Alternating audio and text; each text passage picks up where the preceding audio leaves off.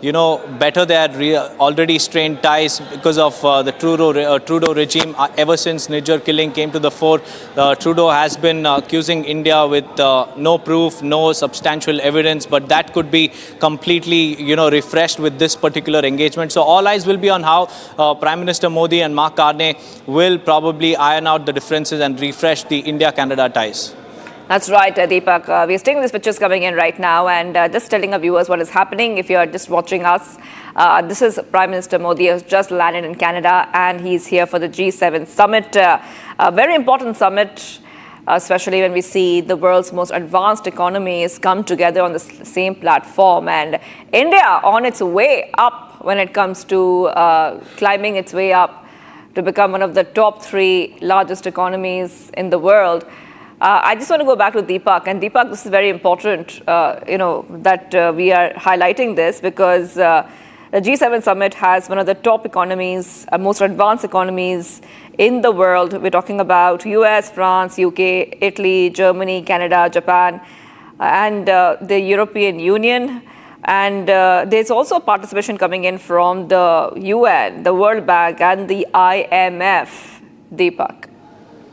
That's right, Shivangi. Now, G7 summit will also, bolster India's global recognition because India is now the world's 5th largest economy, and it's very, very critical for the global supply chains, especially for energy, critical minerals, climate, and also digital tech. As far as the platform and summit outreach is concerned, the Prime Minister will be speaking at the outreach session, addressing global issues like what I've been mentioning, the conflicts around the world, and the AI energy nexus could also be discussed, quantum, clean tech, food security, and aligning with G7's priorities with global South interests. This is something that could be the primary focus at the moment in the G7 summit because we are looking for ways to counter China and also become the largest manufacturing hub in the country. And we've seen already a strategic shift from various global companies like Apple shifting their manufacturing from China to India. So we could see a lot of updates on that front as well. As far as the diplomatic reset is concerned with Canada, like I was mentioning, this will be his first visit nearly, after Trudeau's stand against India, and this could come amid renewed outreach after tensions following the Niger case as well. Both sides see the summit as a chance to mend the bilateral ties. So, like I've been mentioning, Shivangi, this is a very, very crucial time, especially as far as India-Canada, ties are concerned, and also global South and the G7 priorities will also align together this time around.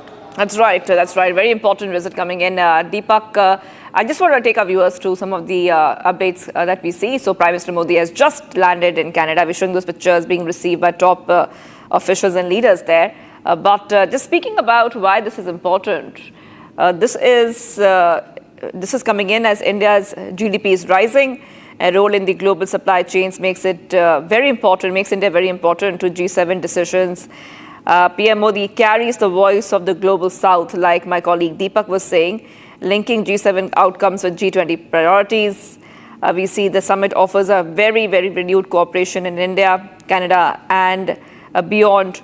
Diplomatic visibility also becoming very important, Deepak, because I'm coming back to you. PM Modi will be reaching out to top leaders there, and because we will expect top leaders at the G7 summit.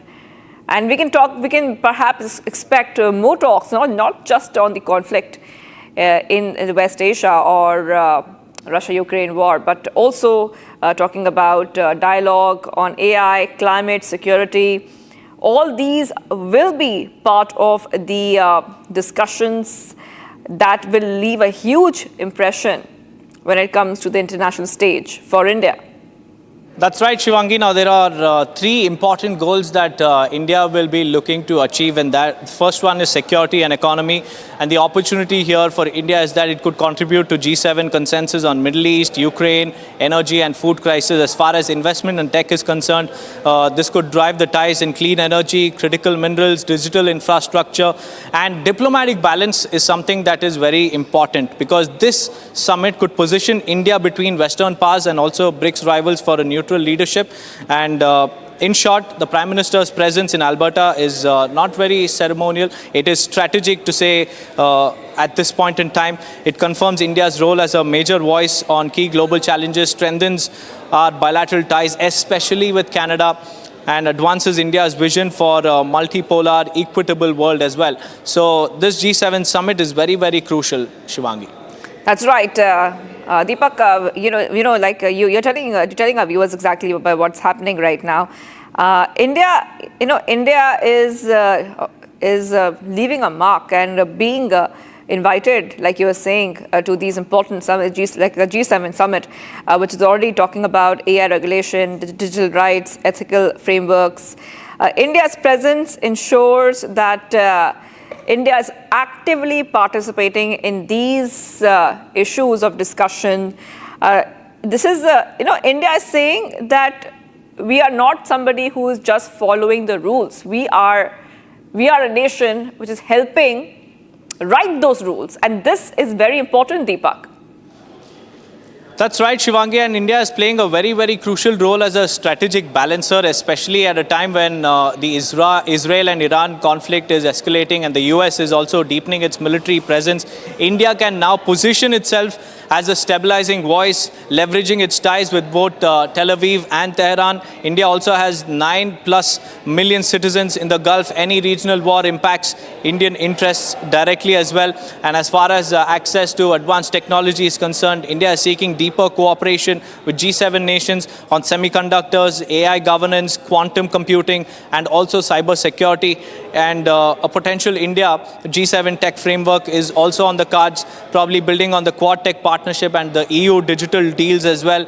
And like you were mentioning, clean energy and critical minerals push is also very, very important. Canada and Australia are key sources of lithium, cobalt, and rare earth minerals, which is very, very crucial for India's EV and solar plans. And as far as India's EV market is concerned, now that Tesla is also planning to enter, these minerals become very, very important. And the Prime Minister's presence may help finalize agreements for sustainable mining, green hydrogen trade, and also energy storage, tech transfers as well. And as far as trade and market access opportunities are concerned, amid rising protectionism and supply chain reconfigurations, India is negotiating FTA components with EU, UK, and Canada as well. And the most important of them all is the reset of India-Canada ties, Shivangi. That's right. Okay, this is a very important updates coming in right now. And speaking of this, Deepak, we will of course be waiting for that G7 outreach session, which Prime Minister Modi will be addressing, and we'll be showing our viewers all those pictures when they come in, because Prime Minister Modi has just landed. Also talking about defense, a lot of countries which are right now in Canada for the G7 summit, their leaders are also collaborating with India when it comes to defense technology. And even though India is collaborating with other countries in defense technology, whether it be with US, France, or other countries, India still stands by its indigenous manufacturing of its defense parts. But this is a great time to take those talks forward, Deepak. That's right, Shivangi. Now, as far as defense is concerned, India would probably look for an upgraded Indo-Pacific maritime cooperation with France and Japan. Like you've been mentioning, our defense ties with the rest of the world is actually strengthening over time, and all thanks to Prime Minister Narendra Modi's leadership. And along with that, there are several outcomes and also several key aspects to this grouping as well. India is a very, very critical pillar as far as the Indo-Pacific strategy of G7 nations, especially US, Japan, France, and the UK is concerned. And with increasing Chinese assertiveness in the Indo-Pacific and the Indian Ocean region, G7 nations want India to co-lead multilateral maritime security initiatives as well, because its proximity is very, very close to us.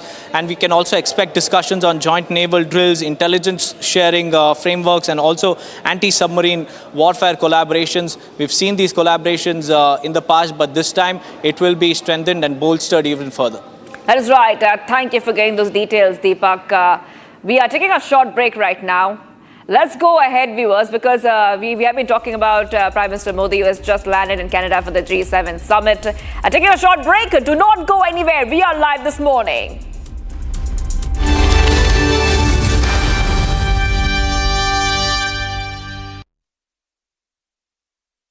Amity has been ranked India's #1 not-for-profit private university for 11th year, with top 10 ranked institutions in management, engineering, biotech, law, mass comm, telecom, hospitality, fashion and more.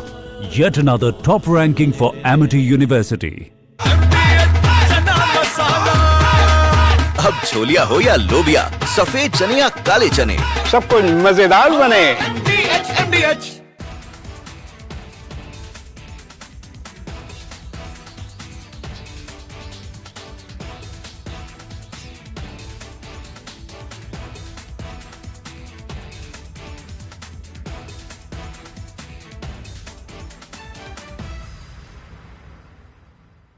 Ahmedabad plane crash में इंदौर की एक बहू की भी जान गई है। सैकड़ों लोग इसमें अपनी जान गंवाए हैं। बहुत ही दुखद हादसा है, लेकिन इंदौर की जो बहू है उनके घर में हमें हरप्रीत होरा जो बच्ची है वो अपने पति से लंदन मिलने जाना चाह रही थी, क्योंकि उनके पति का 16 जून को जन्मदिन था।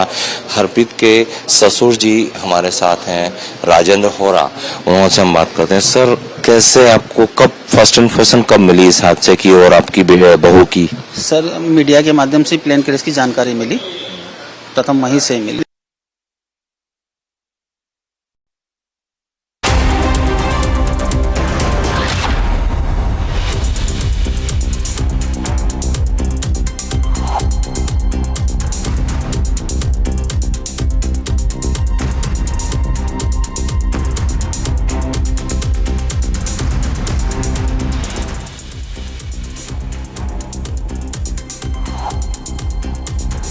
Viewers, getting us some more updates coming in right now. Starting off with JP MP and former Union Minister Anurag Thakur has BJP MP and former Union Minister Anurag Thakur has conducted a mega roadshow as part of an election campaign for the Ludhiana West Assembly by-election.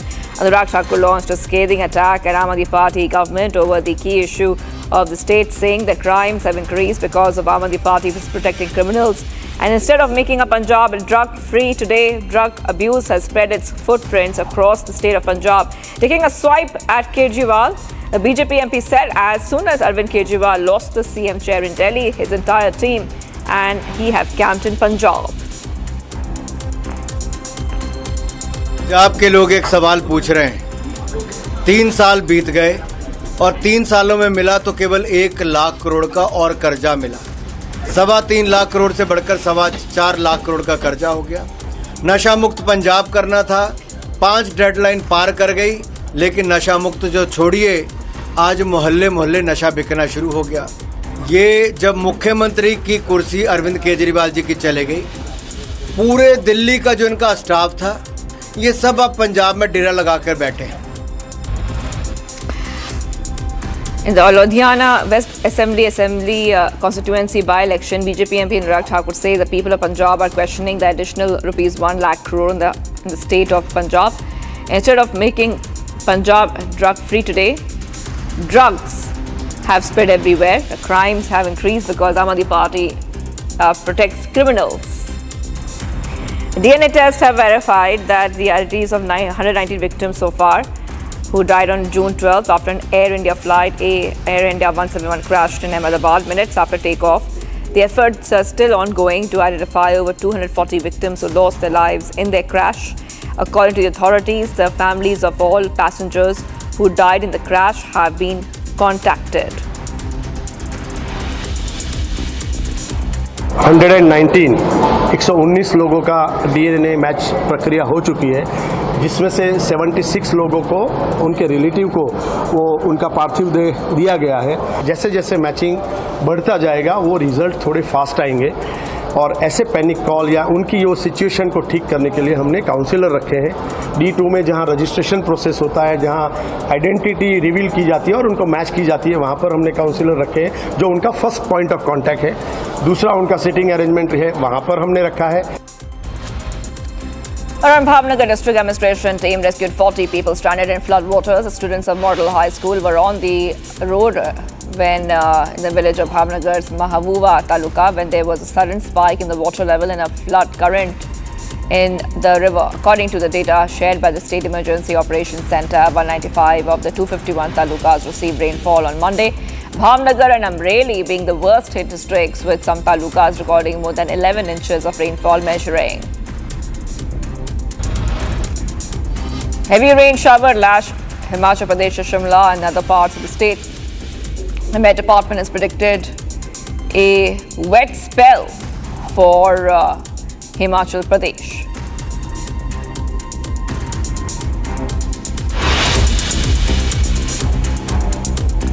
Coming up, viewers, as Israeli airstrikes intensify, Iran state TV studio hit during live bulletin.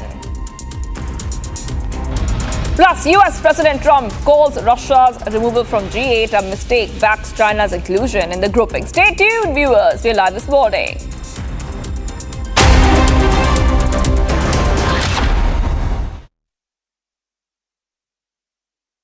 इसको घर पे लगाओगे तो शादी का तो पता नहीं, पर घर पक्का नहीं टूटेगा। रुंगटा नहीं तो घर स्ट्रॉन्ग नहीं। रुंगटा स्टील TMT बार एकदम सॉलिड। पहाड़ों में एक हाइकिंग स्टिक भी बन सकती है।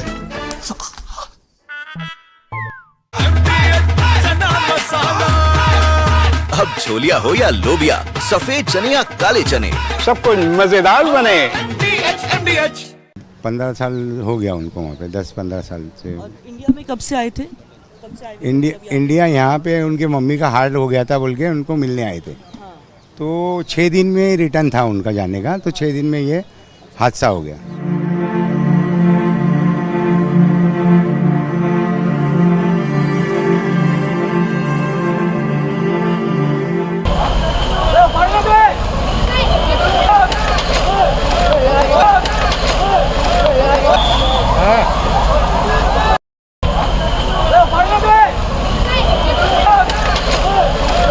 कहाँ से? अहमदाबाद की प्रॉपर रहने वाले? नहीं, वो एक्चुअली रहते हैं हम लोग बॉम्बे है क्या। हाँ। और वाया फ्लाइट था। हाँ। तो बॉम्बे से यहाँ आए थे, यहाँ से हम लोग को उनको लंदन जाना था। हाँ। यूके जाना था। तो उसमें छोटी बच्ची भी थी, मतलब कितनी उम्र के लोग थे? उनकी उम्र क्या थी? वो एक की 4 है और एक की शायद मेरे ख्याल से 8 है। 4 या 6 ऐसा कुछ है लड़की की। कब से रह रहे थे, क्या करते थे वहाँ पे? होटल मैनेजमेंट का ये था उनका जॉब। और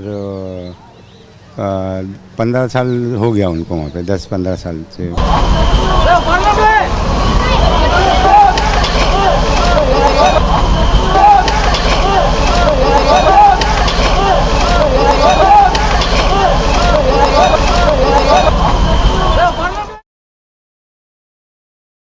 अहमदाबाद प्लेन क्रैश में इंदौर की एक बहू की भी जान गई है। सैकड़ों लोग इसमें अपनी जान गंवाए हैं। बहुत ही दुखद हादसा है, लेकिन इंदौर की जो बहू है उनके घर में हमें हरप्रीत होरा जो बच्ची है वो अपने पति से लंदन मिलने जाना चाह रही थी, क्योंकि उनके पति का 16 जून को जन्मदिन था। हरप्रीत के ससुर जी हमारे साथ हैं, राजेंद्र होरा, उनसे हम बात करते हैं। सर, कैसे आपको कब फर्स्ट इन्फॉर्मेशन कब मिली इस हादसे की और आपकी बहू की?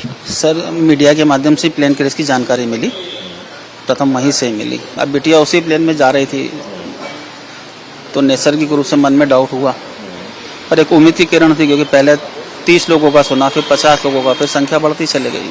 फिर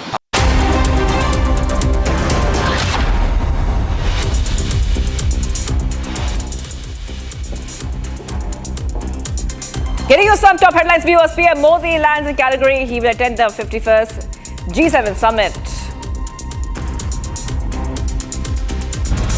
PM sends out a strong message to Erdogan after his visit, which was near the Turkish-occupied Cyprus, a subtle response to Erdogan's pro-Pakistan Kashmir stance.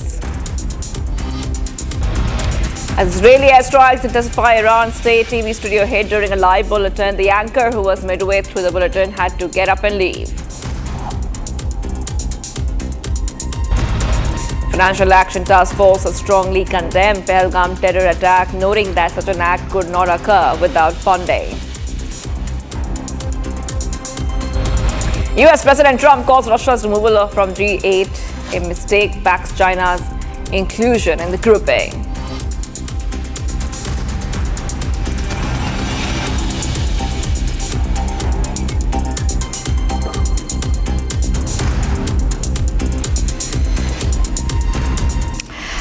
Bismillah, this morning I'm Shivangi Shukla getting you the latest coming in. A big breaking news coming in at this moment. President Trump is leaving the G7 summit early amid latest developments in the Middle East. That is right. Back-to-back updates coming in, viewers on Republic TV, where we see that Trump is now, I repeat, Trump is now leaving the G7 summit post the developments that we see in the Middle East. And this is coming in as Donald Trump is leaving the G7 summit early, and he's scheduled to depart Canada very, very soon. So President Trump has cut short his visit at the G7 summit, departing very early. And this is coming amid the escalation between Israel and Iran. The decision comes as Trump has made a dramatic statement calling for the immediate evacuation of Tehran, further intensifying the crisis which is unfolding. Remember that this is coming in as the G7 summit is underway. All right, getting you some more breaking updates coming in. We are getting some more breaking updates. Let's go to the fresh breaking. Tracking the global stories we are tracking right now. Amid escalation, the US has asked its citizens to go ahead and vacate Tehran immediately. That is right. Big update coming in right now. Where the citizens have been asked to leave as soon as possible, given the fact that this situation is getting quite intense. Israel and Iran have attacked each other, and the US president has urged that the citizens should vacate Tehran immediately, saying that Iranians to evacuate Tehran, citing what he said was the country's rejection of a deal to curb nuclear weapons development. This is coming just after Prime Minister Modi has left the Group of Seven summit just one day earlier due to the situation unfolding in the Middle East. Back-to-back updates coming in right now on Republic TV. Let's go ahead to some more news that we're tracking for our viewers. Pentagon announces boosting American forces in the Middle East. Trump orders National Security Council meet in the White House. So, a huge update coming in, where we see that the US is ordering a National Security Council meet. Back to updates coming in right now on Republic TV, and Trump requests National Security Council meet in the Situation Room, given the fact that the situation is looking very, very intense. This will happen once he reaches the United States after leaving Canada he has left the G7 summit Midway. The White House says that Trump was leaving a day earlier to return to Washington because of what's going on in the Middle East.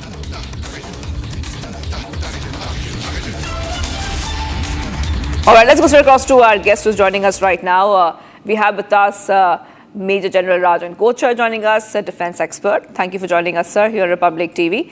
A lot of evolving updates coming in when it comes to the Israel-Iran issue, the war which we see. Trump has left one day earlier from the G7 summit. He is saying, I'm going to have a meeting in the Situation Room. He's asked Iranians to evacuate Tehran. How do you see this escalation and what we can expect next? Today is the fifth day of the war, and things are not de-escalating, things are escalating, and there are 2-3 important developments as far as the G7 is also concerned. The first is that there was supposed to be a joint communique signed by all the G7 countries, which Trump has refused to sign.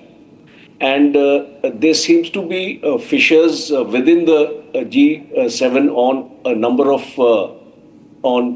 of issues, including the Ukraine war, including inviting Putin to the G7, because there was a move by Trump to invite Putin to the G7 summit also, which has been negated by the G7 countries. So there are two reasons why Trump has left. First is that he was not able to get his way through the G7, so he as his usual style is, that if he doesn't get his way through, he just takes a drastic decision. So at the world stage, the whole world is watching that the G7 is also sort of breaking now with Trump's kind of attitude. And the second is he has called for evacuation in Tehran. That means that something more escalatory is in the store right now. And a third important aspect is he is beefing up his military forces in the Middle East. All the 8 bases which Trump has in the Middle East, which America has, 5 of them are very vulnerable because they are within a radius of 600 kilometers from Tehran or from Iran. So, and presently, if you would recollect, Qatar is one of its strong military bases. It's a logistics as well as the intelligence, surveillance and reconnaissance base in the Middle East, and it houses almost 10,000 US troops. So I think now, in case this war is going to escalate, I have a strong assumption that these military bases of the US will also become a target, because if you start cornering a nation, that nation will do anything to counter that onslaught. So it won't be far-fetched also, because there are some analysts who feel that in case Iran attacks the US bases, it is the end of Iran. But you have to remember that US is also part of the conflict now, because the kind of statements, the kind of support the US is giving to Israel, it is leading to a polarization of countries. It is very, very clear that the entire world has been divided into 2 blocks now. And though we may say that nobody will come to Iran's aid, but we are aware how the missile program of Iran has developed over the last decade. There are 2 countries which are strong contributors to this missile program. One is North Korea, the other is China. And still, clandestinely, China is supplying its arms and weapons and all to Iran. And as far as the nuclear program is concerned, I don't think Iran is going to condescend to the nuclear program, in spite of, if you see the figures which have been released by IAEA, pre-2019, Iran had enrichment of 3.67%, and it had only 149 kgs of uranium.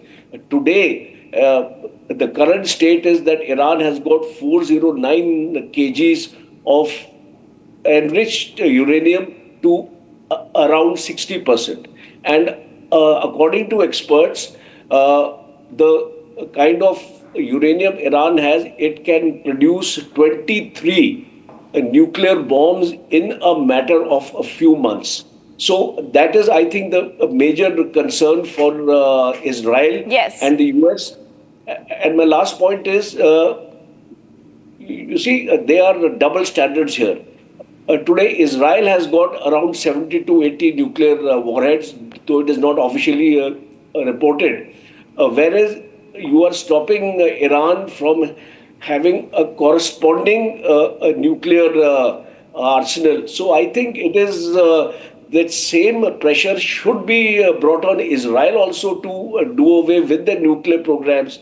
And IAEA should be told to inspect all the sites in Israel also, because in case you want a parity of nuclear non-proliferation in the Middle East, you have to address both the countries, Israel and Iran. You cannot be discriminatory by only going for Iran. Right. Major General, I want you to stay on with us. We're getting some more breaking news. For our viewers. Let's go to the big breaking coming in. Indian students are being evacuated from Tehran. A batch of 100 students being evacuated from Tehran. The Ministry of External Affairs sets up 24/7 emergency control room in Tehran, and emergency lines have opened up for students. So these students are being asked to leave. It's 100 students at least in batches are being asked to leave, and there's a 24/7 control room which has been set up by the Ministry of External Affairs. Let's go back to Major General Kochev joining us again, a defense expert on this. And of course, this is extremely, extremely concerning. And we were talking about Trump's role. Now we're talking about how the MEA has asked students to leave as soon as possible from Iran. And this also brings us to the next question when we talk about the war which is unfolding. Escalation or containment. You know, there's a fine line that both the countries are walking on right now, Major General. A good point. You see, there is a limit to what you can escalate because of your missile strengths, your missile stockpiles, and your capabilities. This war cannot go in the same escalatory ladder for a long time. It will have to come to a containment stage because the arsenals are not unlimited. And every day, if you're going to fire 200 odd missiles, and Israel also doesn't have a very great stockpile of missiles, so America will have to pitch in. And how much America can also pitch in? See, it is also involved in the Ukraine and a supply of rockets, bombs, and missiles to Ukraine also. So having two fronts for America will also be difficult. And the third aspect is America also has to deal with China. So America also needs reserves of these weapons for its own use in the Indo-Pacific. So if you look at this entire matrix and on how this weapon industry is playing up, you will find it very interesting that this gives an opportunity for the American weapon industry also to shore up its production. Because what I've been reading is, says in the last 2-3 years, yes, the American defense industry has doubled up its capacity of manufacture.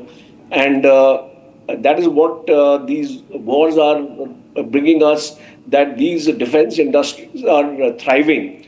And with regard to destruction, you see, Israel is a small country. Any little destruction or buildings and all, it has a huge impact on the psyche of the people of Israel. Whereas Iran is a very big country, even if you may devastate it to some extent, it still has the resilience. But Israel being a small country, the resilience will not be there, the impact will be stronger. And my last point is that you have not been able to degrade his nuclear arsenal in the sense that uranium has so far not been destroyed or degraded because it is deep inside the mountains, it is deep inside the tunnels, and Israel does not have that bunker busting bombs and those kind of B-2 bombers, B-52 bombers which the Americans have, which have the capability to address this issue. Because if you have started this war, what is your aim of this war? The aim of this war has been twofold. The first is to finish the nuclear capability of Iran. I get your point. But I just want to get a short answer from you before we move on to some of the other stories we're tracking. I just want to talk a little bit about the humanitarian angle, because a lot of students, we are saying a lot of students are being evacuated from Iran, and these students, and we had showed these pictures to our viewers, and early in Republic TV have been enduring a lot. We're talking about blackouts, missile explosions, extreme anxiety. Some of them have not slept for so many days. The MEA is trying to get them relocated right now. That's a short answer for you, especially a message from you when it comes to these Indian students who are studying medicine. Some of them are studying other subjects in Iran before we move on. a message to all the students that the Indian government is with you.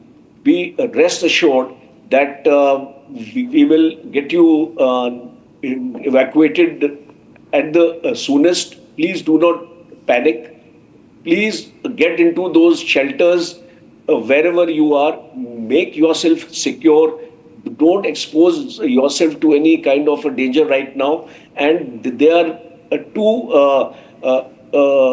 routes which are being explored. One is through Armenia and the other is through Turkey. So be rest assured that the Indian government is making sterling efforts, as you would have seen we have done in Ukraine also. The same way we will get you out from that country. Yes. Okay. Thank you so for joining us there, Major General Kocher there, defense expert on this escalation between Israel and Iran, which we're tracking very close in Republic TV. We move ahead right now because the tensions between Israel and Iran are flaring. US President Trump, who is in Canada for G7 summit, has left a short while back. Is at the same time backing Israel and said that Iran is not winning the war and the country should negotiate before it's too late. The meeting comes as the world leaders gathered for the G7 summit. Take a look. As the group of 7 nations begin their annual summit in Canada, US President Donald Trump voiced his support for Israel amid its ongoing conflict with Iran. Trump said that Iran will not win amid rising tensions with Israel, and they should get back to negotiations before it is too late. Notably, this comes a day after Trump said that he hopes Israel and Iran can broker a deal just before leaving for the G7 summit. Trump reaffirmed America's support for Israel's defense. To talk, but they should have done that before. I had 60 days and they had 60 days, and on the 61st day I said, we don't have a deal.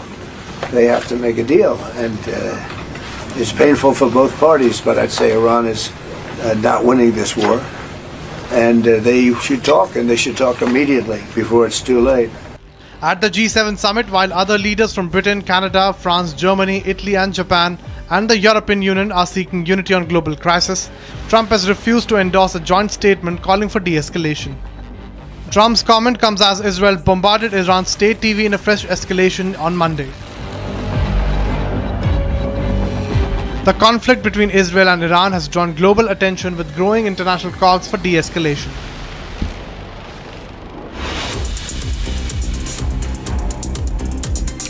Reverse top stories we're tracking from across the globe now. The Israeli military said on Monday its air forces continued to strike military targets in Iran despite international calls for a halt to the escalation. Israel and Iran have traded more missile attacks. Israeli armed forces bombarded the Tehran airport, struck Iran's F-14 fighter jets in the airstrike. Israel's strike comes after Iran fired a new wave of missile attacks at Israel early Monday, killing at least 8 people, while Israel warned hundreds of thousands of people in the middle of Tehran to evacuate ahead of new strikes. As Iran-Israel conflict enters day 5, Israeli Prime Minister Benjamin Netanyahu strongly defended IDF's attack on Iranian soil. In an interview to ABC News, Netanyahu says, "We're not just fighting our enemy, we're fighting US's enemy." Netanyahu further said that the Israeli strikes have set Iran's nuclear program back a very, very long time. We're not just fighting our enemy, we're fighting your enemy. For God's sake, they chant, death to Israel, death to America. We're simply on their way. And this could reach America soon. I mean, to have these mad mullahs who are committed to destroying us in order to destroy you, to say that they should have nuclear weapons and ballistic missiles to deliver them to you, and to say that that's not your interest, well, we're fighting this war. We're taking the action. Taking a short break, viewers, as Israeli air strikes intensify. Iran's state TV studio hit during a live bulletin. The anchor, who was midway through the bulletin, had to get up and leave. US President Trump calls Russia's removal from G8 a mistake, backs China's inclusion in the grouping. Stay tuned, viewers. We are live in this morning.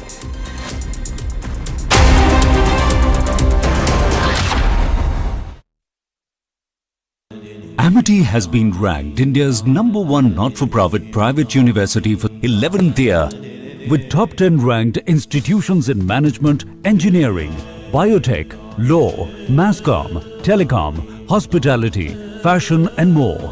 Yet another top ranking for Amity University. दादी के हाथों का जादू और खुशबू से महकता घर, माँ की मुस्कुराहट और खाने की सुगंध। MDH गरम मसाला, क्योंकि हर रिश्ता है स्वाद से जुड़ा।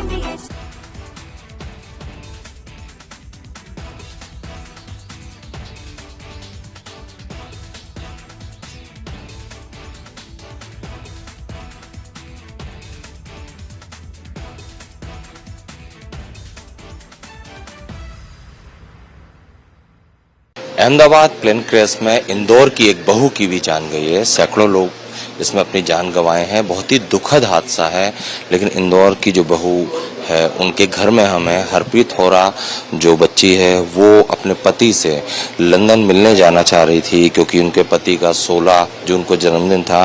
हरप्रीत के ससुर जी हमारे साथ हैं, राजेंद्र होरा, उनसे हम बात करते हैं। सर, कैसे आपको कब फर्स्ट इन्फॉर्मेशन कब मिली इस हादसे की और आपकी बहू की? सर, मीडिया के माध्यम से प्लेन क्रैश की जानकारी मिली, प्रथम वहीं से मिली। अब बिटिया उसी प्लेन में जा रही थी तो नैसर्गिक रूप से मन में डाउट हुआ, पर एक उम्मीद की किरण थी, क्योंकि पहले 30 लोगों का सुना, फिर 50 लोगों का, फिर संख्या बढ़ती चली गई। फिर आपको वहां से किसका फोन आया जिसने जानकारी दी कि आपकी बहू भी नहीं रही?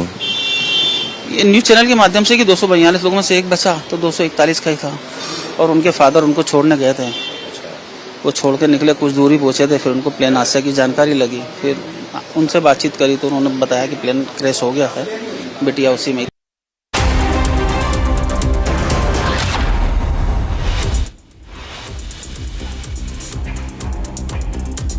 Viewers, getting some updates coming in right now. And a notable policy shift, the BCCI has introduced an additional bone age test at the junior level to prevent young cricketers from being unfairly ruled out of an extra season due to the marginal impact of the +1 factor.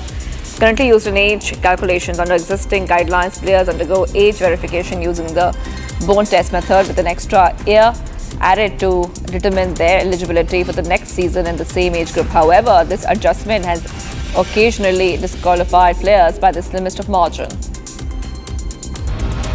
Legendary spinner Harbhajan Singh has backed wrist spinner Kuldeep Yadav to feature in India's playing 11 for the first time against England. Partnering with Ravindra Jadeja, the series opener set to commence at Leeds on June 20th, where conditions have historically favoured pace bowlers over spinners. Fast bowling all-rounder Harshit Rana will reportedly remain with the Indian Test squad in England. Rana was part of the India A team featuring in 2 four-day matches against the England Lions, an intra-squad game. And the India A players are not included in the main Test squad or have yet to secure the county contracts. During his stint in England, Rana played in the first match against England's Lions at Canterbury.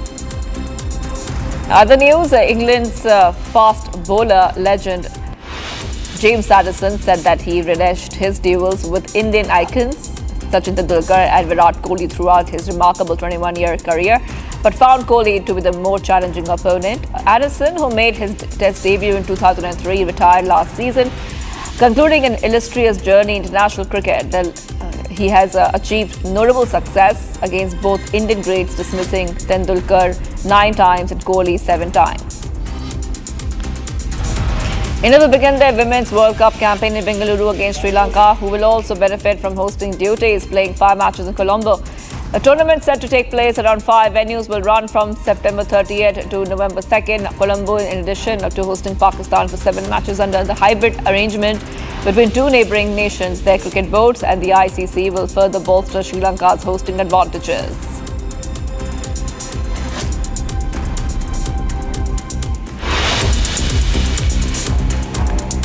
Viewers, much more coming up. PM Modi lands in Canada. He will attend the 51st G7 summit. And PM sends out a message to Erdogan with a visit near the Turkish-occupied Cyprus, a subtle response to Erdogan's pro-Pakistan Kashmir stance. Stay tuned, viewers. We're live this morning.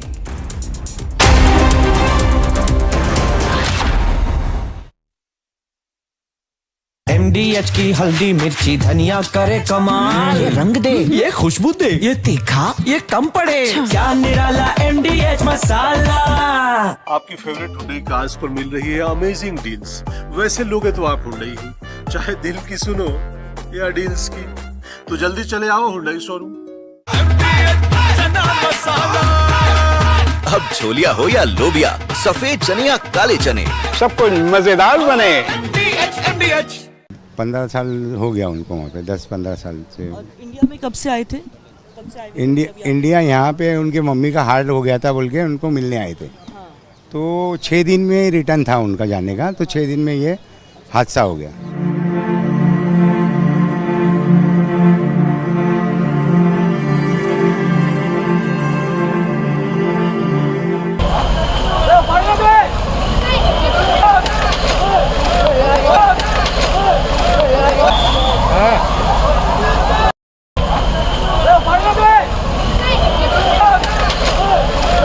कहाँ से? अहमदाबाद की proper रहने वाले? नहीं, वो actually रहते हैं हम लोग बॉम्बे है क्या। हाँ। और वाया फ्लाइट था। हाँ। तो बॉम्बे से यहाँ आए थे, यहाँ से हम लोग को उनको लंदन जाना था। हाँ। यूके जाना था। तो उसमें छोटी बच्ची भी थी, मतलब कितनी उम्र के लोग थे? उनकी उम्र क्या थी? वो एक की 4 है और एक की शायद मेरे ख्याल से 8 है। 4 या 6 ऐसा कुछ है लड़की के। कब से रह रहे थे, क्या करते थे वहाँ पे? होटल मैनेजमेंट का ये था उनका जॉब। और 15 साल हो गया उनको वहाँ पे, 10-15 साल से।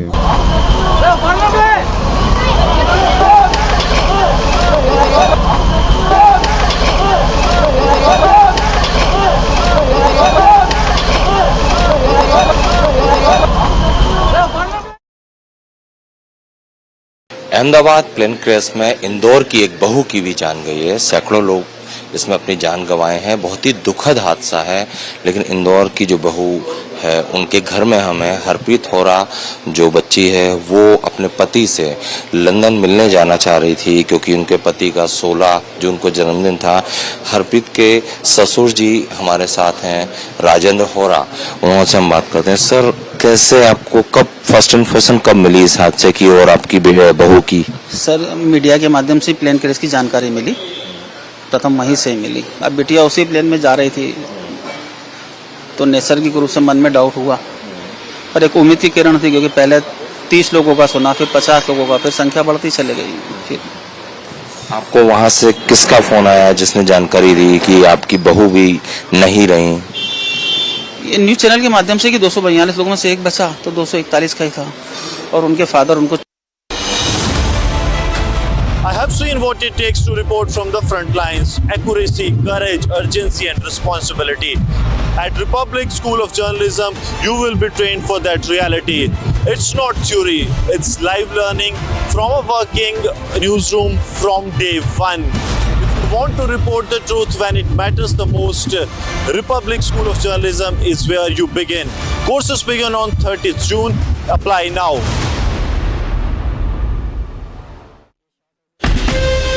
From Asia's largest news headquarters, setting the agenda for Bharat.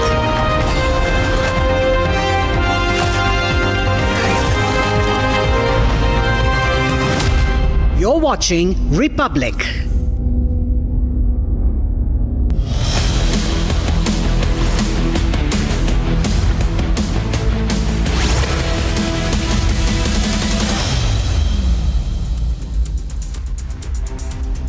A very good morning, viewers. It's 8 a.m. and you're watching Republic TV. I'm Deepak Suresh Kumar. There's a lot of activities going on in the West Asia conflict. US is now posturing itself very, very aggressively. The next 24 hours to 48 hours will be very crucial. We'll get you all the latest, but first a quick check on the headlines.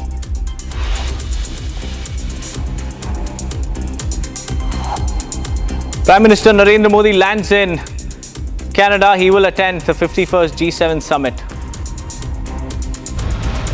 Air India flight from San Francisco to Mumbai suffers engine snag after it lands in Kolkata. Passengers deplaned. Air India Express flight diverted back to Delhi due to technical issue. Flight was heading to Ranchi. Amid rising conflict in Middle East, US President Donald Trump leaves G7 summit Midway, orders National Security Council meet in the White House. Fierce fighting between Iran and Israel continues. Trump says everyone should evacuate Tehran immediately.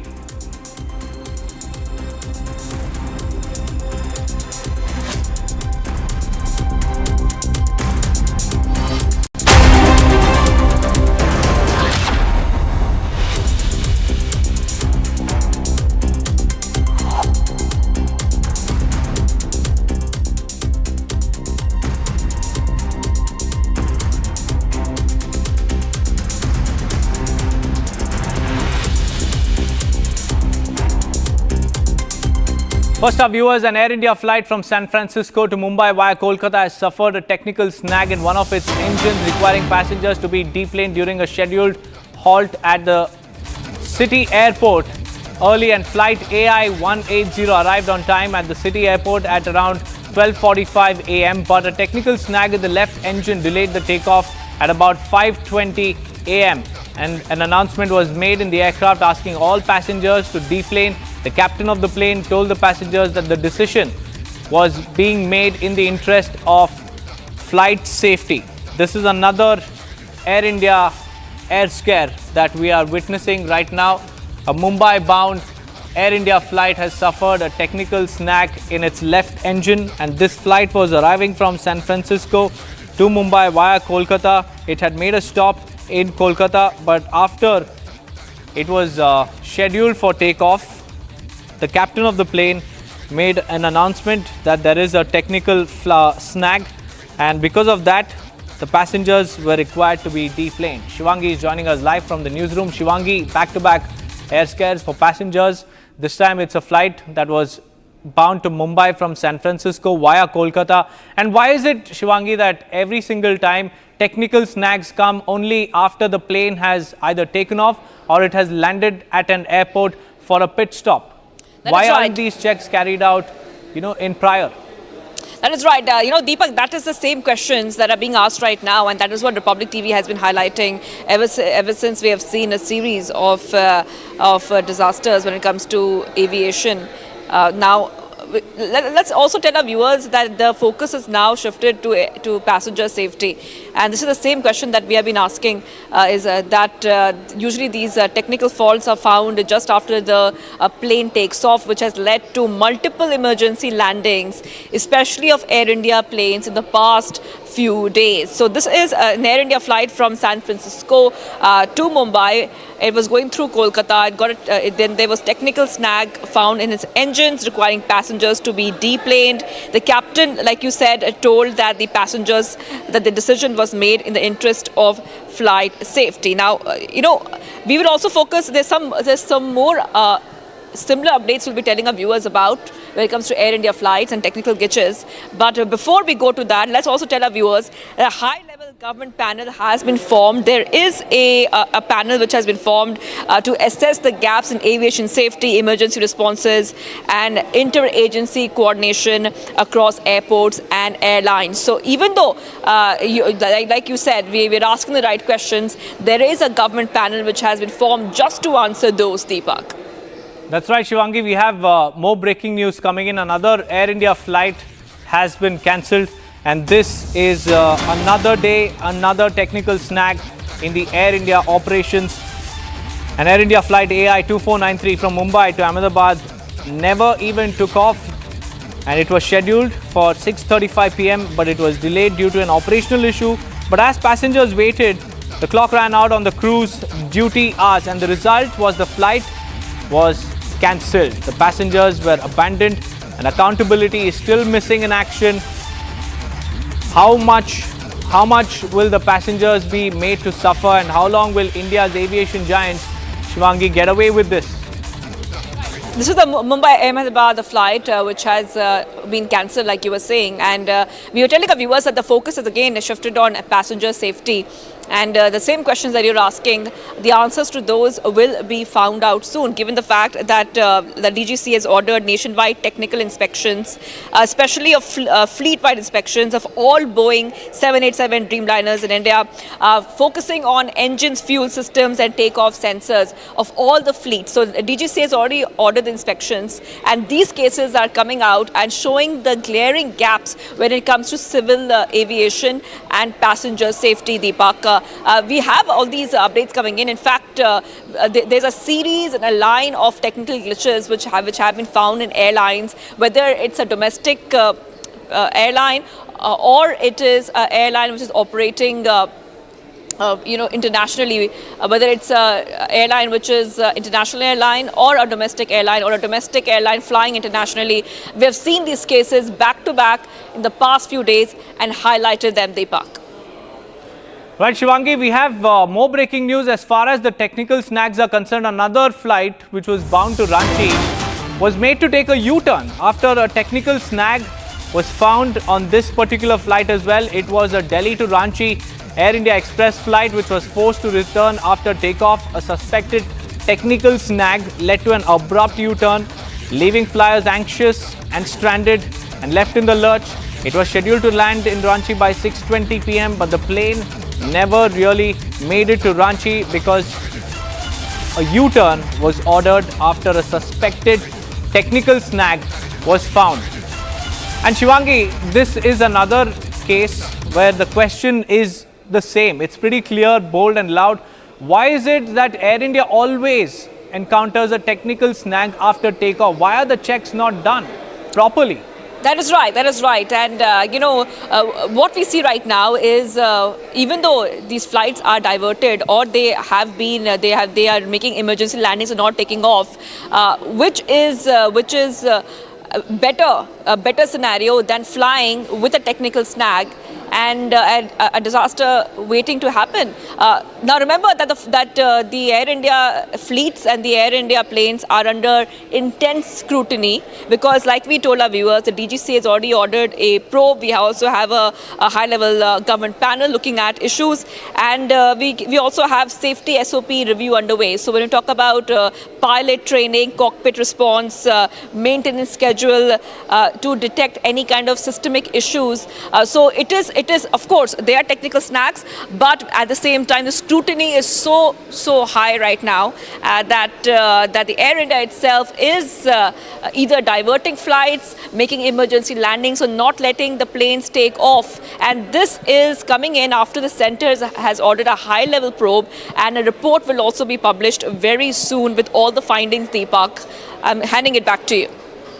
Right, and all of this, Shivangi, is coming at the cost of passenger safety and passenger convenience, because a lot of passengers have been inconvenienced. At the end of the day, it is the passengers who bear the brunt of all these technical snags and U-turns being made by Air India flights. But many thanks, Shivangi, for joining me with those details. Now, viewers, an investigation is unfolding. A high-level committee is probing the devastating Air India crash in Ahmedabad. And meanwhile, the nation waits with bated breath as authorities are now working to unravel the causes of the tragedy and ensure accountability. Here's the report.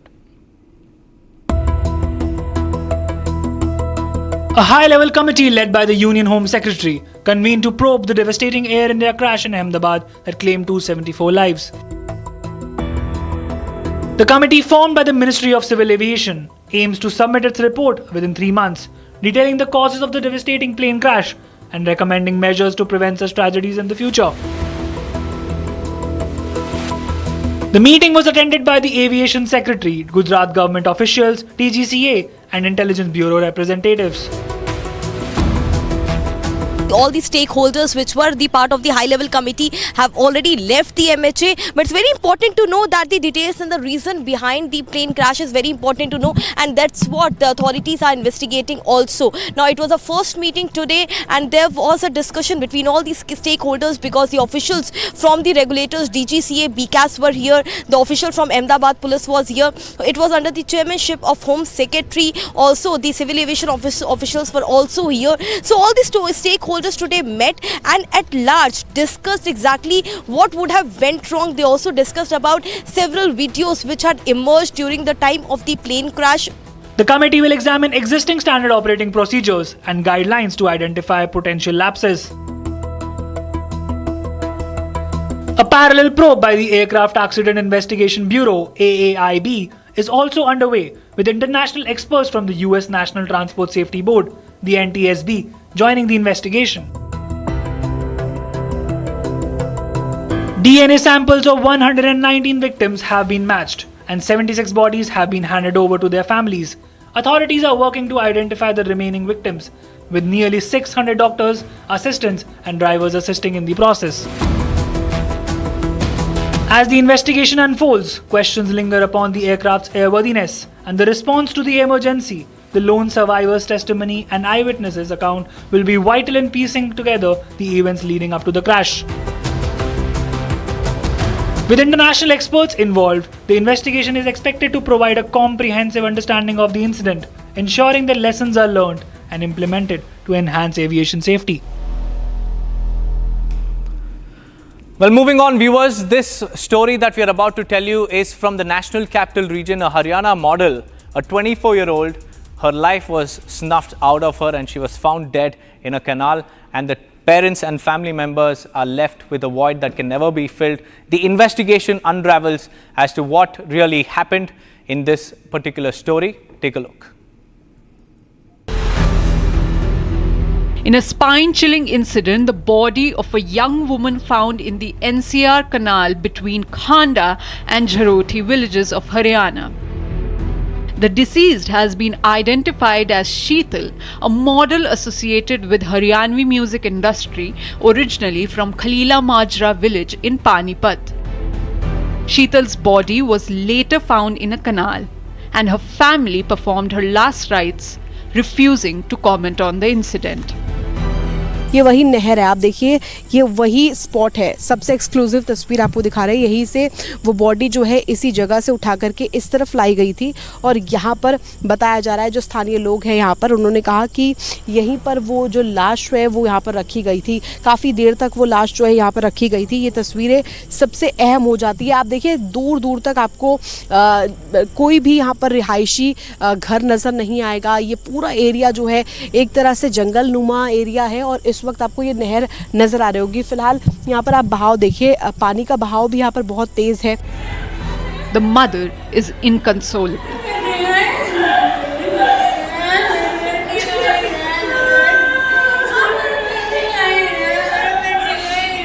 Sheetal had recently moved to Satkartar colony in Panipat with her sister, Neha. She reportedly went to Ahar village for a music album shoot. She even met BJP leader Balwant Sharma and visited a cow shed. Little did she know that night would be her last. On Sunday, Neha had filed a missing persons report at the old industrial area police station in Panipat after losing contact with Sheetal. According to the family, Sheetal was last seen with her boyfriend Sunil. A CCTV footage has also emerged showing Sheetal in a car with Sunil before her murder. Acting swiftly, police swooped in and arrested the boyfriend who confessed stabbing Sheetal to death during initial questioning.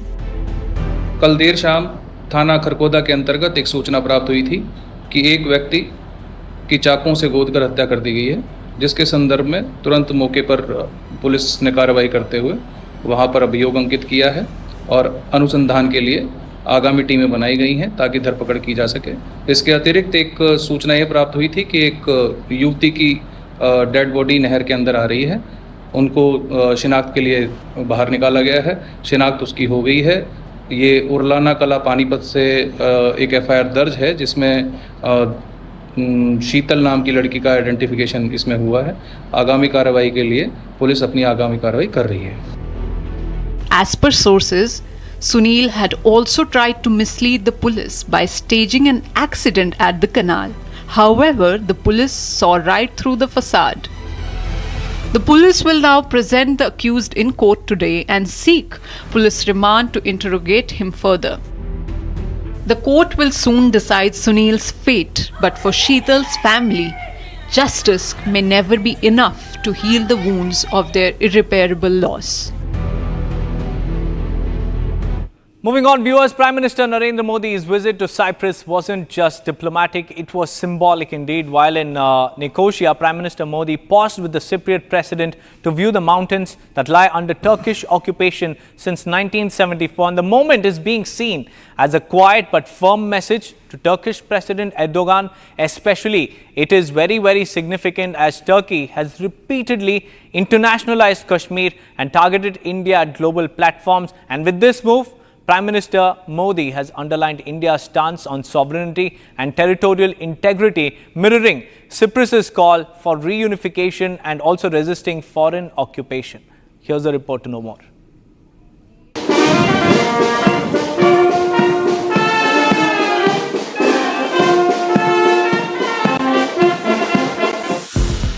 On his visit to Cyprus, PM made a striking gesture, standing alongside Cyprus President, viewing the Kyrenia mountain range in the island's north, an area under illegal Turkish occupation since 1974. The moment was more than just picturesque. For the global diplomatic community, it came across as a powerful symbolic message, aimed at Turkish President Erdogan at a time when Turkey has repeatedly raked up Kashmir at international forums. Modi's decision to visit the site, clearly visible from the capital Nicosia, visually aligned India with Cyprus's long-standing demand for the reunification of the island and opposition to Turkish military presence in the north. The move underscores a subtle but unmistakable message. India backs sovereignty and territorial integrity and opposes cross-border interventions, whether it's in Cyprus or Kashmir. Cross border terrorism के विरुद्ध भारत की लड़ाई में Cyprus के सतत समर्थन के लिए हम बहुत बहुत आभारी हैं। आतंकवाद, ड्रग्स और आर्म्स की तस्करी की रोकथाम के लिए हमारी एजेंसीज के बीच रियल टाइम इंफॉर्मेशन एक्सचेंज का मैकेनिज्म तैयार किया जाएगा। Erdogan has made multiple provocative statements on Jammu and Kashmir, often echoing Pakistan's position. In contrast, India has deepened defense and economic cooperation with Cyprus, signaling a diplomatic realignment. PM Modi was also conferred with Cyprus's highest civilian honor, a recognition of deepening bilateral ties and New Delhi's clear stance on issues of international law. India and Cyprus jointly called for respect for sovereignty and non-interference, words clearly aimed at countries like Turkey, who selectively apply international principles to suit their agendas. मैं इस सम्मान को भारत और Cyprus के संबंधों के प्रति एक जिम्मेदारी के रूप में इसका महत्व मैं समझता हूं और मैं उस भाव से इसको लेता हूं। मुझे पूरा विश्वास है कि हमारी सक्रिय साझेदारी आने वाले समय में और भी नई ऊंचाइयों को छुएगी। But choosing to stand shoulder to shoulder with Cyprus, visibly facing territory held by Turkish forces, PM Modi didn't just make a diplomatic statement. He sent a clear signal. India will not shy away from echoing calls for sovereignty, even when the message lands in Ankara. It's time for a quick break, viewers. On the other side, we'll tell you more about US President Donald Trump leaving G7 summit midway, ordering National Security Council meeting at the White House in view of the Israel-Iran conflict. Along with that, let's also tell you about fierce fighting between Iran and Israel continues. Trump says everyone should evacuate Tehran immediately. Stay tuned for more on these two stories on the other side of the short break.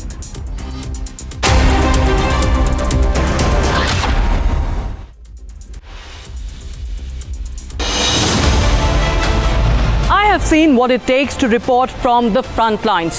Accuracy, courage, urgency and responsibility. At Republic School of Journalism, you will be trained for that reality.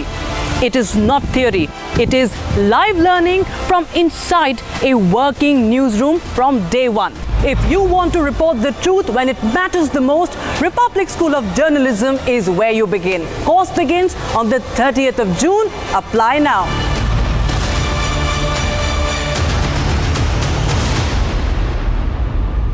Amity has been ranked India's #1 not-for-profit private university for 11th year, with top 10 ranked institutions in management, engineering, biotech, law, mass comm, telecom, hospitality, fashion and more. Yet another top ranking for Amity University.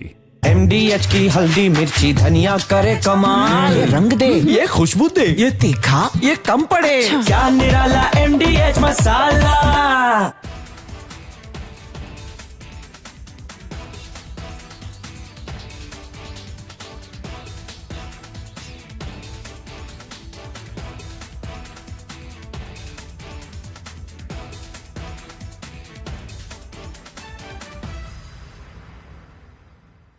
पंद्रह साल हो गया उनको वहाँ पे, 10-15 साल से। और इंडिया में कब से आए थे? इंडिया यहाँ पे उनके मम्मी का हार्ट हो गया था बोल के उनको मिलने आए थे। तो 6 दिन में रिटर्न था उनका जाने का, तो 6 दिन में ये हादसा हो गया।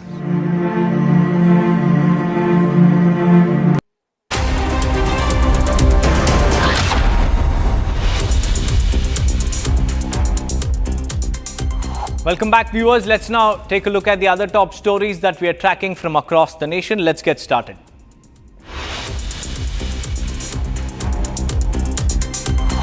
BJP MP and former Union Minister Anurag Thakur conducted a mega roadshow as part of an election campaign for Ludhiana West Assembly by-election. Anurag Thakur launched a scathing attack at Aam Aadmi Party government over the key issues of the state, saying crimes have increased because AAP protects criminals, and instead of making Punjab drug-free, today drug abuse has spread its footprints across the state of Punjab.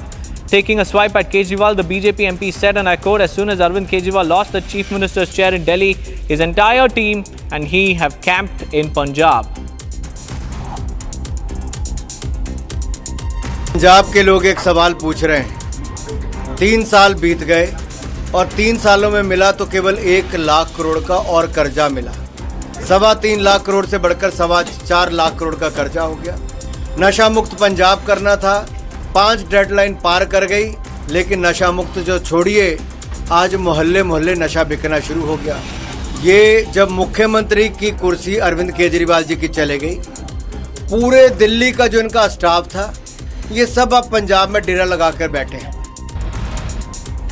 The DNA tests have verified the identities of 119 victims so far who died on June 12th after an Air India flight AI-171 crashed in Ahmedabad minutes after takeoff.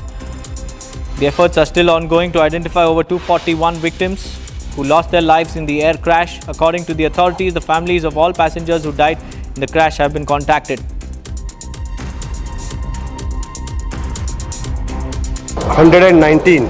119 लोगों का DNA match प्रक्रिया हो चुकी है, जिसमें से 76 लोगों को, उनके रिलेटिव को वो उनका पार्थिव देह दिया गया है। जैसे जैसे मैचिंग बढ़ता जाएगा वो रिज़ल्ट थोड़े फास्ट आएंगे, और ऐसे पैनिक कॉल या उनकी वो सिचुएशन को ठीक करने के लिए हमने काउंसलर रखे हैं।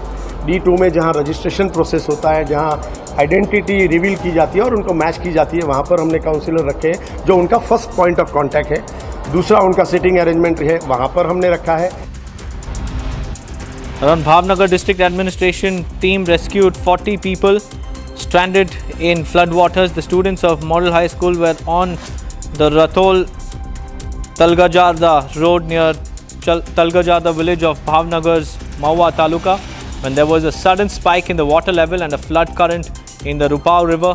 According to data shared by State Emergency Operations Center, 195 of the 251 talukas received rainfall.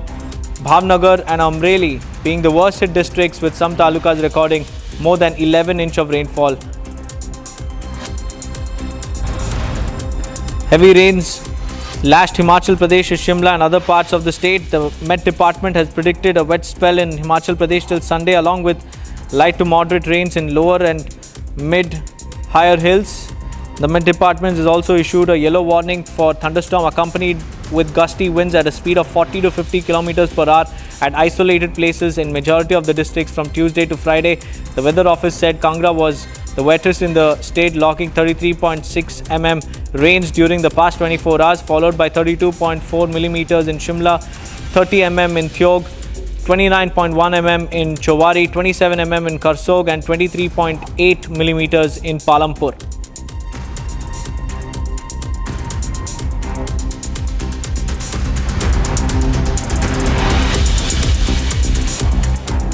Well, viewers, that was the quick roundup of the top stories we are tracking from across the nation. With that, we'll slip into a very short break. On the other side, we'll tell you more about the Prime Minister landing in Canada for the crucial G7 summit. He will attend the 51st G7 summit in Natanz, Alberta. Along with that, we'll also tell you about Air India flight from San Francisco to Mumbai suffering an engine snag in Kolkata. Passengers have been deplaned. Stay tuned for more.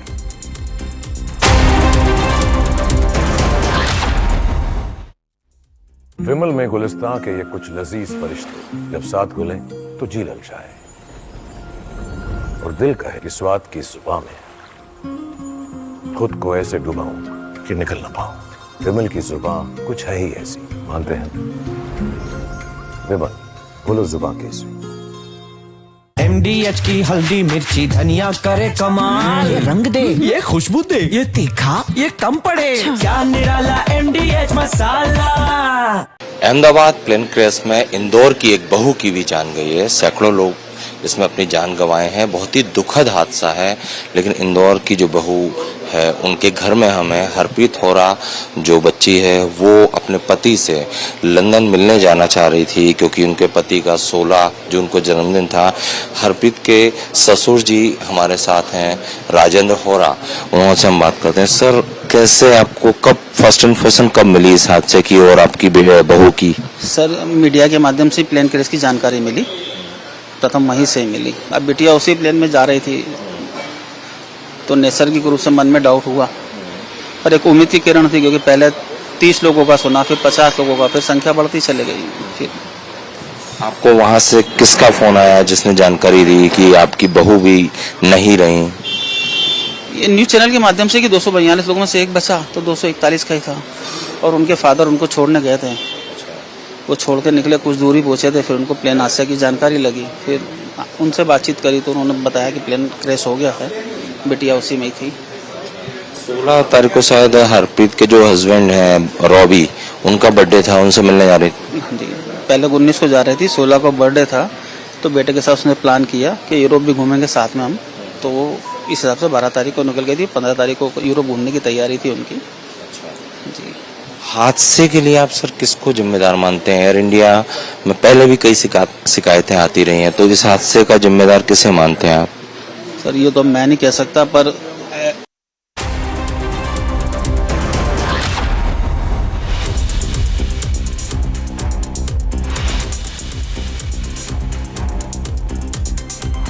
PM Modi lands in Canada, will attend 51st G7 summit in Alberta.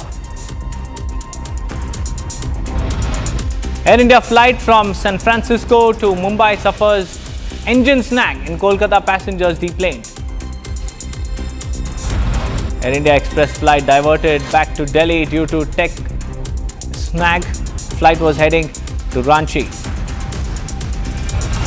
Amid rising conflict in Middle East, US President Donald Trump leaves G7 summit Midway, orders National Security Council meeting in the White House.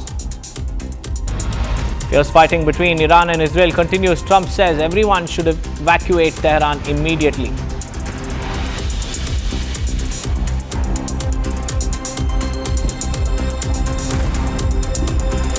A very good morning, viewers. It's 8:30 and you're watching Republic TV. I'm Deepak Suresh Kumar. First up, we have some big breaking news coming in as far as the air scares are concerned.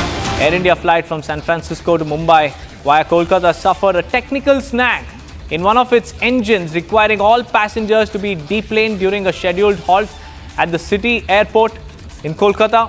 Flight AI-180 arrived on time at Kolkata airport at around 12:45 a.m. but a technical snag in the left engine delayed the takeoff at about 5:20, and the announcement was made in the aircraft asking all passengers to deplane. The captain of the plane also told the passengers that the decision was being made in the interest of flight safety. This is another air scare coming to the fore. All these passengers on board the San Francisco to Mumbai flight were deplaned after the flight, and the airline officials found a technical snag in one of its engines after it made a pit stop in Kolkata. After that, all the passengers were asked to deplane.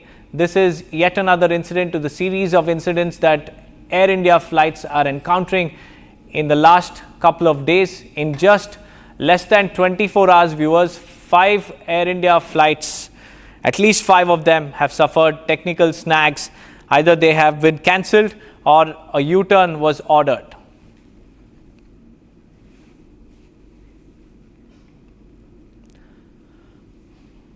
Moving on, viewers, we have a big update as far as Iran-Israel conflict is concerned. Ceasefire offer has been made, says Macron, as Trump exits G7 summit early. Donald Trump dramatically left the G7 summit in Canada a day early to rush back to Washington, with the French President Emmanuel Macron now claiming the US leader was considering the prospect of a ceasefire between Israel and Iran.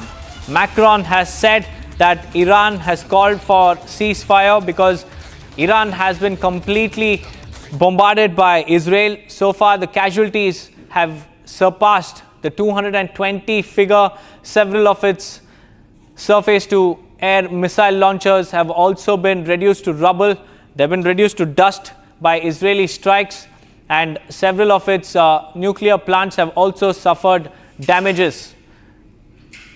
In light of this, French President Emmanuel Macron there giving a confirmation that Iran has called for a ceasefire, and talks could now be held on the nuclear front.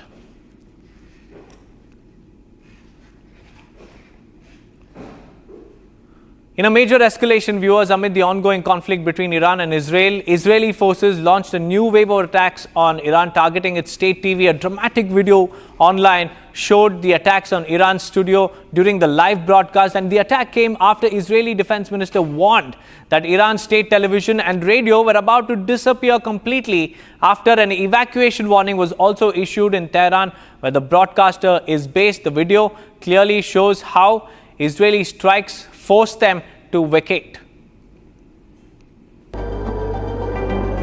In a major escalation between Israel and Iran, Israeli forces struck Iran's state TV during the live broadcast. The blast occurred as the presenter was live on the television, lambasting Israel moments before scurrying for safety. Israel's defense minister has confirmed that the Israeli military has attacked Iran's broadcasting authority. Lashing out at Iran, Israeli defense forces said that the Israeli citizens do not get evacuation warnings before running to shelters, adding that it had published a warning in Farsi for its citizens of Tehran. Earlier, Israeli defense minister stated that Iran's state television and radio were about to disappear after an evacuation warning was issued in Tehran, where the broadcaster is based. Meanwhile, Israeli Prime Minister Benjamin Netanyahu visited the Tel Aviv Air Base on Monday with Defense Minister Israel Katz and IDF chief. During his visit, Netanyahu claimed that Tel Aviv has gained full aerial control over Tehran. חיל האוויר הישראלי שולט בשמי טהרן. זה שינוי של כל המערכה. אנחנו בדרך להשיג את שני היעדים שלנו. חיסול האיום הגרעיני, חיסול האיום הטילאי. כשאנחנו שולטים בשמי טהרן, אנחנו פוגעים במטרות האלה, במטרות של המשטר. He said that Israel is on the way to achieving its goals of destroying the Iranian nuclear and ballistic missile threats. Netanyahu called on Iranian civilians living in Tehran to evacuate the city amid fears of further escalation. The remarks came after Tehran launched a wave of attacks targeting major Israeli citizens, killing 24 people. On Sunday, the IDF eliminated 4 senior Iranian intelligence officials, including the head of IRGC's intelligence organization. On the same day, fighter jets guided by precise IDF intelligence struck a structure in Tehran housing top Iranian intelligence officials. As both the nations continue to trade blows, fears of wider regional war looms large, even as diplomatic efforts in a ceasefire remain uncertain.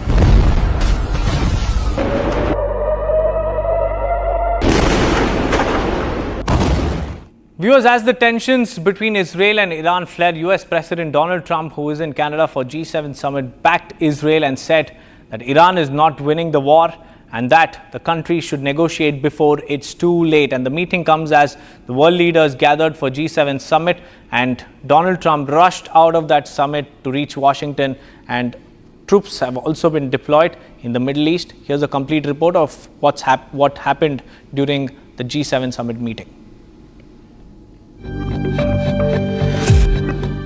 As the group of 7 nations begin their annual summit in Canada, US President Donald Trump voiced his support for Israel amid its ongoing conflict with Iran.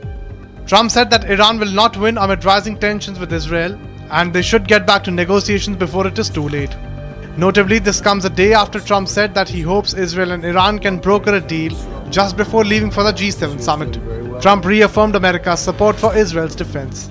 To talk, but they should have done that before. I had 60 days and they had 60 days, and on the 61st day I said, we don't have a deal.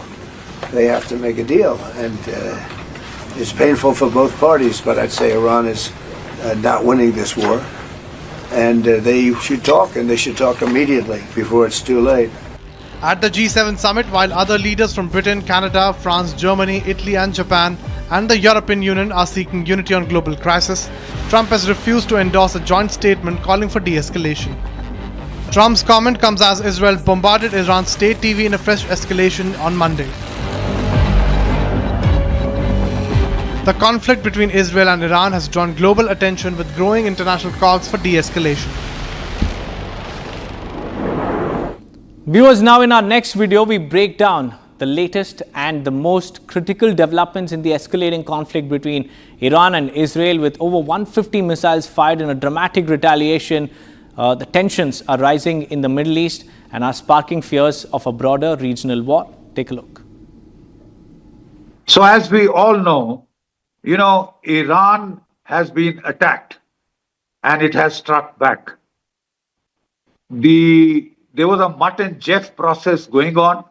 The Americans were negotiating with Iran to defang it of its nuclear program. They were putting a lot of diplomatic pressure on Iran to engage in this thing. And as part of that mutt and Jeff routine, while the Americans were putting the diplomatic pressure, the Israelis were giving the threats of military attack on its nuclear sites, nuclear enrichment plants, on its petrochemical complexes, on its command and control infrastructure. So as we have seen, this attack started yesterday. That is, when Israel struck Natanz, that is the uranium enrichment facility.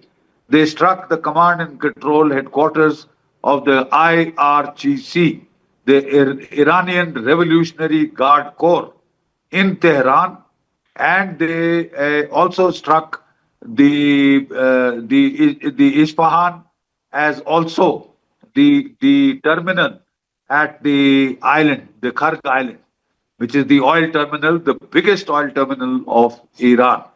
So it was a very well-planned attack launched with 200 Israeli warplanes, which stayed on their side, which flew across over Syria and well away from the Iranian border. They fired their beyond visual range missiles, especially their cruise missiles, to decapacitate, to cause serious damage to the Natanz nuclear enrichment plant. And the IAEA has mentioned that there is radioactive contamination in Natanz, which is a very, very serious affair. They also hit the Iranian Revolutionary Guard Corps headquarters, there are various figures coming out of the total number of, generals who have been eliminated. But the head of the IRGC definitely has been killed. Also, the head of the Air Force reportedly been killed, and about 3 to 4 nuclear scientists, top class nuclear scientists who are working on the nuclear enrichment program, on the design of the weapon. So now Iran has hit back. Last night, Iran hit back with a barrage of about 150 ballistic missiles and drones. 150 ballistic missiles. And as was clearly evident on the television screens, though most of these missiles and drones were shot down, a fair percentage does seem to have gotten through, which could be as high as 7 to 8% or more, because we could see massive explosions in Tel Aviv, close to their headquarters of the Ministry of Defense. So Iran has stuck back with determination, and it looks like that Iran has girded up its loins for a long fight. And if a shooting war starts off, Israel is talking of a 10 to 15 day long campaign in which they'll take advantage of the Iranian retaliation to hit more nuclear targets, more energy related targets, more, command and control targets, so that their aim is to defang the nascent Iranian nuclear capability. They have said that we just will not accept a nuclear Iran. And to that extent, we will do everything possible to see that Iran does not acquire that nuclear capability. Now, where will this all lead to? Right? The simple fact is that this could, at the very least, lead to a major regional conflict. Iran has said if our nuclear facilities are attacked, we'll try and hit the nuclear facilities of Israel. If our energy facilities are attacked, we will not only hit the Israeli energy facilities, but also energy facilities in the entire Arab world. We will try and create, an energy global crisis. And if they hit the oil fields, if they hit the Persian oil Gulf, oil routes, if they start hitting the tankers, then there is going to be economic chaos. They will be held to pay. You see, the simple fact is the price of oil could shoot up. The world was just recovering from the aftershocks of the Russia-Ukraine conflict. And now if, the balloon goes up in the Middle East and the oil facilities of Saudi Arabia, of Oman, Muscat, etc. are hit, if American air bases, American ground troop bases in the Middle East, which are close targets within easy reach of Iranian missiles and drones, if these are hit, it could become a shooting war that could last for months, if not years. Yes, Iran will lose finally, but Iran, their pain tolerance threshold is extremely high. 8 years they fought the Iran-Iraq war when they were, technologically far inferior in strength and capability. Today their capabilities are very high. They almost have 10,000 ballistic missiles, thousands and thousands of Shahid drones, which the Russians have used with such good effect in Ukraine. So it is a proven design which they have done. They've already hit Israel twice. The first time with drones and some missiles. The second time primarily with missiles. And even then 7 to 8% of their missiles had gotten through. The Fateh missile series and, the Shahbaz kind of series of missiles, they had been able to penetrate to targets in Tel Aviv. Even the Houthis have been able to penetrate. So when you attack in the mass, at least about 10% and less, despite Iron Dome, despite the Arrow missiles, despite the THAAD Patriots, They will get through, and they are already causing a bit of consternation and alarm in Israel proper. Will America come into the fray? Yes, if Iran keeps hitting at Israel and if Iran escalates vertically and horizontally to widen the spread of the war to the petrol oil refineries in Saudi Arabia, in Oman, Muscat, Bahrain, etc., and also targets the American bases where American troops are staying, are based currently, then it could, all bets are off. China is likely to support Iran. Russia, though bogged down in its own war in the Ukraine, has already provided Iran a fair amount of high-tech weapons and equipment. They are not a match with the Israelis. But the fact is, they do give Iran the capability to inflict damage of a very, very serious order.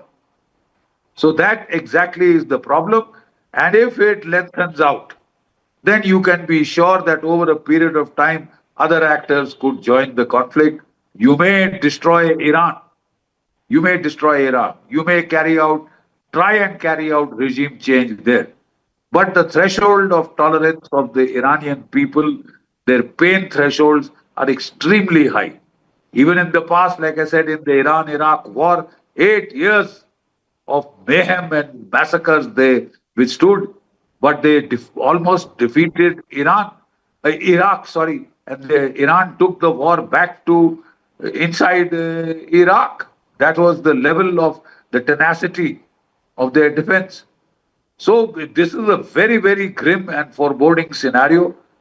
Donald Trump was very keen to have, an era of peace and quiet in which he could consolidate, his economy, build up his military strength, and then get on to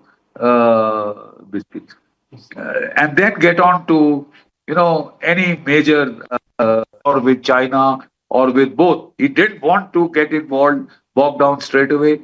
He has to deal with his own deep state, which does not seem to be obeying his orders. And it looks like the operation, perhaps carried out to hit the Russian bombers, was a rogue operation. If that is so, it is an extremely serious matter.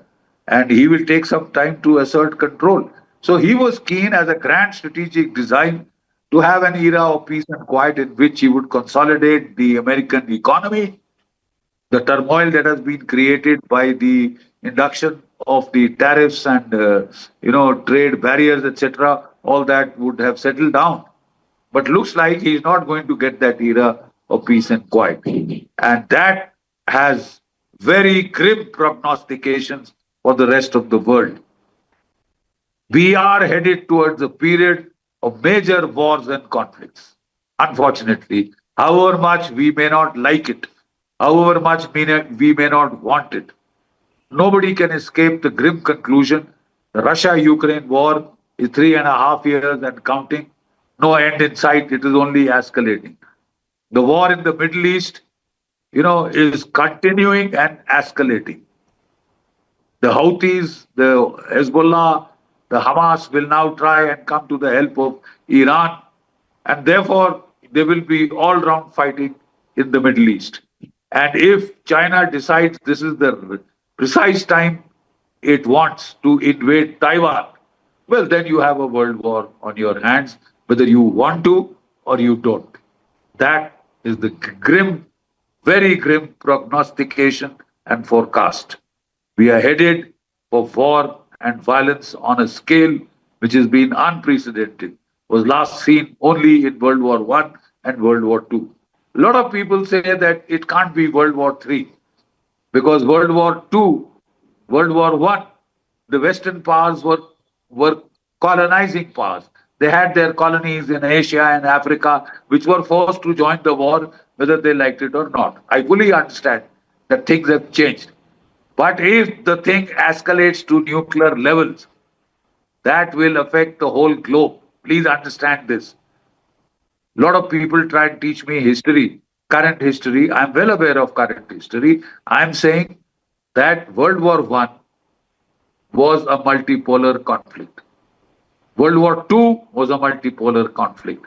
Today, again, we have a multipolar global environment with America, Russia, China, India, Japan, Brazil, South Africa, etc. as the major global powers. And Europe, of course, still a center of power, though it can't operate entirely on its own without American help. We are in a multipolar environment. And historically, multipolar environment for scale of global conflicts.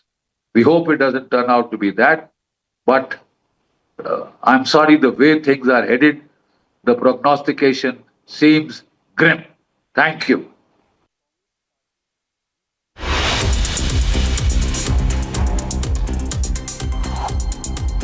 It's time for a quick break, viewers. On the other side, Air India Express flight has been diverted back to Delhi due to a technical snag. The flight was heading to Ranchi. We'll get you more details on that. Along with the rising conflict in the Middle East, US President Donald Trump has left G7 summit Midway and has ordered National Security Council meeting at the White House. Stay tuned for more on that.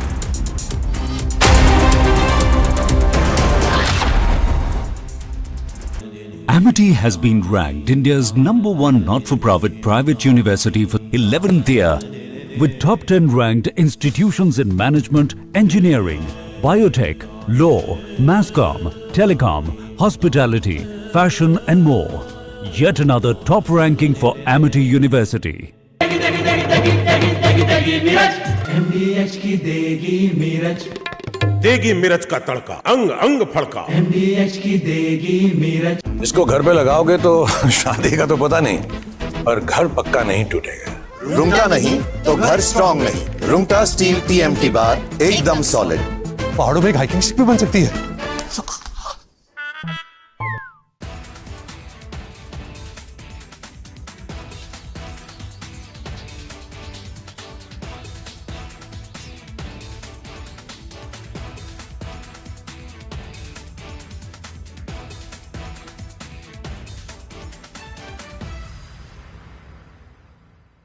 पंद्रह साल हो गया उनको वहाँ पे, 10-15 साल से। और इंडिया में कब से आए थे?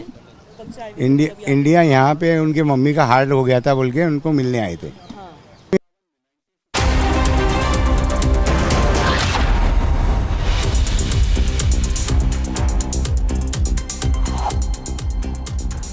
Welcome back, viewers. Let's now get you the top updates from across the world in this roundup. Let's get started.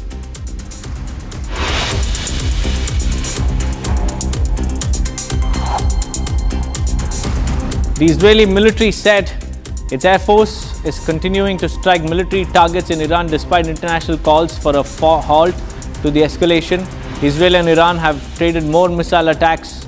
The Israeli armed forces bombarded the Tehran airport and struck Iran's F-14 fighter jets in an airstrike. Israel's strike comes after Iran fired a new wave of missile attacks at Israel early Monday, killing at least 8 people, while Israel warned hundreds and thousands of people in the Middle East of Tehran to evacuate ahead of the new strikes. As Iran-Israel conflict enters day 5, Israeli Prime Minister Benjamin Netanyahu strongly defended IDF's attack on Iranian soil. In an interview to Western media, Netanyahu said, and I quote, "We are not just fighting our enemy, we are fighting US's enemy." Netanyahu further said, the Israeli strikes have set Iran's nuclear program back very long time. We're not just fighting our enemy, we're fighting your enemy. For God's sake, they chant, death to Israel, death to America. We're simply on their way. And this could reach America soon.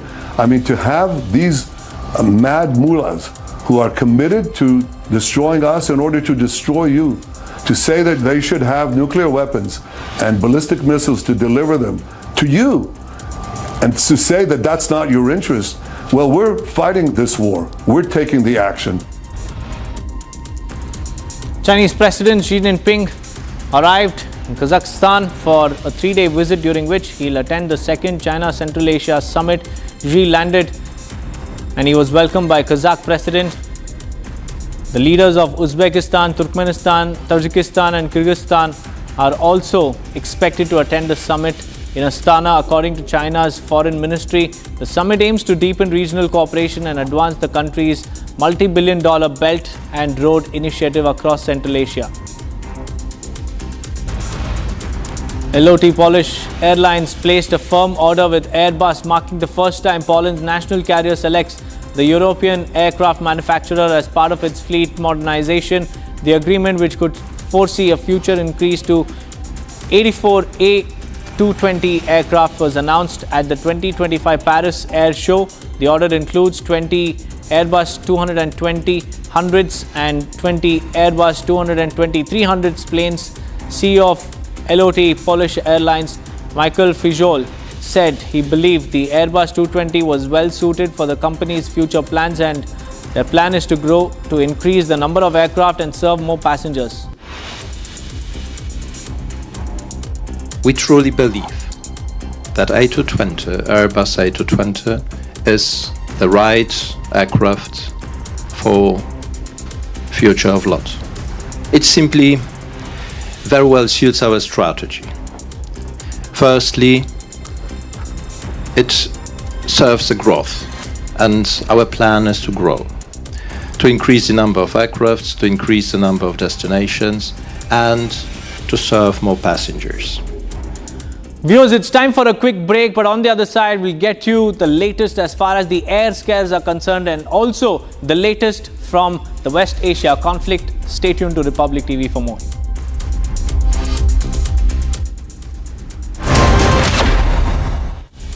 आधे bowl दही में 4 चम्मच MDH चटनी पुदीना मसाला डाला, stir करो, पुदीना चटनी तैयार। MDH चटनी पुदीना मसाला। मेरी नई हुंडई एक्स्टर तुमने भी तो कल नई कार ली है ना, उसमें भी तो होगा ना ये वॉइस इनेबल सनरूफ। है ना अंकल, सिंगर इनेबल सनरूफ। और बेनिफिट्स ये तो मिले होंगे ना? ये मिला। हाँ? हुंडई कार्स पर मिल रही है अमेजिंग डील्स। वैसे लोगे तो आप हुंडई ही, चाहे दिल की सुनो या डील्स की।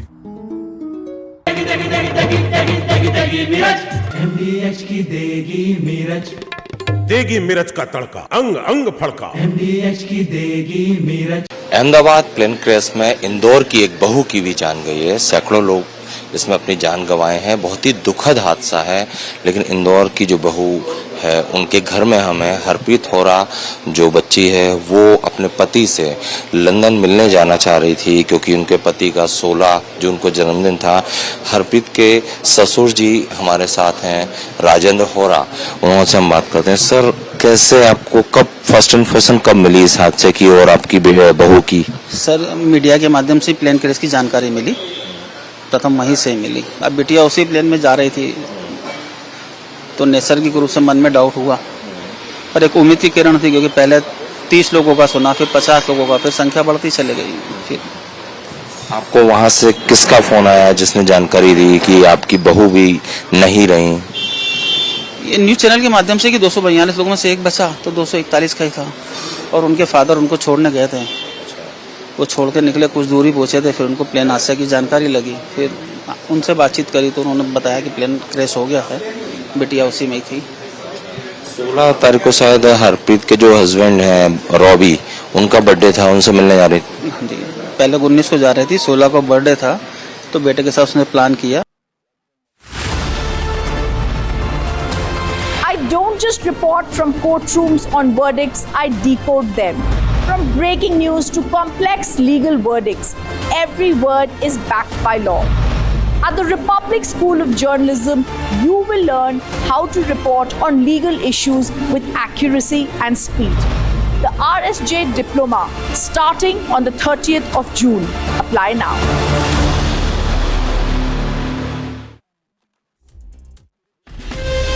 From Asia's largest news headquarters, setting the agenda for Bharat.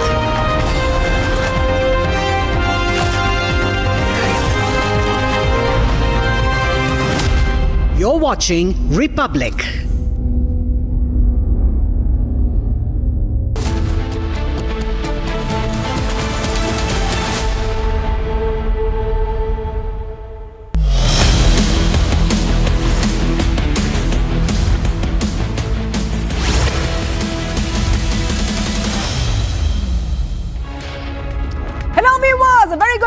morning. We are live in Breaking. I'm Shivangi Shukla getting you the latest coming in. Prime Minister Modi is in Canada for the G7 summit where he will address the outreach session. We're counting down to that. But as usual, the headlines first. Let's get started.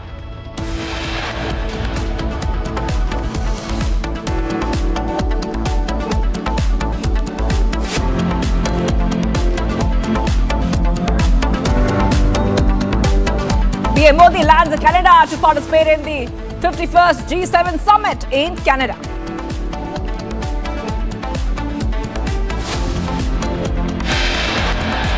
Air India flight from San Francisco to Mumbai suffers engine snag in Kolkata. Passengers deplaned.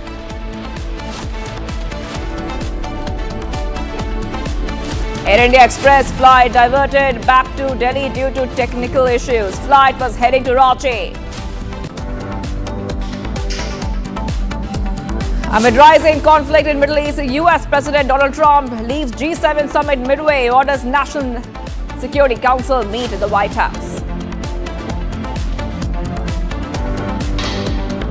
A fierce fighting between Iran and Israel continues. Trump says everyone should evacuate Tehran immediately.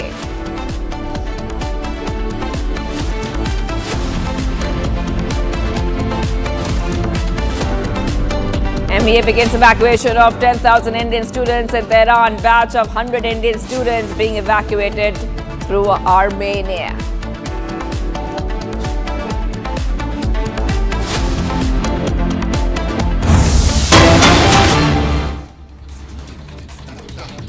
All right, getting some big breaking news coming in right now, viewers. We're learning that an Air India flight from San Francisco to Mumbai through Kolkata suffered a technical snag in one of its engines, requiring passengers to be deplaned during a scheduled halt at the city airport. Early flight Air India 180 arrived on time at the city airport, but a technical snag in the left engine has delayed the takeoff. At about 5:20, the announcement was made in the morning. Aircraft asked all the passengers to deplane. The captain of the plane told the passengers that a decision was being made in the interest of flight safety.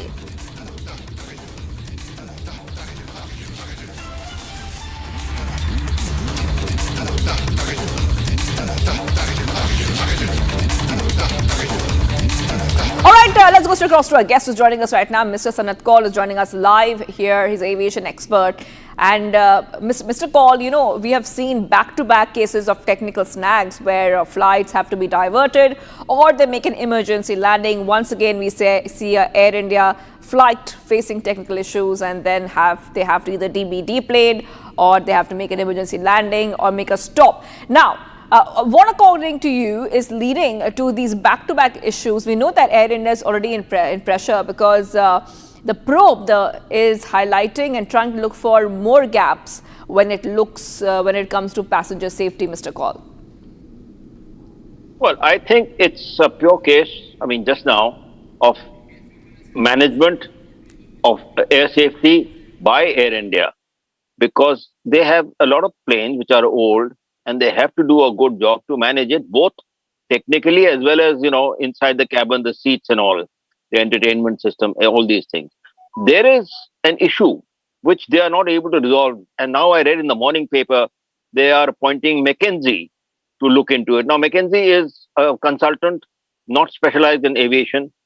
And they can look into the management. But I have said earlier, and I'm saying it again, that they have a collaboration with Singapore Airlines. Singapore Airlines is one of the best ones in the country, in the world. And why are they not using Singapore Airlines? They have not. They started Vistara Airlines with them, and they ran it very well. Of course, they had new planes. But I still say that their management needs to be fully revamped, and they have to somehow involve Singapore Airlines, which is a shareholder in Air India, to get the management going. There is certainly an issue with management of Air India, and they have to do something about it. Other thing is DGCA. DGCA has been sending them notices about slack, maybe even fined them. They have been put on, the penalties have been put on them. But that's not enough. DGCA is now got a huge passenger, lot of fleet in India, big fleet. India is considered to be the third biggest passenger traffic in the world. and they have not grown with the traffic. There is a need to increase the staffing of DGCA, bring in more professionalism, reduce the political interference, if any. But there was a proposal to have a CAA, meaning a authority, a civil aviation authority, which has not been done. It was approved by the cabinet long time back, but it's not been done. I think there is a need now to revamp DGCA, which is the safety regulator, which is the main body. Thanks. Mr. Kaul, I wanted to hold on because one more case is coming out. Air India flight from San Francisco to Mumbai through Kolkata has also suffered a technical issue. This is what we're learning of right now, viewers. Air India flight from Mumbai to Ahmedabad was in fact, we already told you that's happened. Now we see one more case coming in right now. Air India flight from Mumbai to Ahmedabad operated by Airbus was cancelled on June 16th. According to sources, the flight was initially delayed due to an operational issue. However, during the delay window, the crew's flight duty time limitation came into effect, resulting in the cancellation. The flight was scheduled to depart at 6:35 p.m. and arrive at 7:55 p.m. and did not depart. Okay, this is Mumbai-Ahmedabad flight cancelled over some issues that we have seen. This flight was cancelled. It did not even take off. And I'm being joined once more by Mr. Sanat Kaul, aviation expert, joining us here on Republic TV. And you were mentioning about DGCA, but DGCA is also conducting a fleet-wide survey of the Air India flights of their airlines. We also see that there are some SOPs which are being looked at, being revised. But what do you really make out of these back-to-back technical snags that we are seeing? Are things getting better? That is a question. Well, it's very difficult to give you an answer on that because maybe the inspection is much better now and therefore they're finding more snags. But the fact is that the maintenance of these airlines, maybe 10-year-old planes of of the Boeing fleet, and Boeing is already under a lot of investigation, a lot of stress, as you know. In the US, the US Congress has taken Boeing to task and fired their CEO, which is out in the public in a video. So everything is going wrong, but Air India has to put its act right.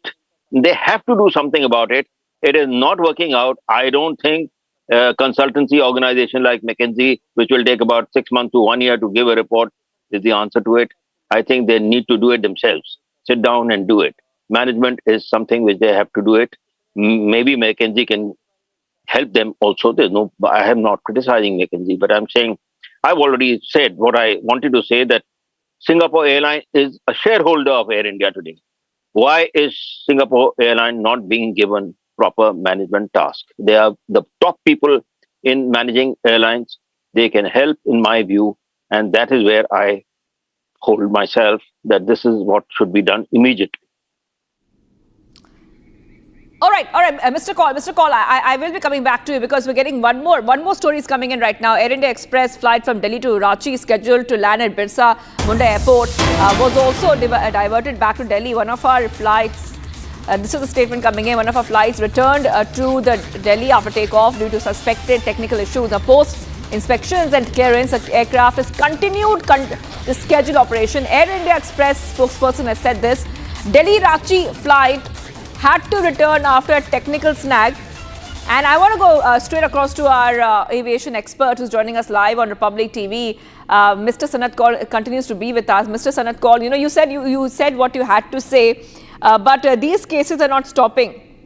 Now, we have also highlighted to our viewers, and we'll show that later on, about all the emergency landings which have been made, or flights being diverted, or they might have to stop at a stopover city because there's something which was found wrong. And this applies to both domestic flights, international flights, and domestic flights from India which are flying internationally. Now, do you really think that Air India, you were saying, should review its own situation, because already the center has formed a probe? But is it time for Air India to ask itself some tough questions? Absolutely. Absolutely. Air India is not able to manage the new Air India which they've got. They have to do something about it. I have made a suggestion that they should involve Singapore Airlines much more, and not first they wanted to recruit somebody from Turkey, which was politically not acceptable, so the person didn't come. They've got somebody else who's probably not familiar with the Air India culture, and Singapore Airlines already handle Vistara. They know the Indian system, so that is how I say that but they can do their own management review. I'm not making any suggestions, but all I'm saying is Air India's management today is really, really down in the dumps. They are not able to manage a fleet which they have, and they have done things which obviously have gone wrong. So they have to do something about it, and they are not coming out with any statement. All right. Okay. Thank you for joining us there, Mr. Sanat Kaul, aviation expert, joining us here on Republic TV and helping us understand these technical snags that Air India flights are still facing. Now, viewers, we have on our screens, what you see is all the technical snags that have been reported in the past few days now. So we will take you through what we showed you today. The 3 updates of the Air India flights is not new. This has been happening for the past few days. So June 16th, Air India flight 315, Hong Kong to Delhi flight had to make a U-turn. All right. And this is because of a mid-air glitch had issued a forced return to Hong Kong. All right. Now, all passengers were safely deboarded. So thankfully, the passengers were safe and deboarded on time. All right. Let's move ahead right now. June 16. Air scare on Jeddah to Lucknow flight. Okay, this is a Saudi Arabian airline flight. Then we had shown those visuals when they had come in. So this flight, at the back of the flight, there were smokes and sparks being seen the moment this Saudi Arabia airline flight landed. And the passengers were thankfully disembarked safely. So this is one more case which had come in. This is one more case which is coming. Let's move ahead to the next case on our screen. All right, this is one more flight. This is a Delhi to Ranchi Air India flight. Plane makes a U-turn to Delhi over technical issues. Technical issues were reported after takeoff from Delhi, and the flight operations resumed after inspection and clearance. So these are, I repeat, these are the flights which had to make U-turns, emergency landings because of technical issues found right on time, but when the plane took off, that is very clear. Okay, this is also one more flight. This is one of the air scares. Air India 2493 flight, June 17th, air scare on Mumbai-Ahmedabad plane. And the operational issue delays flights once again. So this is one more flight. Flight was cancelled as well because of the operational issues which were found. And let's move ahead right now to Air India flight 180. That is right. The technical snag on San Francisco to Mumbai. Now this flight was flying through Kolkata. Kolkata was a stopover for this flight. We told you about this flight a short while back. Technical snag was reported in the left engine this time around, and the snag delayed takeoff from Kolkata. So, like we said, it's a series of incidents, viewers, series of incidents.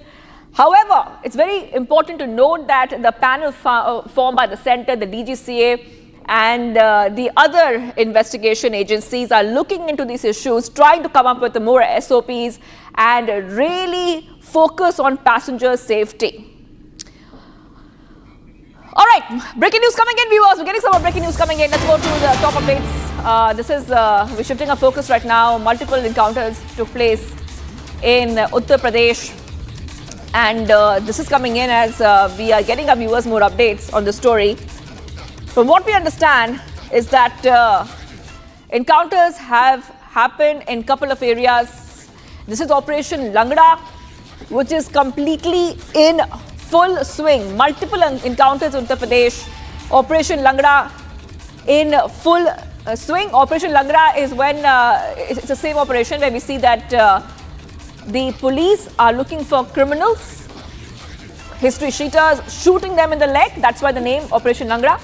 Now, multiple encounters have happened in different places. Kushinagar among one.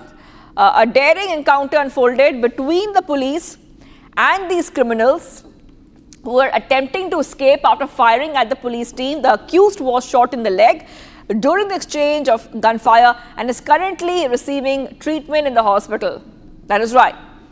And in the case of murder of a person in a village under police station area by Kerala police, one accused was injured in firing done in self-defense and police encounter. In Firozabad, police arrested 4 notorious thieves and 2 accused belonging to the Odisha Jajpur interstate gang who used to do a recce of the goldsmiths and dupe them. They were injured in a police encounter as well. And I want to go straight across to my colleague who's joining us right now. We have with us Ajay Dubey. Operation Langra in full swing in UP, Ajay. Multiple encounters in Uttar Pradesh happening as we speak. And we show those pictures to our viewers where these criminals, history sheeters have been shot in the leg and they're being carried by policemen because, of course, they have been shot in the leg. That's why the name is Operation Langra. Many more have been arrested and apprehended in the past as well. Let's go ahead and to you and tell our viewers what exactly is happening when it comes to Operation Langra. Definitely see in various parts of Uttar Pradesh, including Western UP, including Eastern UP. Today only we can see this operation going on.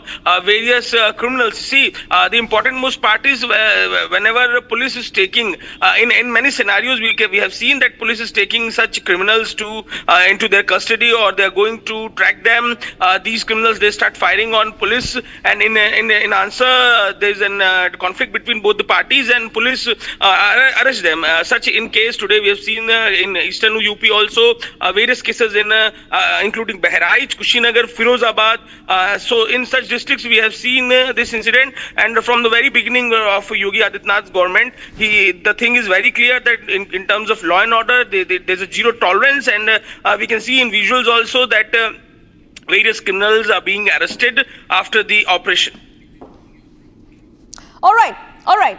Thank you for joining us, Ajay, with all those details. I will be coming back to you because we see fresh encounters and Operation Langra continues in Uttar Pradesh. I have to move ahead right now because we're getting some more breaking news coming in. Union Home Secretary to hold Amarnath Yatra Security Review meeting today, where we see that Govind Mohan will be chairing a meeting in Srinagar afternoon. Heads of Jammu and Kashmir Police, CRPF, SSB, ITBP, BSF and intelligence agencies to take part in the meeting. Top brass of Indian Army, Indian Air Force also to be part of that meeting to finalize action plan on security front as well as preparations for Amarnath Yatra. Amarnath Yatra will start on July 3rd and will commence on August 9th. Okay, big update coming in. Amarnath Security Review meeting is happening as we speak. Union Home Secretary to hold Amarnath Yatra Review meeting. And let's go to Gursimran, who's joining us live as we speak. Yes, Gursimran, we see that Amarnath Yatra preparations have started, but what is very crucial is the security angle, because the security of the devotees is extremely important, especially when we talk about sensitive issues when it comes to terrorism or any kind of other unfortunate incident which could take place. That is why the meeting is underway. If you could take our viewers through what the meeting is all about, who's attending it, and what can we expect post that meeting in terms of security. Shivangi, you have rightly mentioned that the security threat is always there, and since there are credible inputs that are available with the agencies that Pakistan and their terror groups through their proxies will try to foment the trouble during the Amarnath Yatra that is all set to start from 3rd of July. On 2nd of July, the first batch will leave from the Bhagwati Nagar base camp in Jammu, and on 3rd, it will be performing the first darshan till 9th of August when it will commence on the Raksha Bandhan. Now coming to the meeting has been called by the Union Home Secretary Govind Mohan, who will be reaching Kashmir in a short while from now. Today noon meeting will take place that will be attended by the DGP of the Jammu and Kashmir Police, Nani Prabhat, along with the top brass of the Indian Army, BSF, Sashastra Seema Bal, ITBP, and also the CRPF that will be part of this grid, along with the security agencies, the intel agencies that are there for the security and intelligence generation in Jammu and Kashmir. This will be to finalize the action plan for the Amarnath Yatra, that how the additional deployment that has been sent to Jammu and Kashmir, roughly 500 companies that have been deployed, they have been sent to their places, and that all final action plan will be discussed during this meeting. Apart from this, we are told that the Jammu and and Kashmir Home Secretary Chandrakar Bharti and the J&K Chief Secretary Atal Dolu. They will also be part of this meeting, which also means that the preparations and the arrangements will also be discussed during this meeting. And it is believed that after this meeting, Union Home Secretary will be briefing the Union Home Minister with regards to the arrangement for the Amarnath Yatra, so that a foolproof action plan can be devised. Because what we have seen in Pahalgam and the way Pakistan has brutally been smashed by the Indian side, now rattled Pakistan will try to foment the trouble, and we have seen that there has been a persistent threat on the Amarnath Yatra, where the terrorists always try to target the Yatris so that they can instill a sense of fear among them.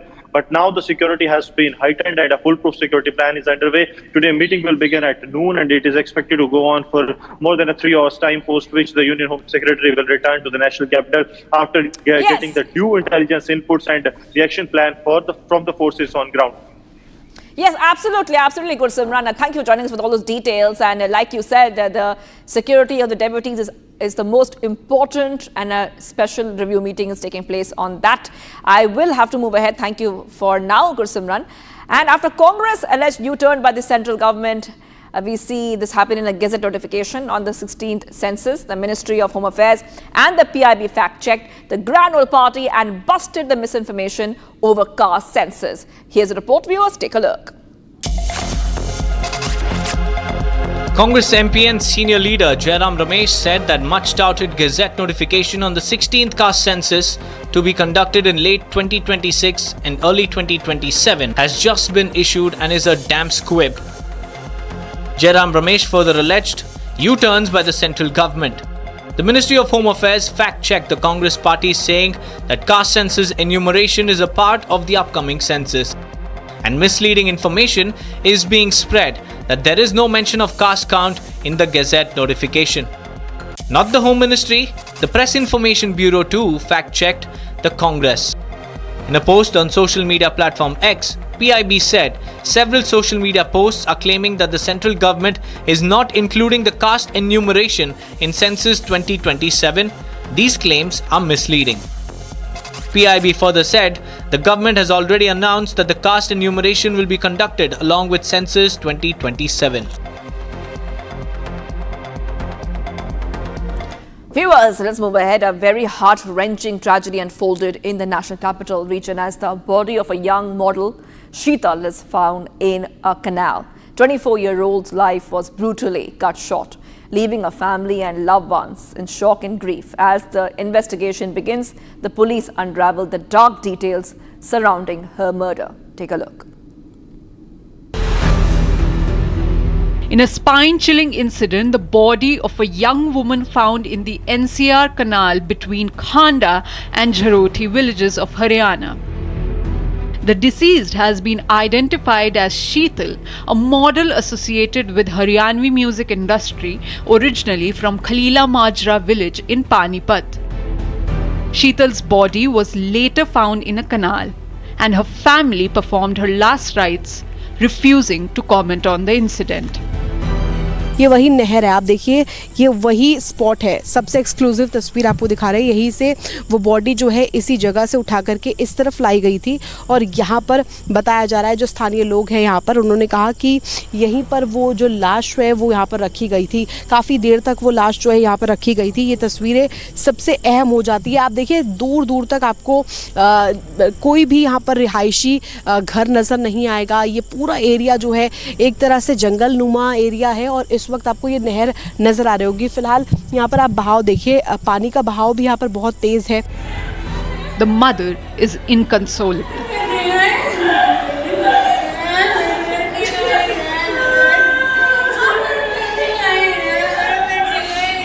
Sheetal had recently moved to Satkartar colony in Panipat with her sister, Neha. She reportedly went to Ahar village for a music album shoot. She even met BJP leader Balwant Sharma and visited a cow shed. Little did she know that night would be her last. On Sunday, Neha had filed a missing persons report at the old industrial area police station in Panipat after losing contact with Sheetal. According to the family, Sheetal was last seen with her boyfriend Sunil. A CCTV footage has also emerged showing Sheetal in a car with Sunil before her murder. Acting swiftly, police swooped in and arrested the boyfriend who confessed stabbing Sheetal to death during initial questioning. कल देर शाम थाना खरकोदा के अंतर्गत एक सूचना प्राप्त हुई थी कि एक व्यक्ति की चाकुओं से गोदकर हत्या कर दी गई है, जिसके संदर्भ में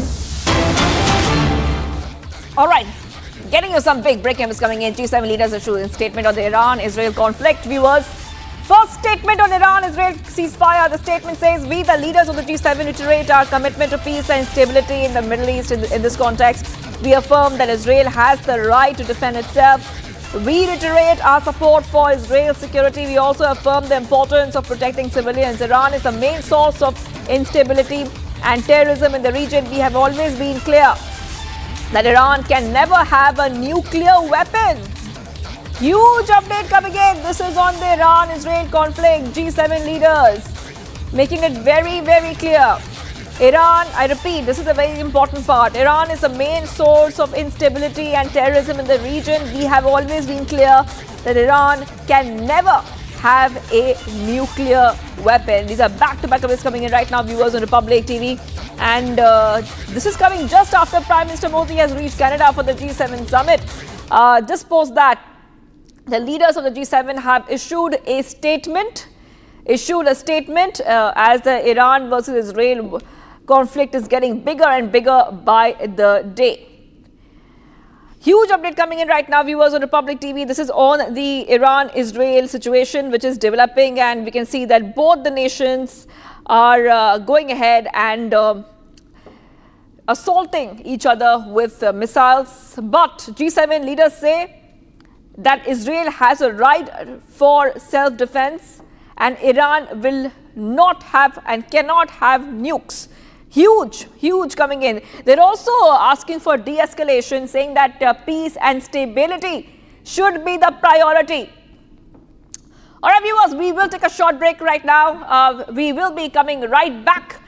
And remember, at the same time, we see that Donald Trump has just left the G7 summit Midway to have a meeting with his top officials at the White House in the Situation Room. That is also happening simultaneously. And MEA has begun the evacuation of 10,000 Indian students in Tehran. Batch of 100 Indian students are being evacuated through Armenia. Stay tuned.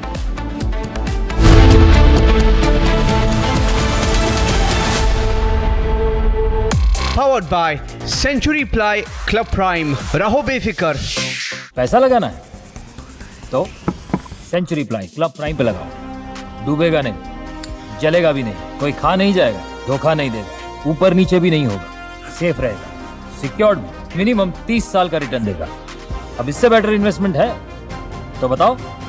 Century ply club prime, रहो बेफिक्र. ये है secret recipe MDH का जीरा SIP जल जीरा मसाला.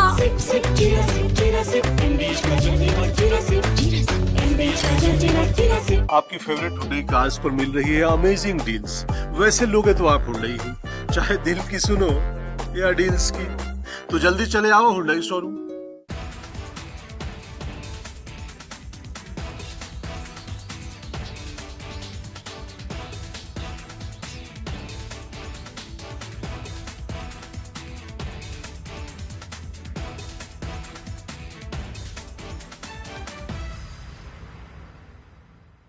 पंद्रह साल हो गया उनको वहाँ पे, 10-15 साल से. और इंडिया में कब से आए थे? इंडिया यहाँ पे उनके मम्मी का हार्ट हो गया था बोल के उनको मिलने आए थे. तो 6 दिन में रिटर्न था उनका जाने का, तो 6 दिन में ये हादसा हो गया.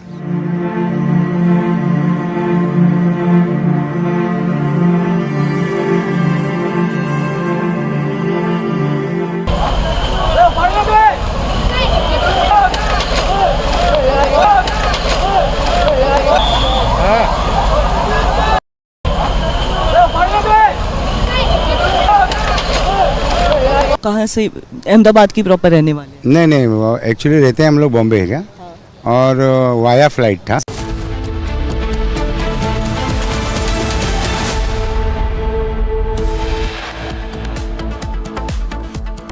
last top headlines. PM Modi lands in Canada for the 51st G7 summit. Air India flight from San Francisco to Mumbai suffers engine snag in Kolkata. Passengers deplane.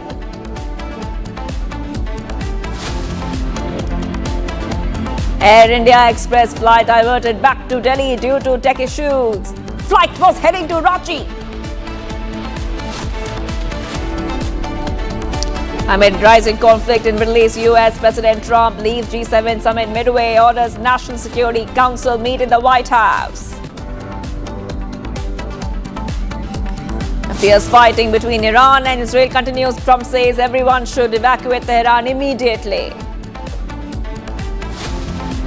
MEA begins evacuation of 10,000 Indian students at Tehran. Batch of 100 Indian students are being evacuated through Armenia.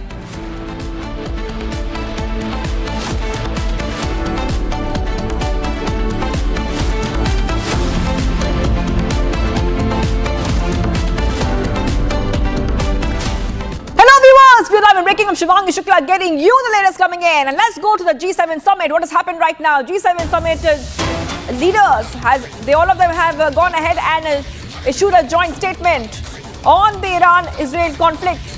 Statement says, we the leaders of the G7 reiterate our commitment to peace and stability in the Middle East. In this context, we affirm that Israel has a right to defend itself.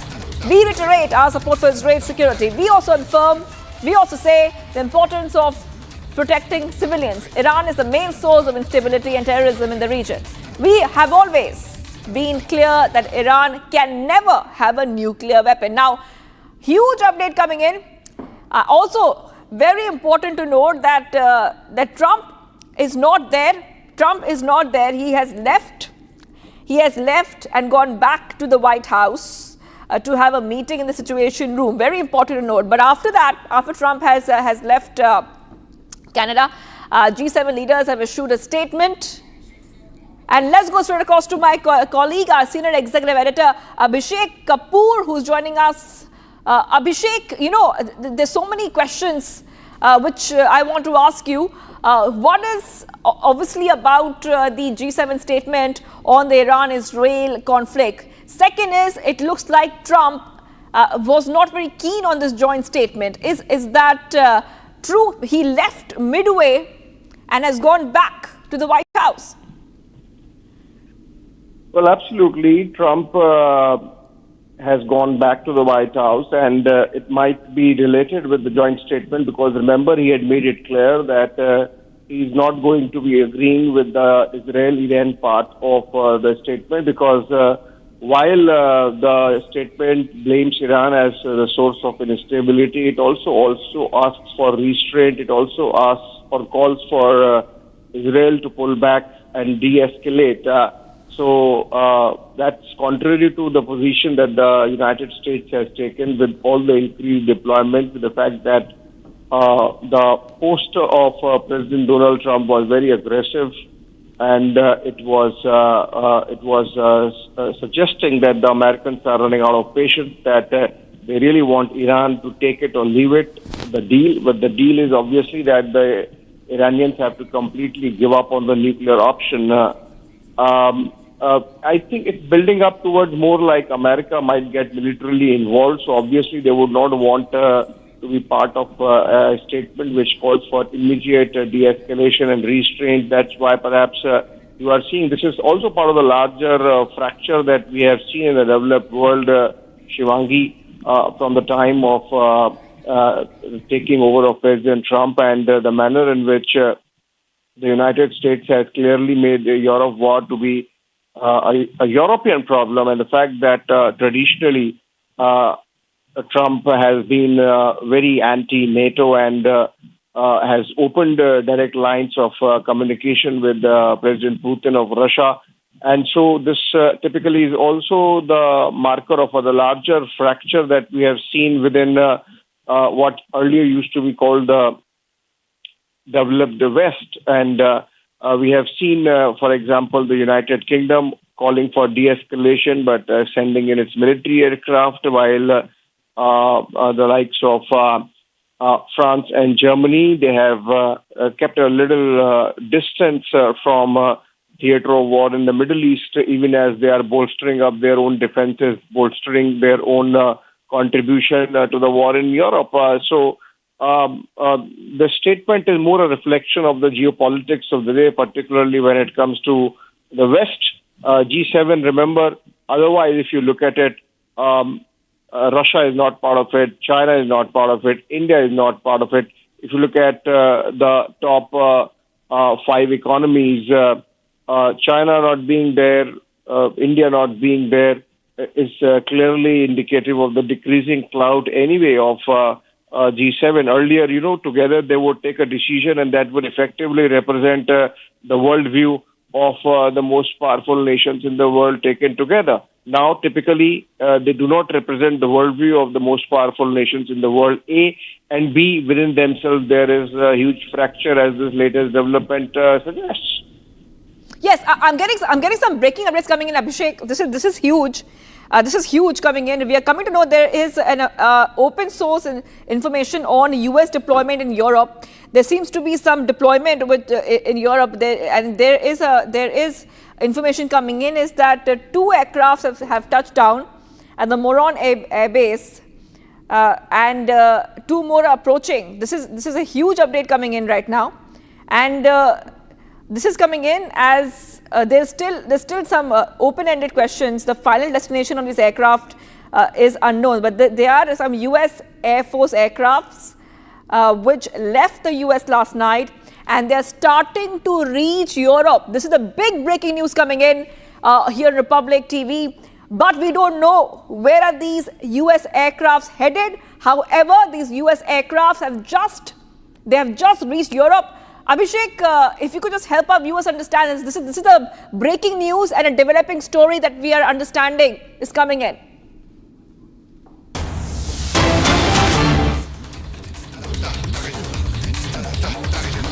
US Air Force aircrafts have reached Europe.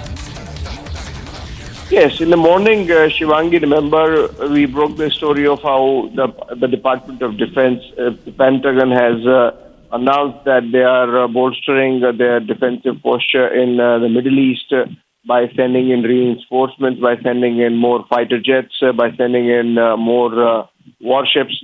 And this seems to be in line with that, which basically means that what constitutes defensive posture for the U.S. might also include some offense to sort of de-escalate the situation, in the sense that what is called escalate to de-escalate.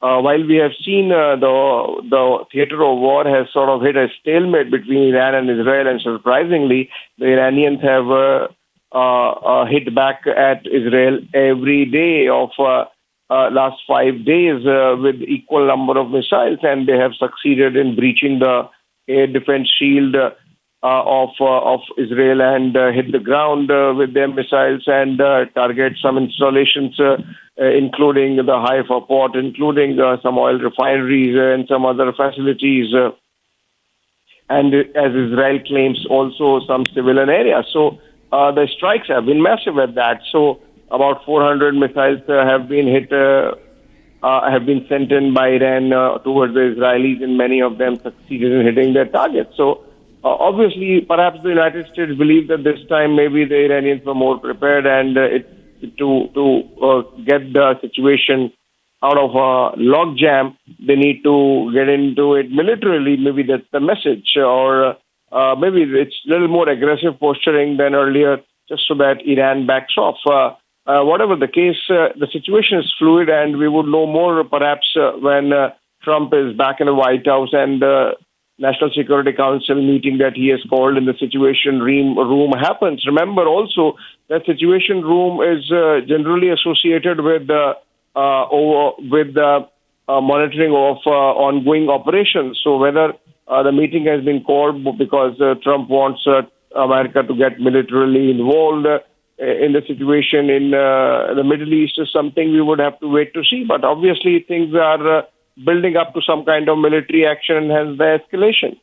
All right, thank you, Abhishek, for getting those details for us. Open source information on US deployments. Some US aircrafts have now gone ahead and they've reached Europe. I will have to move ahead. I will have to move ahead because we're getting some more information coming in. Iran-Israel ceasefire offer has been made, viewers. This is what Macron is saying. As Trump exits the G7 summit early, Donald Trump dramatically left the G7 summit in Canada a day early to rush back to Washington with the French President Emmanuel Macron claiming the US leader was considering the prospect of a ceasefire between Israel and Iran. Okay. Huge update coming in right now, and I want to go across to a guest who's joining us, Major General P.K. Sehgal, defense expert, joining us here on Republic TV. Thank you for joining us, Major General. Now, there's a lot of speculation which is doing the rounds right now, whether there was a ceasefire offer made. Macron is saying that it was made. At the same time, we see Donald Trump leaving Midway, going back to the U.S., having a meeting in the Situation Room at the White House. How do you see this situation evolving, given the fact that the G7 summit leaders are right now holding talks, and PM Modi as well is at the G7 summit?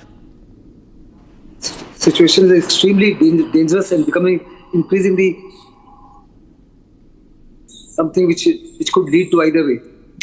Personally, I don't think the ceasefire agreement is going to be accepted either by Israel or by Iran. As far as Israel is concerned, Israel is hell-bent to completely wipe out their nuclear capability. The biggest capability at Fordow, so far they're absolutely intact. They've not been able to hit it out. And unless the Americans join in, there is no way that they can neutralize or incapacitate this installation, because it's almost about 100 meters below the mountains. And Israel does not have the capability of reaching it there. The only capability has the B-52 bombers with a certain type of GU-754 guided bomb. Unless and until America makes that available, or unless America participates, it is an impossibility which cannot be achieved. Their contention that they will deprive Iran of nuclear capability, it may in fact turn around the other way around. Iran will now go flat out to ensure that it has a nuclear weapon, because it feels that now Iran has an existential threat from Israel. While the G7 says that they will not permit Iran for a nuclear weapon, and that Iran is the greatest troublemaker in the Middle East. Middle Eastern countries, the OIC and Arab countries and the rest of the global south feel that it is Israel which is the cause for all the genocide, the confusion and the chaos that has taken place in the Middle East, particularly in Syria, in Lebanon, in Yemen, and in West Bank, and as well as Gaza. So it's two different scenarios. And as far as G7 is concerned, they are mostly Western nations who always been anti-Iran. And under the circumstances, their statement, really speaking, will not carry any convictions either with Iran or with Russia or China or with the global south. Because this sort of a statement from the G7 was expected. Anything contrary would have been something of a surprise. Israel had the initial advantage of a surprise, wherein they not only neutralized 6 of their nuclear sites, but they were able to assassinate quite a few of their senior commanders, both of the IRGC as well as the military, plus certain professors, nuclear scientists, as well as certain important political leaders. That notwithstanding, Iran is beginning to hit back and hit back very, very strongly. Right. Iran is not by itself. Iran is going to be supported by, in a very major way, by China, by Russia and North Korea. Should America delve in, it will be a situation will become extremely, extremely dangerous, with very major consequences for the entire world. The consequences are going to be far more severe than what is happening between Ukraine and Russia, or between Israel and Hamas. Yes, Major General P.K. Sehgal, thank you for joining us here on Republic TV, and we will be right back. Viewers, time for a short break, but we'll put a focus on the rising conflict in the Middle East. U.S. President Donald Trump leaves G7 summit, and he has ordered a National Security Council meet in the White House now. And the MEM begins evacuation of 10,000 Indian students at Tehran. Batch of 100 Indian students are being evacuated through Armenia. Stay tuned, viewers. We are live and breaking.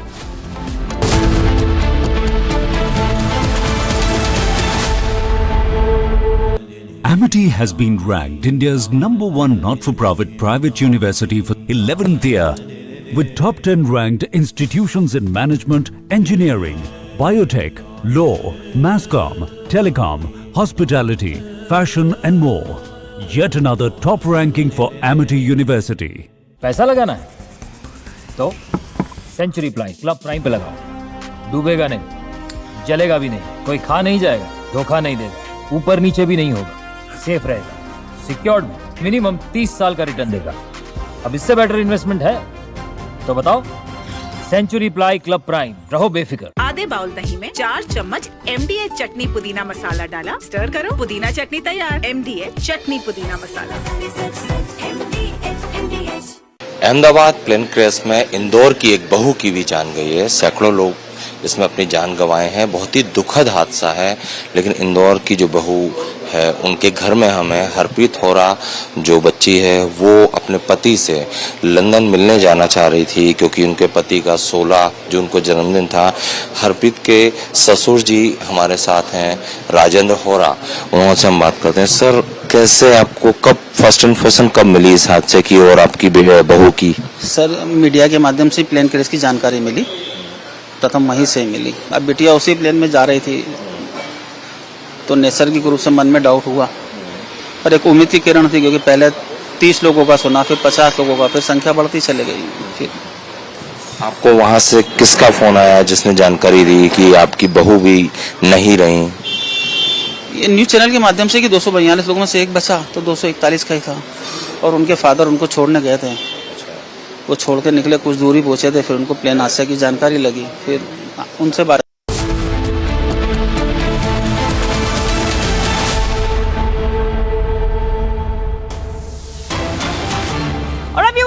Big updates coming in. We're live and breaking. ED issues fresh summons to Robert Vadra. Robert Vadra likely to appear before ED office today. Vadra summoned in the money laundering probe. That is right. Vadra to appear before ED in arms dealer linked money laundering case. He has skipped earlier summons as usual, citing ill health. And the latest coming in, Robert Vadra will appear before the ED for questioning in a money laundering case. I'll try to go across to a colleague in a short while to understand more details of the case. But remember, he has been skipping the June 10 summons, saying he was not well and had to take a COVID-19 test. Okay, let's go straight across to my colleague who's joining us, who will help us understand more on the story. Riyanka is joining us live. Riyanka, Robert Vadra will be appearing once again before the ED. He skipped the previous summons. Just take our viewers through what this money laundering case is all about. Riyanka. Robert Vadra once again under the dock right now, where we see that the Enforcement Directorate had issued summons to Robert Vadra once as he could not, attend the summons which was sent to him previously. He cited that he had flu-like symptoms, and he also underwent a COVID-19 test as per protocol. And his advocate, in fact, last time said that he had no intention to miss or skip the summons, which is why we expect Robert Vadra to be at the Enforcement Directorate office for the line of questioning. Now, this case is related to the PMLA, the money laundering case, in links with Sanjay Bhandari, who is a fugitive arms dealer currently in the United Kingdom. And it is said that Robert Vadra and Sanjay Bhandari have been very close aides of each other, which is why Robert Vadra's statement is very crucial to be recorded at this point in time. As there have been extradition process continuing against Sanjay Bhandari in the United Kingdom. We have to see and understand what exactly has been the role of Robert Vadra, because it is a money laundering case related to the illegal arms dealer at this point in time. So yes, we're expecting Robert Vadra to reach the Enforcement Directorate office today for the line of questioning. All right.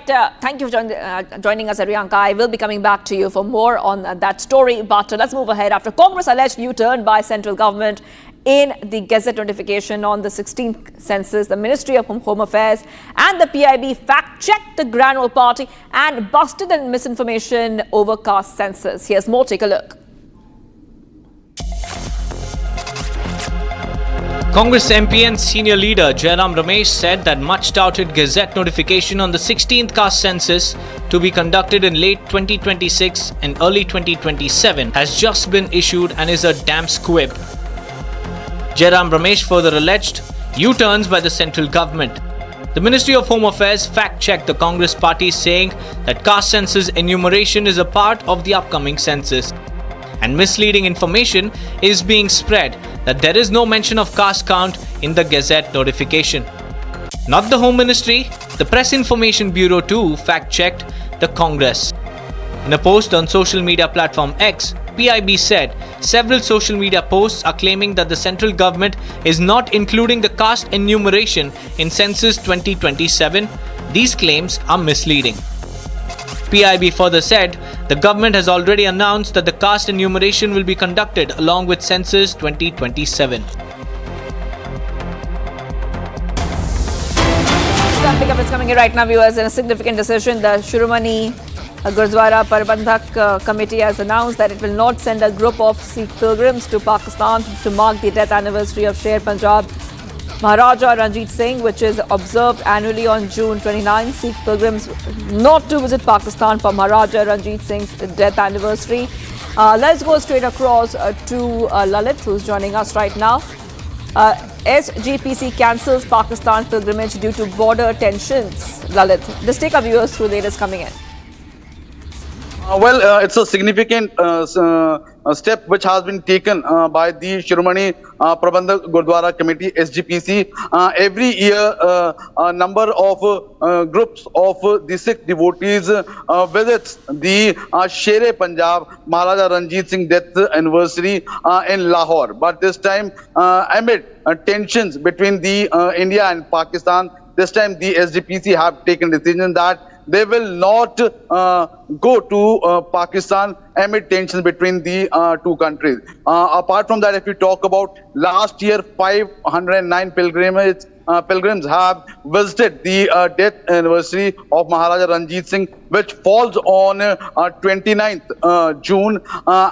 If we talk about Maharaja Ranjit Singh, who is also known as the Sher Punjab, he was born in Gujranwala, which now falls in Pakistan, and every year to commemorate the number of functions of Maharaja Ranjit Singh, a group of pilgrims always visits to Pakistan. Yes. But this time, due to the amid tensions between the two countries, the SGPC have scrapped off this decision. Back to the studio. That is right. Thank you for joining us, Lalit, with all those details. I'm taking a very short break now, viewers, but much more coming up. We are live and breaking.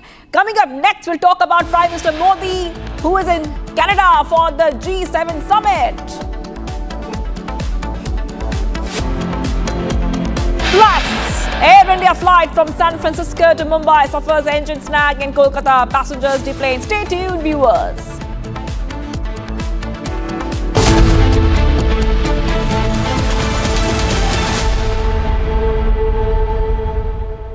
पैसा लगाना है तो century ply club prime पे लगाओ, डूबेगा नहीं, जलेगा भी नहीं, कोई खा नहीं जाएगा, धोखा नहीं देगा, ऊपर नीचे भी नहीं होगा, सेफ रहेगा, सिक्योर्ड, मिनिमम 30 साल का रिटर्न देगा। अब इससे बेटर इन्वेस्टमेंट है तो बताओ। सेंचुरी प्लाई क्लब प्राइम, रहो बेफिक्र। ये है सीक्रेट रेसिपी MDH का जीरा सिप जल जीरा मसाला।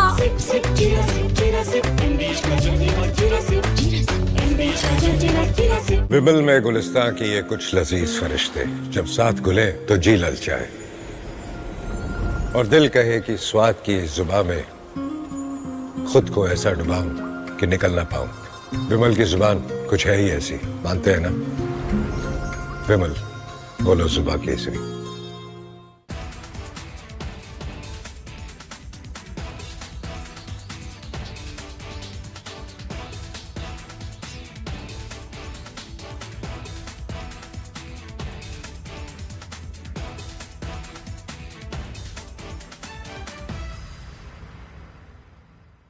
पंद्रह साल हो गया उनको वहाँ पे, 10-15 साल से। और इंडिया में कब से आए थे?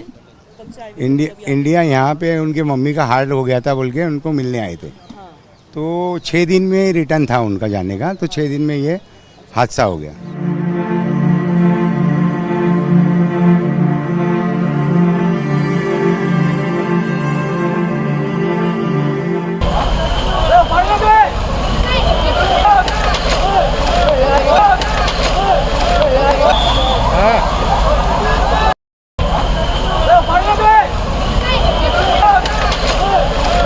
कहाँ से?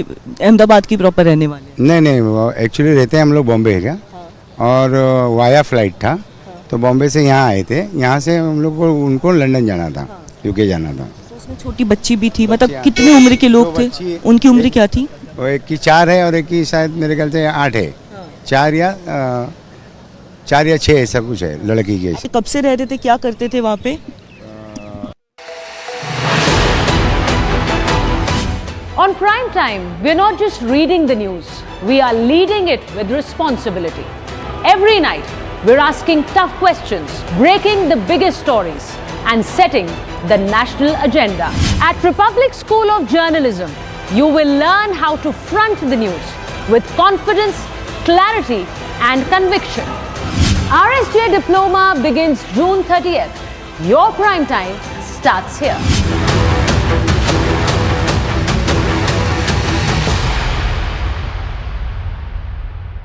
Powered by Century Ply Club Prime. रहो बेफिक्र।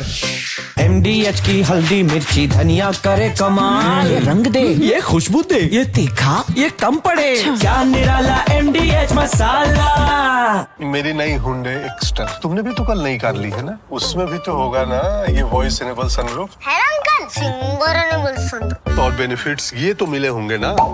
ये मिला। हाँ? हुंडई कार्स पर मिल रही है अमेजिंग डील्स। वैसे लोगे तो आप हुंडई ही, चाहे दिल की सुनो या डील्स की।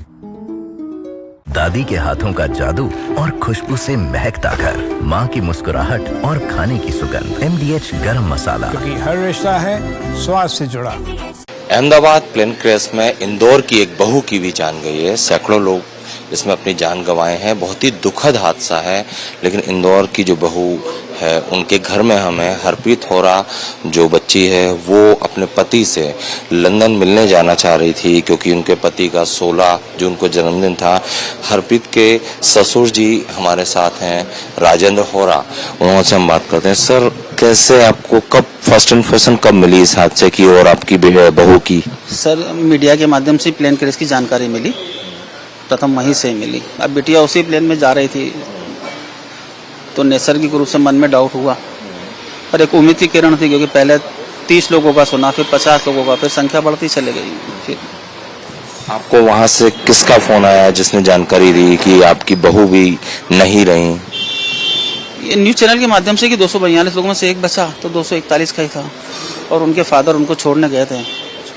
वो छोड़ के निकले, कुछ दूरी पहुंचे थे, फिर उनको प्लेन हादसे की जानकारी लगी। फिर उनसे बातचीत करी तो उन्होंने बताया कि प्लेन क्रैश हो गया है, बिटिया उसी में ही थी। 16 तारीख को शायद हरप्रीत के जो हस्बैंड हैं रॉबी, उनका बर्थडे था, उनसे मिलने जा रही थी। हाँ जी, पहले 19 को जा रही थी, 16 को बर्थडे था, तो बेटे के साथ उसने प्लान किया कि यूरोप भी घूमेंगे साथ में हम, तो वो इस हिसाब से 12 तारीख को निकल गई थी। 15 तारीख को यूरोप घूमने की तैयारी थी उनकी। जी। हादसे के लिए आप सर किसको जिम्मेदार मानते हैं? एयर इंडिया में पहले भी कई शिकायतें आती रही हैं, तो इस हादसे का जिम्मेदार किसे मानते हैं आप? सर, ये तो मैं नहीं कह सकता, पर ऐसा पूरा जानकारी है कि इससे अच्छा बोइंग कोई सी भी नहीं है, कोई सा भी नहीं है। पता नहीं क्यों ये दुखद घटना हुई, किस कारण से हुई, इसके बारे में कैसे कह सकता हूँ मैं, टेक्निकल जानकारी नहीं है सर मुझे। दोनों इंजन फेल हुए एक साथ? हाँ, ये बड़ा आश्चर्य, बस एक ही प्रश्न है कि दोनों इंजन एक साथ जाना, बड़ा आश्चर्य का लगा। अभी वहाँ ATS भी पहुँच गई है जांच करने के लिए, तो जांच होना चाहिए इस एंगल पे भी कि कुछ षड्यंत्र तो नहीं? बिल्कुल जांच क्यों नहीं होना चाहिए सर। 242 लोग हैं, 242 में उनके परिवार पे क्या गुजरी है, सबसे बड़ी बात। From Asia's largest news headquarters, setting the agenda for Bharat.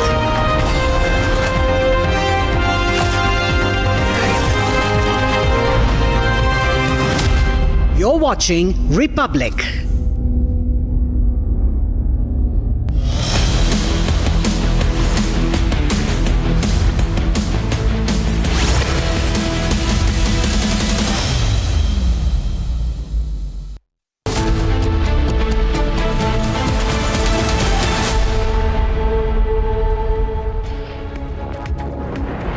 A very good morning, viewers. It's 10 a.m. and you're watching Live and Breaking with me, Deepak Suresh Kumar, and our focus will be on the air scares as well as the US military assets, its aerial assets now mobilizing in the Europe. What could this mean? Does this mean that there is a broader regional conflict that's escalating, or what does this situation mean for Iran? We'll get you all this and much more after a quick check on the headlines we're tracking.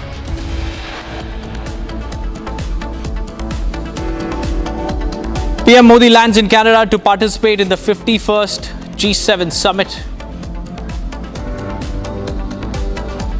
Air India flight from San Francisco to Mumbai suffers engine snag in Kolkata, passengers deplaned.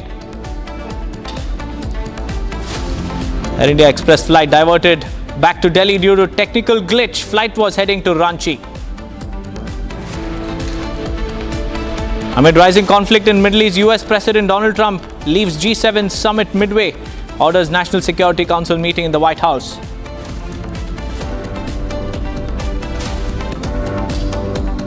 Fierce fighting between Iran and Israel continues. Trump says everyone should evacuate Tehran immediately. MEA begins evacuation of 10,000 Indian students in Tehran. Batch of 100 students being evacuated via Armenia.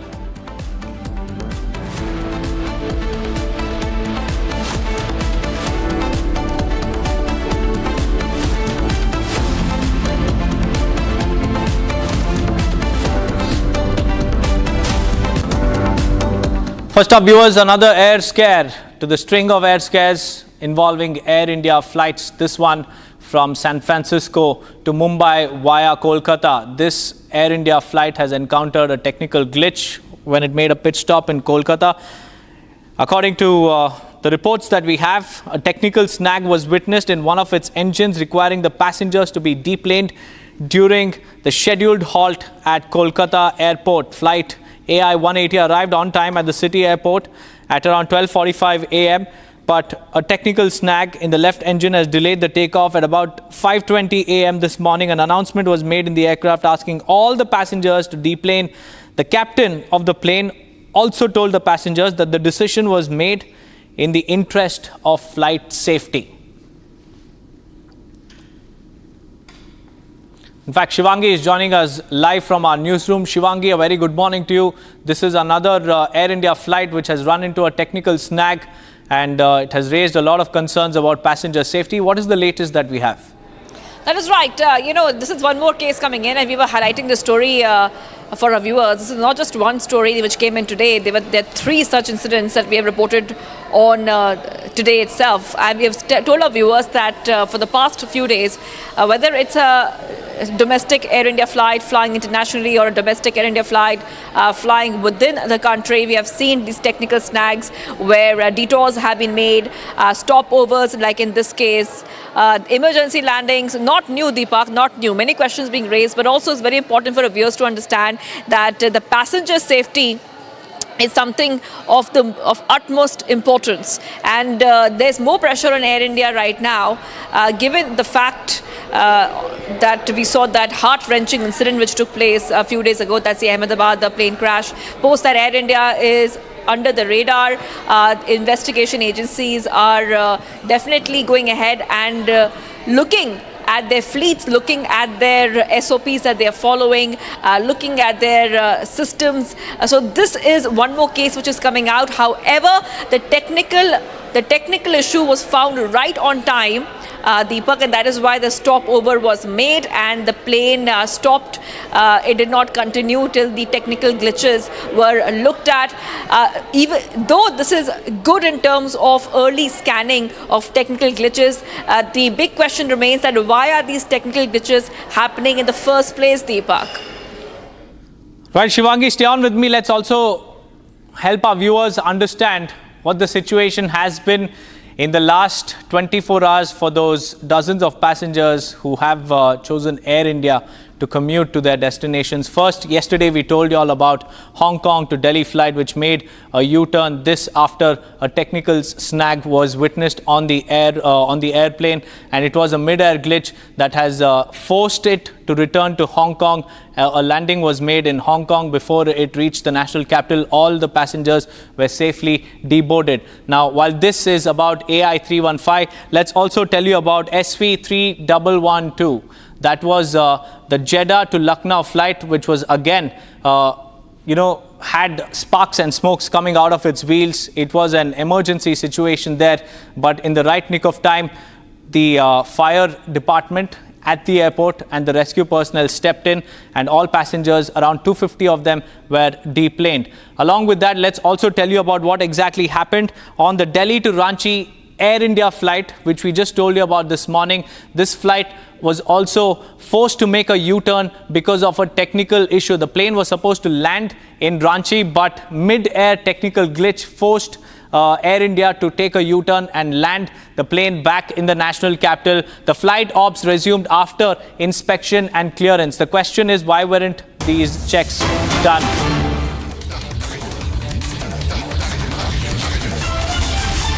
Now, viewers, moving on to some more breaking news that we are tracking. The United States has been bolstering its military presence in the Europe and the Mediterranean amid rising tensions. Recently, the US deployed dozens of aerial refueling tankers to Europe as it weighs options for potential involvement in the Israel-Iran conflict. Additionally, the Navy has dispatched the USS Nimitz aircraft carrier to the Middle East from the Pacific. Strategic bombers, including B-52 Stratofortress, are also being deployed to the US-European Command's area of responsibility for military exercises with NATO allies and partners, demonstrating the US's commitment to global security and stability. This is the US there bolstering its presence, moving its aerial assets to Europe.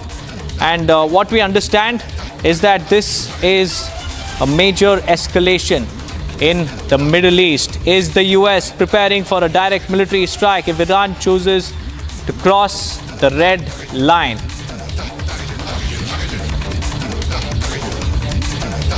We have Major Samarpal Tur joining us live on this broadcast. A very good morning to you, sir. We have seen how the US is now mobilizing its bombers and refueling aircrafts in Europe. Do you think that this is US is a prelude to a direct involvement in the Iran-Israel conflict? As far as the open source information is concerned, this is an indicator for one of the exercises which is due in Europe. These are the NATO exercises which are called the Europe Defender or the Air Defender exercises. So this is one of the critical exercises that NATO is holding. Now the issue with the reliability of the world military exercises has been, dissolved or lost its reputation, because since Russia invaded Ukraine in the name of military exercise, so any country now which claims they're going in for a military exercise can actually result in an actual military operation. So keeping that in mind, I'm very sure that Russia is on high alert. And moreover, if we logically see, the movement of these aircrafts are from US to eastwards, eastern side of US. So Houston, Texas, all these states are providing them a passage to come, because they are coming in big quantities. So the thing is that the KC-136 is a very old fleet. It has a flight range of 17,000 kilometers. And the new version of the fuel tankers, they are being replaced by KC-46. So they have a range of 19,500 kilometers. So the tactical advantage is that, yes, looking at the Israel and the Iran scenario at the present moment, these fuel tankers will definitely be used for supporting Israel and Israeli fighter jets in the oceans as well as on land. So this is one priority. Second is, in case if Israel gets overwhelmed in the coming days by the barrage of missile launches by Iran, then probably 101% these fuel tankers are going to be used by the B-1 and B-2 strategic bombers, and probably they are going in for greater depth in terms of targeting key strategic locations and assets in Iran by the United States of America. Major Samarpal Tur, how do you think Iran will perceive this? Do you think it's perceiving this as deterrence or provocation? See, this is definitely being perceived as a scene of provocation. And the second aspect is that, Iran is left out in terms of allies. Even Pakistan, yesterday the claim was something else, and today the statements have changed, and Pakistan is claiming that it has sealed the borders with Iran, whereas there were reports, intelligence reports, that Pakistan has supplied Shaheen missiles to the Iranian regime. So it depends whether Pakistan can risk its relationship with US by taking such a step by supporting Iran. And it is a very tightrope for the Arab nations when to call it quits and when to halt this war. And thirdly, the presence of Russians in Iran, because there are Russian personnel who are deployed presently in Iran. Their weapon systems are being handled by the Russians. Most of the missile systems are joint programs with the Russians. There is presence of North Koreans also in Iran. So basically, Iran has a rut of all the rogue nations, mostly that of North Korea. So let's see what is there in the coming days, because as you would connect that the missiles that are dropping in Ukraine are of North Korean origin, the K-10 missiles. So definitely it will not be surprising to see presence of North Koreans and Russians in Iran to help Iran rebut this aggression or this war imposed on them by Israel and by the Americans. So it's going to be a very big juggernaut in terms of geopolitics amongst East versus West right now, as we are witnessing it. And yes, if somebody is speculating that have we entered the Third World War, I definitely believe that it is an undeclared Third World War, which is already underway from the Russia and Ukraine war, and now spilling over into Iran versus Israel and America getting into it. Major, if you think that this is an undeclared World War III, what are the consequences for the rest of the world? See, firstly, inflation and economies are going to take a hit. Then all the airways and the waterways are going to be restricted to a certain limit. There will be off limits for trade and the trading vessels, and there will be restriction of movement of many individuals. There will be a lot of supply chain management disruptions which will be taking place. As we have witnessed, Haifa has taken a lot of hit, and Iran's oil supplies have definitely taken a hit. There have been called the black tankers or the undeclared sea tankers, which used to take the fuel and go and distribute it midway to other oil tankers in the middle of the ocean. So that was something like, the biggest black marketing of the Iranian oil, which used to get Iran $60 billion in a year. So Iran was actually developing its, public infrastructure as well as the military infrastructure and the nuclear program through this oil smuggling. And now that is going to take a hit. There is going to be a restriction. There's going to be a naval blockade. There is,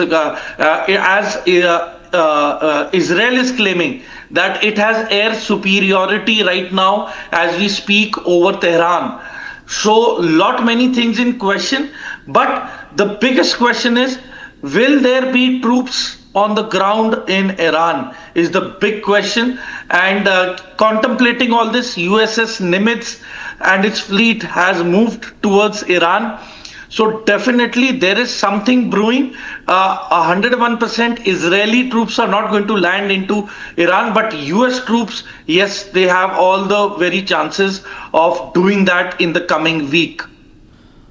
Major, the next 24 hours are very, very crucial. And, although we might think that this is a NATO exercise, but it also seems like Pentagon is activating its contingency plans for a wider Middle East conflict. You see, Israel has a limitation.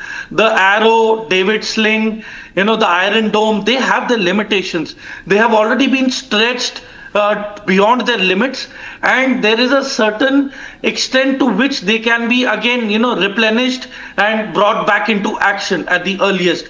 So I think now it's going to be almost a week that, the missile barrages. Major, I'm sorry and the to interrupt you here. stockpile We also have our executive editor joining us live from Washington, D.C. Aishwarya Kapoor, our executive editor, is live from Washington, D.C. even as the drama unfolds. A very good morning to you, Aishwarya, from India here. What's happening at the White House? Because Donald Trump has left G7 summit midway, claiming that there is a high-level meeting that will be chaired in the White House. Tell us about the latest that's happening. Well, he has landed in Maryland. His Marine One, Deepak, has already landed on the south lawns of the White House. And as Major Tool was saying, that this is just the beginning. And here in White House, I can just confirm you, it's midnight, but then you can see the top officers of the White House who are there, present in the Oval, and then in different offices.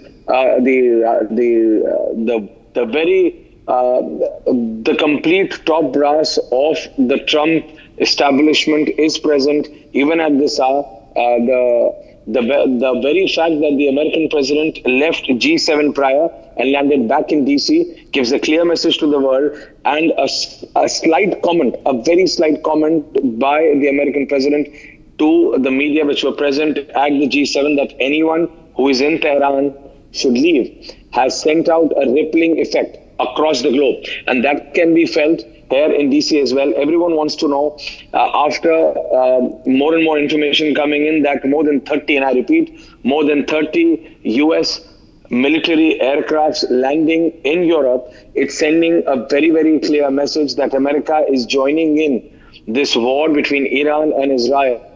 It is no more, and I repeat, it is no more just a verbal support. America is putting boots on ground. America is going to use the might of its military, which in fact is very clear, is a force which Iran cannot counter. And now America is going to come in full support of Israel. You can see these live visuals of the Air Force One of the American President Donald Trump landing in the US. He is back in US. It's midnight here, and he's already chairing not one but multiple meetings. And what we could confirm to you is that is complete top brass. And as Major Tool was also giving us a clear message, we are getting these live visuals coming in of the US President Donald Trump departing from the Calgary airport en route to Washington. So these are the visuals which are coming in a few minutes prior, because we have been confirmed that he has landed here in DC. So these are visuals coming in from the Wire Agency AP of Air Force One leaving from Calgary a few, I believe, around 50 minutes prior from now, because that is what the flight time is between Calgary and DC. But these are very, very turbulent times, and we could just confirm to you, after Donald Trump deciding to leave the G7 prior, 24 hours prior, in fact, in leaving the top world leaders, we have seen a statement coming in from Emmanuel Macron that the complete G7 urges for peace. But it's a clear message with 30 plus US military planes landing in Europe and the American president landing back in DC, leaving G7 right in the middle, that US and Donald Trump are not taking it lightly after the last 24 hours. What we've seen, the kind of devastation we've seen in Tel Aviv, and also the whole and the very fact that the refinery of Israel was directly hit by Iran. Now, what we are being told, that America is not only going to provide verbal support, but open military support. Till now, it was covert, but now it seems, a Major Tour, it is going to turn from covert to overt. Back to you, Deepak and Major Tour. Right, Aishwarya, many thanks for joining us, but stay on with us. We also have Major Samarpar Tour also with us. Major, do you think that the CENTCOM is now silently activating its southern Europe base for any potential escalation? And do you think that all of this is Iran's own doing? Because Sunday there was a second round of talks on its nuclear front, and it called it meaningless. And now Donald Trump there issuing a warning, an evacuation warning, and then mobilizing his air assets there. How do you look at this going forward? See, this is definitely, the reason being why America is getting suddenly activated is because Iran has already been stockpiling its ballistic missile program for n number of years. I mean, nuclear program was one of their main objectives, but simultaneously they were already stockpiling and making massive stockpiles of intercontinental ballistic missiles, and they have a good technology to back them, and a majority of the scientists who are working hand in glove with the Iranian scientists were the North Korean scientists. And now, as I told you earlier, that North Korean missiles are being used by the Russian forces against the Ukrainians. So definitely there has been you could say arms race, and it is a cause of great concern, and it is going to spill over. Well, Major, this could also be seen as a pressure on Iran to, let go of its military nuclear program. But do you think that Iran will give in to this pressure? If you could please repeat your question, please. Major, this is seen as, the US, Israel building pressure on Iran, to stop working on its nuclear program. But the question is, will Iran really give in to this pressure? See, Iran, Ayatollahs and the Islamic regime, it is with great difficulty that they had overthrown the Shah. And I don't think that they will go down without a fight. Even if they are going to go down in the fight, they will ensure that the maximum destruction is going to take place, because the local populace of Iran itself is against the rulers of Iran. They are very well aware of it. That is one of the major reasons why Mossad got the maximum support of the Iranian people. And keeping this in mind, the Ramstein air base in Germany and the Lakeheath Major, sorry to interrupt you. Our executive editor Aishwarya Kapoor also has a question for you. Today. Major, a lot of questions are being asked around the world today, and here in DC as well, and back across the globe. That what about the mighty Iron Dome? What about all that bravado of Israel, all that bravado of Benjamin Netanyahu, and all that military? Yes, Israel has been in support of India. India has made it clear that we want peace. Prime Minister Modi is at the G7. Prime Minister Modi and our Foreign Office has already spoken to both Iran and Israel. But the manner in which in the last 36 hours, Iran has hit out on Israel in Tel Aviv, on their military and their social important institutions, including their reactors, including their oil refineries. America, it's a desperate move, because what Iran and the supporters of Iran are trying to propagate in the international media as a PR is that, look, we are forcing the American president to leave the G7, Deepak. That is the message which the pro-Iranian supporters are trying to propagate, that we are forcing the American president to leave the G7 in the middle of it. That is what the Iranian power is today. That is their message, Major Tool. That is what they are trying to propagate. And these are live visuals, by the way, coming in from the Calgary airport. Yeah. But Major, your comments. As far as Iran is concerned, they have one of the largest oil reserves and natural gas reserves in the world. And when a country owns such natural resources, it is evidently clear that it is for humankind, for all of the world to consume it.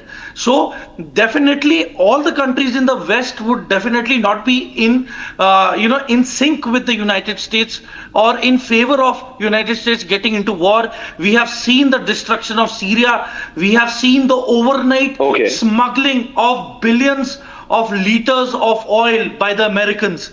So definitely the G5 is not going to take the war of Iran getting exaggerated by the participation of US.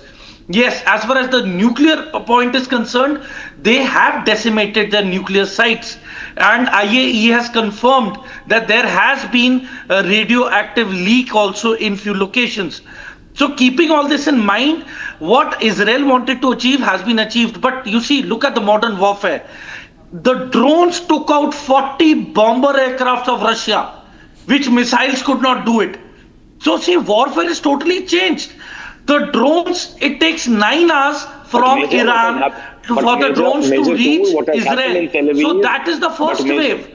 Simultaneously, by the time these drones reach Israel, the world is watching. The world is also watching that the American president has been forced by Iran to leave the G7 meeting in Canada in the middle. You cannot negate that. We are seeing a flurry of information which is being propagated on both social media and on proper national media of several countries, beg your pardon, that how they are propagating this fact that how Iran in the last 36 hours, by decimating certain cities in Israel, by decimating their power plants, by decimating certain high-rise buildings in Tel Aviv, has literally pushed Donald Trump, the American president, the so-called most powerful man in the world, Deepak, the so-called most powerful president of a country which thought that it could just remove Iran from the global map in a whiff, has forced Donald Trump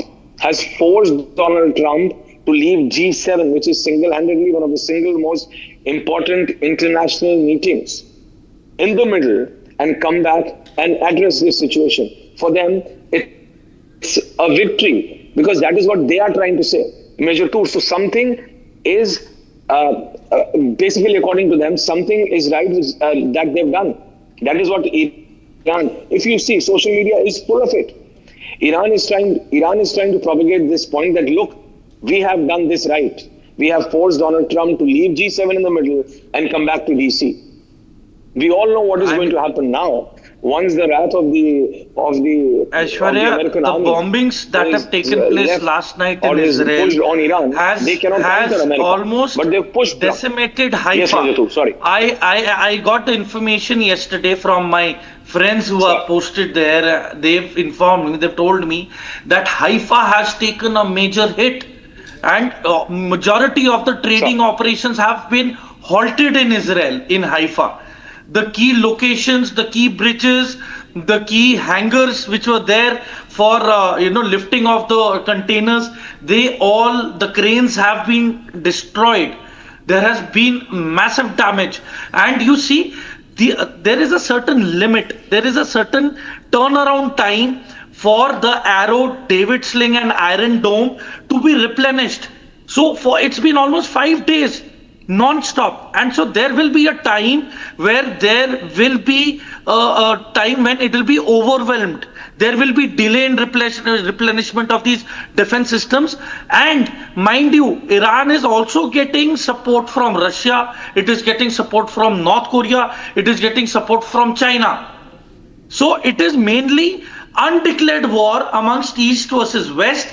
These are just platforms or territories where the weapon systems of the East versus West are meeting against each other. And do not be surprised that the shifting of USS Nimitz may result in China advancing to Taiwan. US and Russia, which in turn, Deepak, will answer your question, which you were just asking few minutes prior to Major Tour, that is it turning into a World War III? It is. It already has. It already has, because see, it will be evidently clear. Major Samarpal Dur and Aishwarya, I'm really sorry to interrupt you all, but it's time for us to slip into a very, very short break. But hold your thoughts. We'll be right back on the other side with more details of PM Modi in Canada for the G7 summit, and also the United States mobilizing its aerial assets in southern Europe. Stay tuned.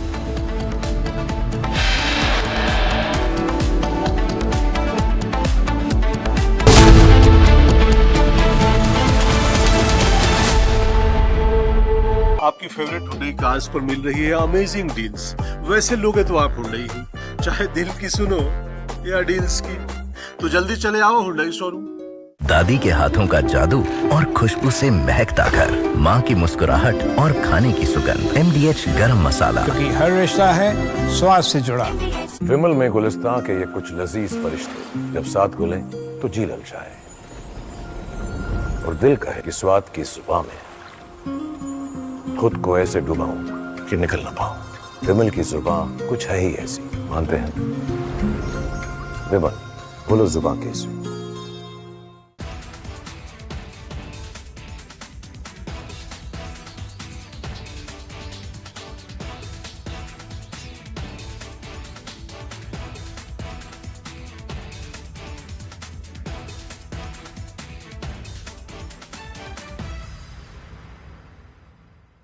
पंद्रह साल हो गया उनको वहाँ पे, 10-15 साल से। और इंडिया में कब से आए थे? इंडिया यहाँ पे उनके मम्मी का हार्ट हो गया था बोल के उनको मिलने आए थे। तो 6 दिन में रिटर्न था उनका जाने का, तो 6 दिन में ये हादसा हो गया।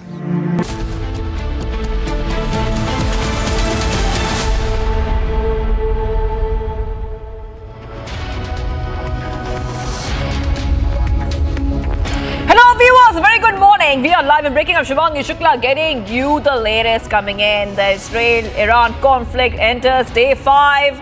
G7 joint statement out on the conflict. And Donald Trump leaves G7, goes back to the United States. All this and much more coming right up. But as usual, the headlines first. Let's get started.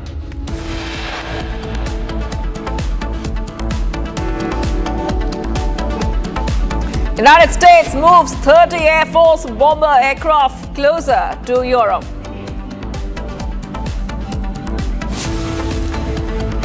Engine snag in San Francisco to Mumbai Air India flight. Another Ranchi-bound Air India Express flight diverted after technical issue. Prime Minister Modi reaches Canada to attend the G7 summit. Israel-Iran escalation overshadows G7 joint statement, says Iran can never have nuke. US President Donald Trump leaves G7 summit Midway, orders National Security Council meet in the White House.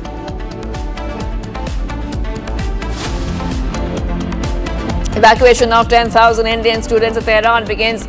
Batch of hundreds Indian students being evacuated through Armenia.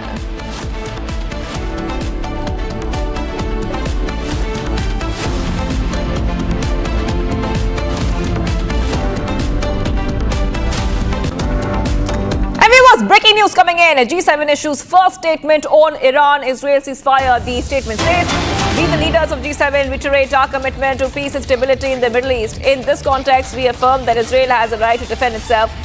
We reiterate our support for Israel's security. We also affirm the importance of protecting civilians. Iran is a main source of instability and terrorism in the region.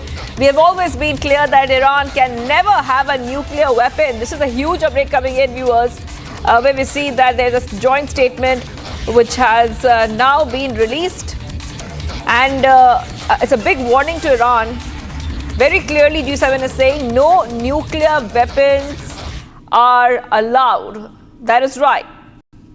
G7 is also backing Israel. That's the second highlight of this statement, where we see that a group of 7 nations express support for Israel and label its rival Iran as a source of instability in the Middle East.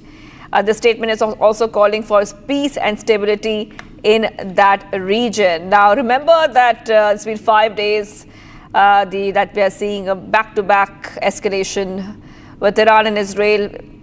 Israel has attacked Iran with airstrikes, raising alarms in the region, and Iran has also struck Israel back. And we'll get our viewers more updates on this story. But right now, being joined by a guest, we are being joined by Major General A.K. Sivach, a defense expert, joining us here on Republic TV. Thank you for joining us, Major General. And sir, you know, there's so many things happening right now when it comes to Israel-Iran conflict. But I think our viewers would like to know, how does the G7 statement on the conflict help our viewers understand how will that play out as the Iran-Israel conflict has entered day 5? You know, one thing is very clear, that the statement is loud and clear as far as G7 is concerned. They have all joined together to state that the Iran can never have a nuclear weapon. And basically why the Israel has attacked on Iran is to neutralize those nuclear weapons because Iran was on the verge of, preparing a nuclear weapon. So the point, this issue becomes very clear that the whole world is now, and especially the top 7 nations, they want that Iran should not have a nuclear weapon because this will increase the instability in Middle East and in the whole world. So I suppose this is a very bold statement, and first time that they have joined together, everyone is speaking the same language as far as Iran is concerned, and this will go a long way. Now, will the war stop? Will the war continue? It all depends as to how much US will play a role. I feel as far as Iran is concerned, it wants now a negotiation, it wants a ceasefire, because the point is that Iran is now battered completely by Israel. Israel has a much stronger air power. It is able to neutralize its nuclear installation, energy facilities, as well as its fighting capability. And I suppose whether Israel accepts this or not, the time will tell. But the pressure is on US now that they are the one which hold the key to this problem. But certainly one can say now the G7 meeting, one thing is very clear, that the whole world is of one voice, that Iran must not have a nuclear weapons in near future. That's right. Okay, we're getting some more breaking updates coming in. But before that, these are pictures of Donald Trump leaving the G7 summit Midway. Remember that Donald Trump has decided to leave the summit, go back to the White House and hold a meeting in the Situation Room. So pictures coming in of Trump cutting short the G7 visit, urging Iranians to evacuate Tehran immediately, and also leaving Canada to rush back to Washington as the conflict has entered the 5th day. The White House has said that US President was leaving the gathering of world leaders because of what's going on in the Middle East. So that is what the White House said, that he is leaving, quote unquote, because of what's going on in the Middle East. But from what we understand, Trump has instructed his national security team to be ready in the White House when he arrives, be ready in the Situation Room. Situation Room is a crisis management center that serves as a hub for US intelligence and national security decision making. So he's asking his team to be ready there once he arrives. He will be holding a meeting. And like the White House has dropped a hint there, this will be regarding what's going on in the Middle East. Speaking of that, remember that Donald Trump had asked Iranians to evacuate Tehran immediately. Now, that statement had come in a short while back. He had reiterated that Iran should have signed a nuclear deal with the United States. First on Republic TV, visuals of the US President Donald Trump, who is now leaving, I repeat, leaving the G7 summit Midway.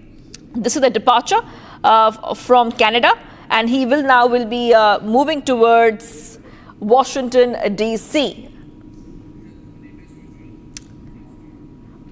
And Donald Trump waving to the cameras as he's leaving. And remember that he's cut his visit extremely short. And this announcement has come just moments before the G7 joint statement, which is leading to speculations that Donald Trump is not very happy with the joint statement. That is right. This is also one of the indications coming in, that has Trump signed the joint G7 statement on Iran, because the G7 statement on Iran is already out, and Donald Trump has left just when the G7 statement is released by the leader. So this is a back-to-back updates coming in here, Republic TV, where Trump is leaving G7 summit due to the Middle East situation. The G7 is already finding unity when it comes to conflicts in Ukraine and between Israel and Iran, as Trump has expressed support for Putin, and he has urged Iranians to leave Tehran as soon as possible. So Trump has made his stance clear. Now he has left the G7 summit Midway.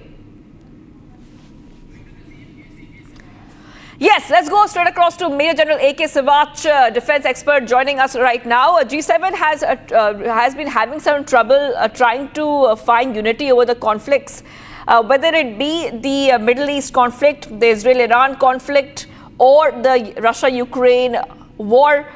It looks like that Trump is really not on the same page like the other leaders. Major General. Two, three issues. One, as far as Russia-Ukraine war is concerned, it is not on the same page. In fact, the other G7 countries are always demanding that we need to support Ukraine more. And also the US should also support now. There he may not be on the same page. He is reluctant to support Ukraine unconditionally. But as far as you can say Israel and Iran conflict, which is now entering on the 5th day. Now the fact that they have approved a joint statement wherein it states that Iran must not have nuclear weapon. I think that it speaks of a great volume because the US wanted that way. I suppose, considering the Trump personality, going midway from G7 is a very normal for him. He came out from JCPO, Joint Comprehensive Plan of Action in 2018. He came from Paris Climate, deal which was there. So his focus is basically as on today on Israel Iran war because that may go out of hand. Now possibly he want to take stock of the situation because Iran is now not in a state to fight longer war. Iran want to now have a truce and it is already sent a filler to US, and I suppose Donald Trump can pressurize Israel also that they can have sort of a ceasefire and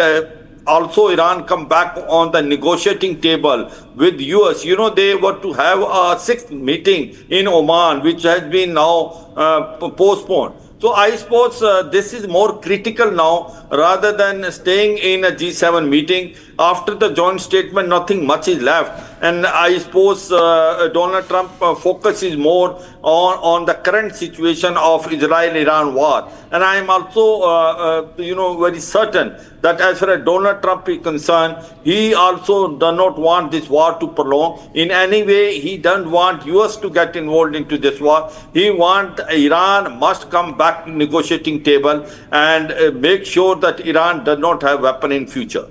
All right, and also Donald Trump has expressed strong support for Israel's airstrikes on Iranian nuclear facilities, describing them as excellent and very successful. But he has also called for a diplomatic solution. Thank you for joining us there, Major General P.K. Sehgal. My apologies, Major General A.K. Sivach. And I will be coming back on to the story. At the same time, there's some more breaking news coming in where Indian students are being evacuated from Tehran. The batch of 100 students being evacuated from Tehran through Armenia. MEA sets up 24/7 emergency control room in Tehran, and emergency lines have been opened up for students. So Indian students being evacuated from Tehran. And a batch of 100 Indian students are being evacuated as we speak right now. Now, I also want to tell our viewers that a lot of Indian students are studying in Tehran, in areas of Iran. Especially, a lot of students are pursuing a medical degree there, and they are from all across India, from different states. They have there are reports of them being in Iran, Indian students saying that they are facing a lot of issues there.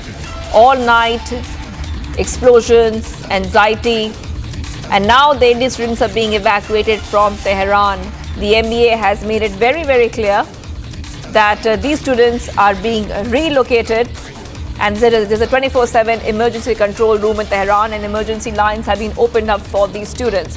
I really have to move ahead right now because we're getting some more breaking updates coming in. West Bengal CM Mamata Banerjee has courted controversy after she displayed lack of empathy for the victims of the Kidarpur market fire.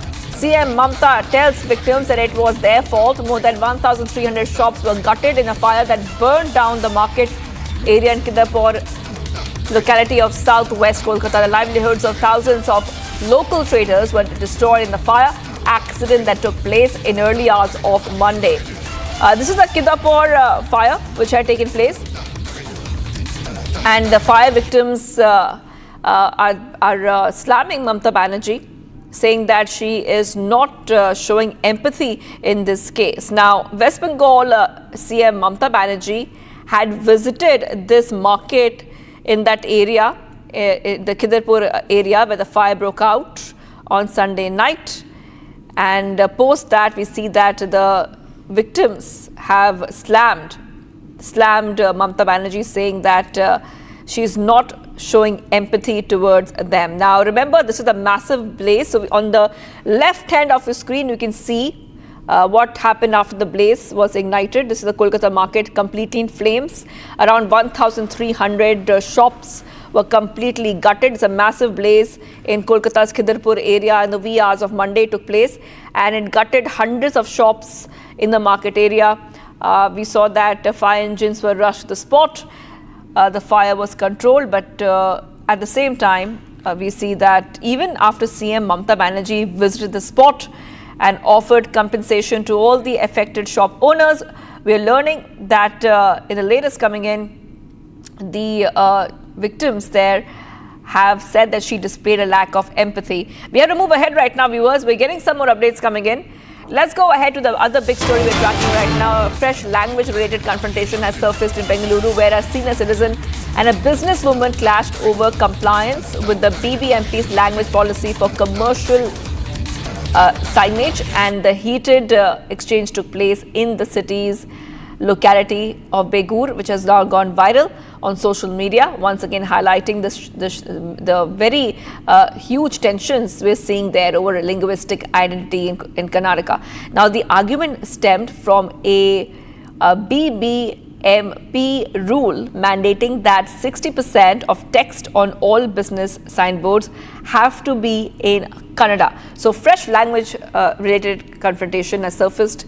You can see that it's between a senior citizen and a businesswoman. They're clashing over compliance with the BBMP's language policy for commercial signages and boards.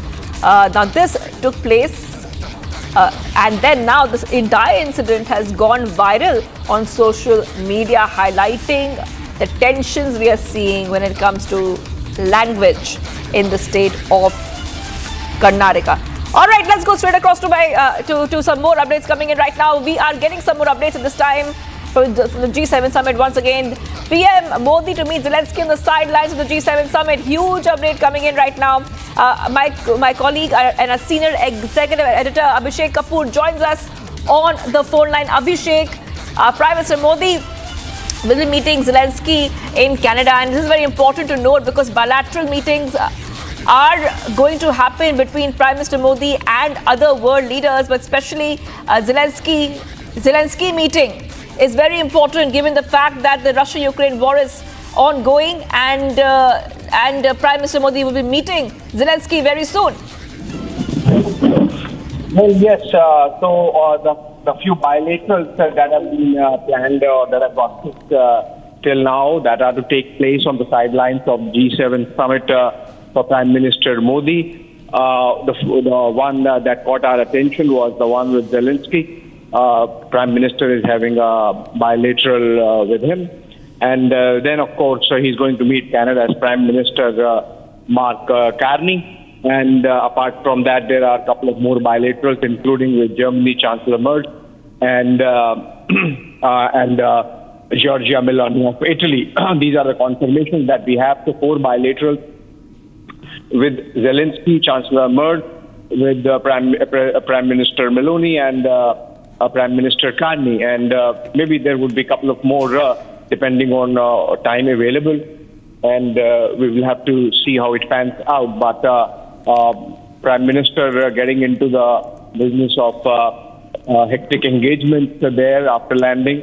And as the day firms up here and, of course, overnight there, depending on what all can be achieved, more engagements would be squeezed. Of course, it's unlikely that a meeting with President Trump is possible now, given the fact that he's already announced that he's leaving Canada for the situation in Middle East and to monitor it close. from the White House. So that was one big meeting that was expected and has not taken place. But yes, these 4 meetings that I mentioned are going to take place. The one with the Canadian Prime Minister Carney and Ukrainian President Zelensky taking their own tally. That was right. And you know, Abhishek, we're getting some more information that it's not just Zelensky that Prime Minister Modi is meeting. So bilateral meetings are going to take place. And we're talking about with Germany, Canada, Ukraine, Italy. Multiple world leaders will be meeting Prime Minister Modi, Abhishek, and that too. This is G7 summit, a summit of all major advanced economies. All right, we will connect back with Abhishek on that. But PM Zelensky meet due at the G7 summit. Bilateral meetings to be taking place in Canada as the G7 summit continues. We are taking a short break. Viewers, do not go anywhere. We are tracking the biggest stories here. United States moves 30 Air Force bomber aircraft closer to Europe. Plus, engine snag in San Francisco to Mumbai Air India flight. Another Ranchi-bound Air India flight has been diverted after technical issue.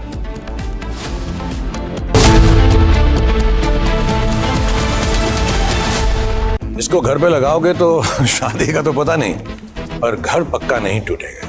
Rungta नहीं तो घर strong नहीं। Rungta steel TMT बार एकदम solid. पहाड़ों में एक hiking stick भी बन सकती है। आधे बाउल दही में 4 चम्मच MDH चटनी पुदीना मसाला डाला, स्टर करो, पुदीना चटनी तैयार। MDH चटनी पुदीना मसाला। अहमदाबाद प्लेन क्रैश में इंदौर की एक बहू की भी जान गई है। सैकड़ों लोग इसमें अपनी जान गंवाए हैं। बहुत ही दुखद हादसा है, लेकिन इंदौर की जो बहू है उनके घर में हमें हरप्रीत होरा जो बच्ची है वो अपने पति से लंदन मिलने जाना चाह रही थी, क्योंकि उनके पति का 16 जून को जन्मदिन था। हरप्रीत के ससुर जी हमारे साथ हैं, राजेंद्र होरा, उनसे हम बात करते हैं। सर, कैसे आपको कब फर्स्ट इन्फॉर्मेशन कब मिली इस हादसे की और आपकी बहू की? सर, मीडिया के माध्यम से प्लेन क्रैश की जानकारी मिली, प्रथम वहीं से मिली। अब बिटिया उसी प्लेन में जा रही थी तो नैसर्गिक रूप से मन में डाउट हुआ, पर एक उम्मीद की किरण थी, क्योंकि पहले 30 लोगों का सुना, फिर 50 लोगों का, फिर संख्या बढ़ती चली गई। फिर आपको वहां से किसका फोन आया जिसने जानकारी दी कि आपकी बहू भी नहीं रही? ये न्यूज़ चैनल के माध्यम से कि 242 लोगों में से एक बचा, तो 241 का ही था, और उनके फादर उनको छोड़ने गए थे। वो छोड़ के निकले, कुछ दूरी पहुंचे थे, फिर उनको प्लेन हादसे की जानकारी लगी। फिर उनसे बातचीत करी तो उन्होंने बताया कि प्लेन क्रैश हो गया है, बिटिया उसी में ही थी।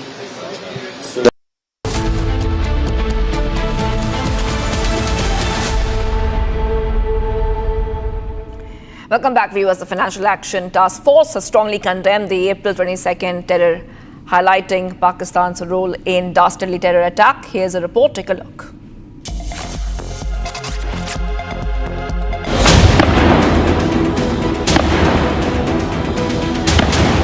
The Financial Action Task Force, or the FATF, has strongly condemned the April 22nd terror attack in Jammu and Kashmir's Pahalgam that killed 26 people. The FATF highlighted that the attack couldn't have happened without financial backing and the ability to move funds across terror networks. FATF's latest reaction on Pahalgam terror attack is significant and could help India push to include Pakistan in the grey list. Notably, Pakistan was on FATF's grey list from 2018 to 2022 due to its terror activities. India has been pushing for Pakistan's return to the grey list, citing Islamabad's failure to fully implement anti-terror laws. New Delhi has also provided FATF with evidence related to Islamabad's terror infrastructure. The global terror financing watchdog, FATF, is yet to release a detailed report on terror financing patterns of Pakistan.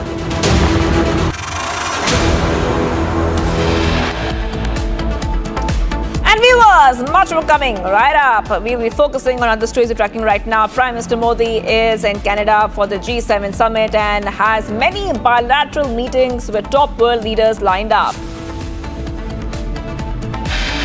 And amid rising conflict in the Middle East, US President Trump leaves G7 summit midway, orders National Security Council meeting in the White House. Stay tuned.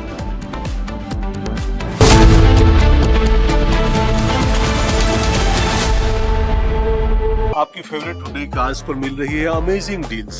वैसे लोगे तो आप Hyundai ही, चाहे दिल की सुनो या deals की, तो जल्दी चले आओ हुंडई शोरूम।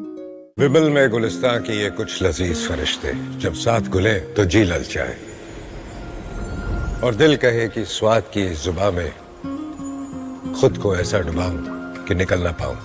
विमल की जुबान कुछ है ही ऐसी, मानते हैं ना? विमल, बोलो जुबान केसरी। ये है सीक्रेट रेसिपी MDH का जीरा सिप जल जीरा मसाला। सिप सिप जीरा सिप जीरा सिप MDH का जल जीरा सिप MDH का जल जीरा सिप।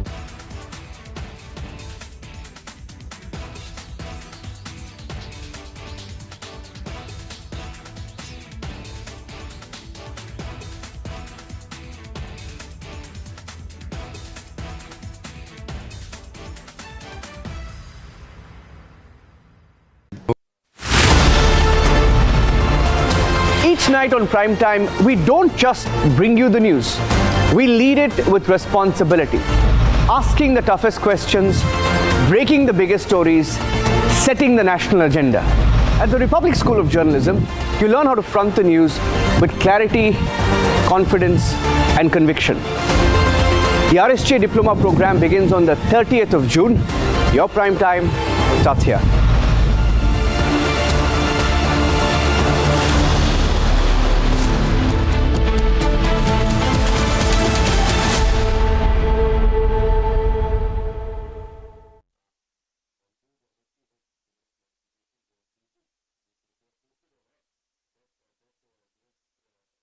विमल में गुलिस्तां के ये कुछ लजीज फरिश्ते जब साथ घुले तो जी ललचाए और दिल कहे कि स्वाद की जुबान में खुद को ऐसे डुबाऊं कि निकल ना पाऊं।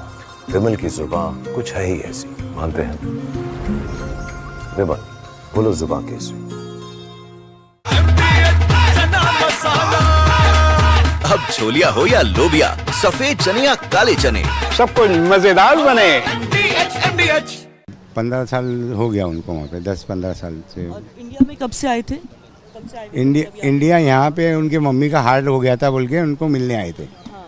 तो 6 दिन में रिटर्न था उनका जाने का, तो 6 दिन में ये हादसा हो गया।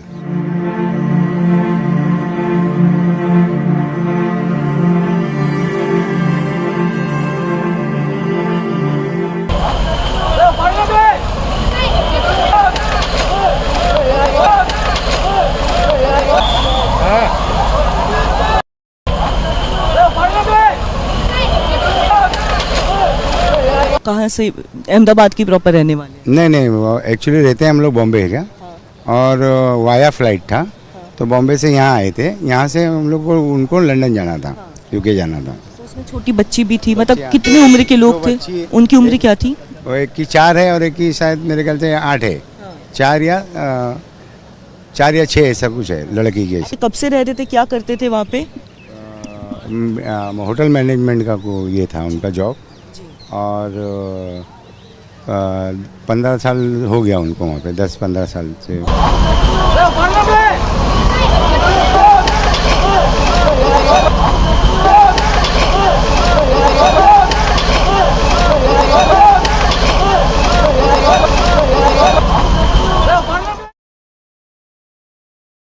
अहमदाबाद प्लेन क्रैश में इंदौर की एक बहू की भी जान गई है। सैकड़ों लोग इसमें अपनी जान गंवाए हैं। बहुत ही दुखद हादसा है, लेकिन इंदौर की जो बहू है उनके घर में हमें हर पीर। From Asia's largest news headquarters, setting the agenda for Bharat.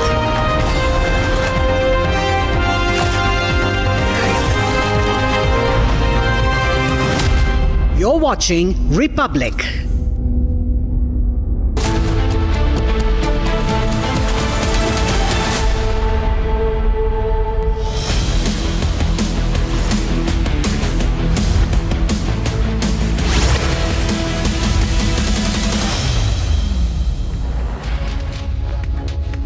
Very good morning, ladies and gentlemen. Thank you for staying with Republic TV. You're watching live and breaking this Tuesday with me, Oyona Mitra. We are tracking the developments in the Middle East very, very closely for you as Iran and Israel escalate hostilities for a 5th consecutive day. Tracking that and a lot more for you, but first the headlines at 11 a.m.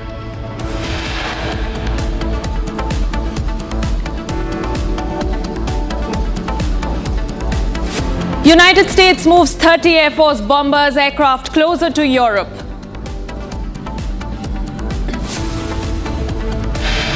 Engine snag in San Francisco to Mumbai Air India flight. Another Ranchi-bound Air India Express flight diverted after technical issue. Prime Minister Modi reaches Canada to attend G7 summit.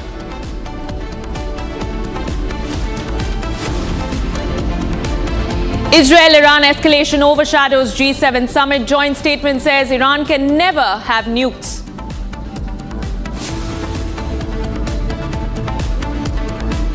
US President Donald Trump leaves G7 summit. Midway orders National Security Council meet in the White House. Evacuation of 10,000 Indian students in Tehran begins. Batch of 100 Indian students being evacuated via Armenia.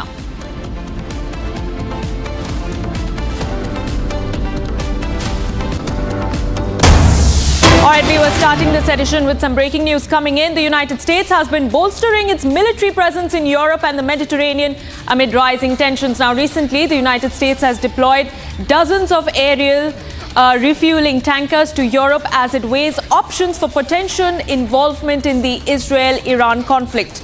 Now, additionally, the U.S. Navy has dispatched the USS Nimitz aircraft carrier to the Middle East from the Pacific.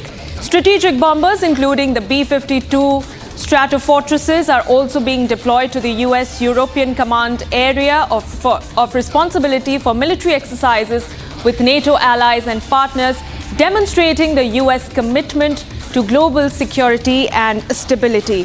This is the latest breaking news that we're tracking in. The US has mobilized more.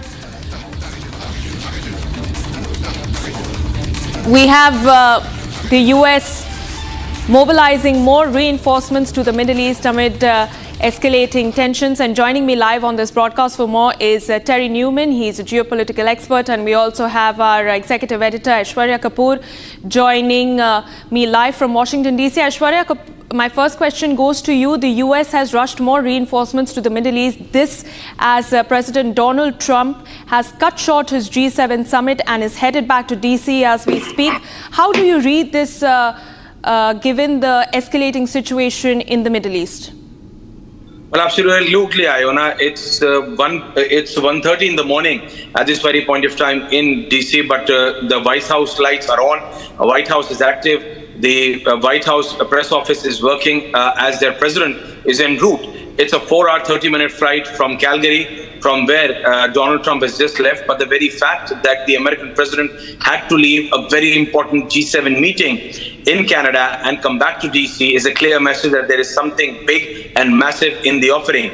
And the information which you just broke a few seconds prior, and that's an open source because there is yet no confirmation from the White House that the American military has activated more than 30 to 35 of their aerial assets in Europe, and they're already in the European airspace. That in itself is a massive, massive deployment.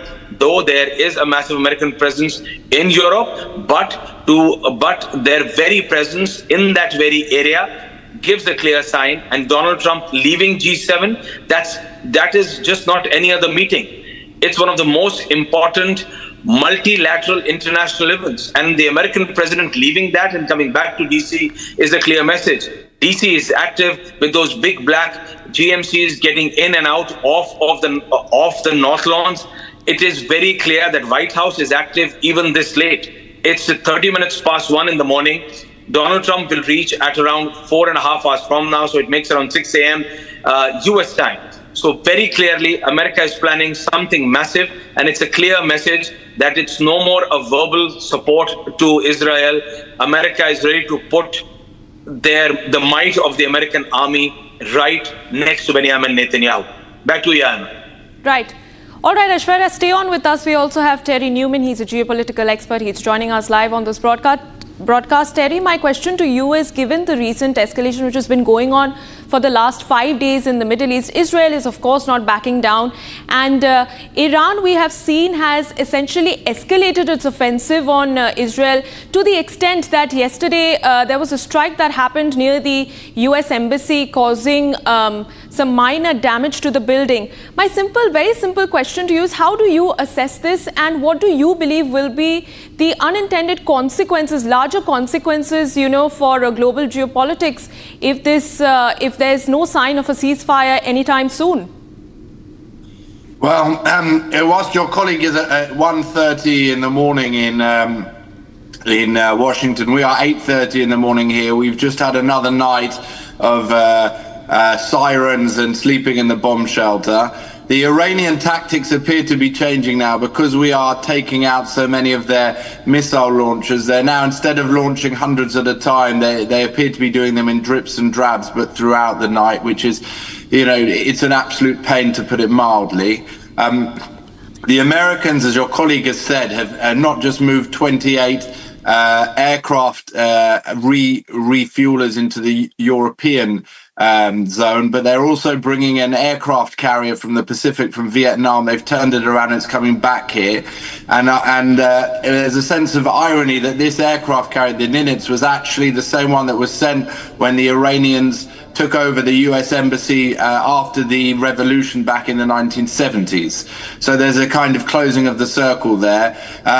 I think the America leadership, including even parts of MAGA movement, realized that when in Iran they shout that Israel is the small Satan and America is the big Satan, they understand that Israel is fighting not just for itself, but it's fighting for the United States and for the free world. We have here a call for us to go into the bomb shelter, but I think that is the main message which needs to come through. Israel is fighting this not just on behalf of itself, on behalf of the free world, and we hope that those leaders in the G7 understand that and will support, because up until now, certainly the Brits and the French have refused to help defend Israel, and we hope they will reconsider their position. Right. All right, Aishwarya, I'd like to come back to you. You're live from Washington, D.C., and I want to understand, as we speak, Donald Trump is back on his way to Washington. He's convened a national security meeting in a short while from now. I want to understand from you, how do you assess the situation between America and Iran escalating? Because Trump had, in fact, 2 days ago sent out a warning to Iran saying that if they try to cross the line, then the US armed forces will issue a heavy response to Iran. And of course, then this comes a day after the US embassy in Tel Aviv was attacked. So, and this also comes at a time when Iran has in fact accused America of providing backdoor support to Israel in the wake of this conflict. So how do you see the tensions between America and Iran escalating in the wake of this conflict? Well, Iona, it is way past the warning stage. With the American president leaving the G7 and coming back to DC, it's a clear message. He has called the national security meeting at 6 a.m. in the morning, US time, which is around 5.5 hours from now. And that is exactly the time which he takes from Calgary back to DC. But the point is, it is way past the warning stage. And as Terry was just telling us, it is just not about the Air Force. So the US is also moving their Navy, and they're moving their aircraft carriers, and that's a clear message. Otherwise, there was no need for Donald Trump to basically cut short his Canada visit, and it's just not a bilateral meeting. It's a G7 meeting. None other but Donald Trump understands how important it was for the US, both economically and strategically. But he left that, and he's back in DC in the next 5.5 hours. He has cut that short literally into half. He was to be there for the next 24 hours, but he has cut that short. So it shows the importance of what is basically coming after what is coming now. And what is coming now is the might of the American army. Because if you see the statements which are coming out of the Israeli Foreign Office now, from the office of the Israeli Prime Minister of Benjamin Netanyahu, if you see their statement in the last 20 minutes, they seem far more confident, because now they know that it's just not verbal support. The Americans have come in their support. But what is going to be interesting is how the Russians are going to act or react, and whether the Chinese, are they going to even live up to their promises made to Iran? Because lastly, whenever Chinese have made their promises to basically whoever in the world, they've never lived up to it. But the Americans are, and the Americans are coming to the aid of Israelis like never before. And as Terry was telling us, I'm just stressing, it is just not about those 24 refuelers and around 50 plus fighter planes of the American Air Force who are already placed in different parts of Europe and will be deployed within minutes after the final order comes from the American president. And by the way, he doesn't need to wait for those 5.5 hours till he is on board on Air Force One. He could take that decision any minute, because Air Force One, as we are all aware, is an active office. He can act, he can react, he can deploy from midair, and that is what is being looked after. So every movement of the American president is being very, very minutely watched, because he has left the G7. That in itself is a clear message that America is in this war now. Back to you, Anne. Yes. Right, Aishwarya, thank you for that. Terry, I'd like to come back to you. We've seen visuals of devastation and havoc across Tel Aviv, across Jerusalem, due to the back-to-back missile strikes that Iran has imposed on Israel. And Israel, of course, has been giving a harsh response as well. How do you see Israel's military strategy moving here forward, given that Iran is absolutely not backing down? Even yesterday, for a 5th consecutive day, we've seen back-to-back missile strikes hitting the city of Tel Aviv and creating absolute destruction? Right, well, excellent questions. The Israeli military strategy is developing as planned, in that it is taking out bit by bit the top military echelons of the Iranian army, together with the most important ballistic missile production and missile production sites, and the means by which they then send those missiles. And in addition, dismantling the various parts of the Iranian nuclear program. Now, the reason why President Trump's leaving the G7 and going to Washington is so important is that there are a few very important parts of this nuclear program which Israel cannot deal with by itself, because they are built so deep underground. You need a bomb that's called the Moab bomb, which in typical American language, the mother of all bombs. So that is carried by the stealth B-2 aeroplane, which is currently being brought to the region. And that will obviously be an integral part of the next stage. And this is a decision, though, for the U.S. government to make in the interests of the U.S. people. So, we hope that they understand that Israel is the small Satan fighting on behalf of the large Satan, to put it in Iranian language. But we are doing everything that we can and passing now part of that job over to them.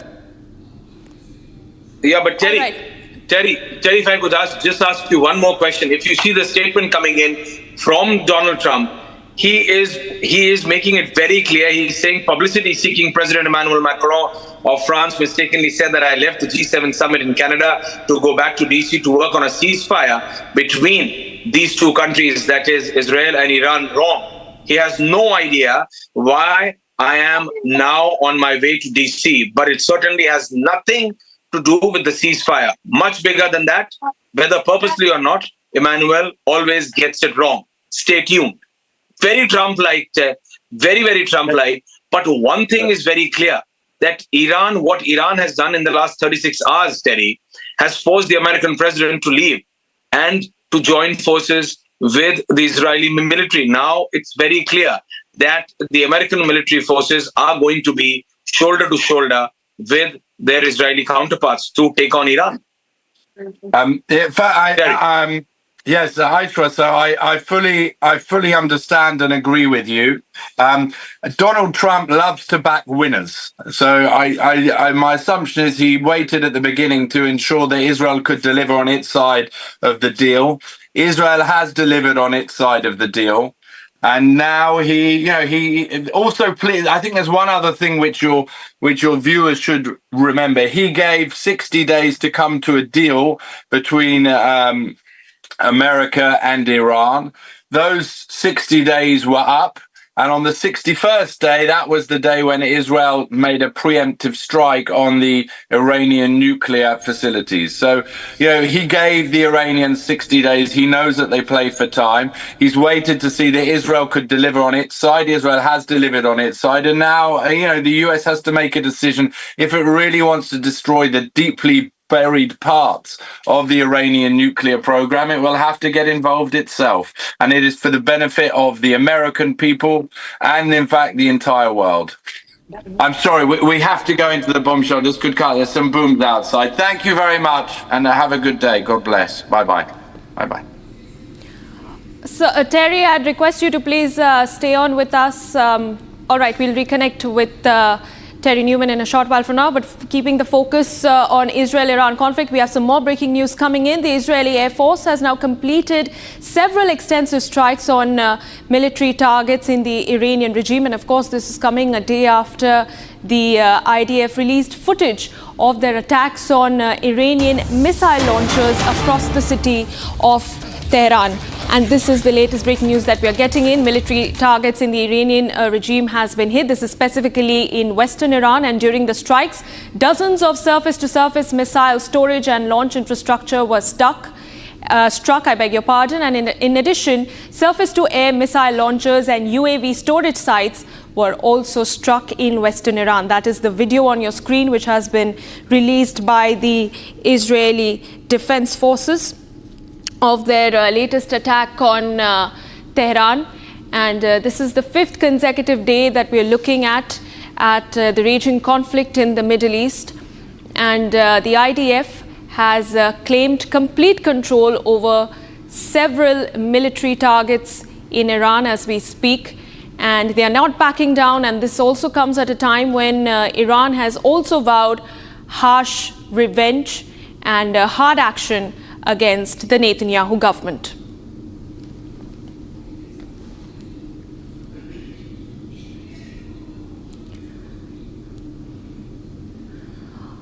All right, viewers, let's now get to you more visuals from across Iran and Israel, which puts into perspective just how devastating the situation has been over the course of the last 5 days. Now, on your screen is the first video, which shows how the Israeli Defense Forces struck command centers belonging to the Quds Force of the Islamic Republic regime and the Iranian military. That's video number 1 on your screen, which shows how the IDF has taken control of the IRGC command center in Tehran. And now on your screens, we have the second video, which shows how the Israeli Air Force identified and eliminated surface-to-air missile launch troops seconds before they reached a launcher south of Tehran. Now, the troops were eliminated and the launcher, the Iranian surface-to-surface missile launcher, was completely dismantled. This is a footage that has been released by the IDF. Moving on, these are visuals from Tel Aviv in Israel, which essentially captures the aftermath of an Iranian missile strike. These are visuals from the city of Tel Aviv, which you can see is up in flames after repeated offensive by Tehran. And emergency workers are working round the clock on war footing to evacuate citizens, to take control of the situation and to douse the flames.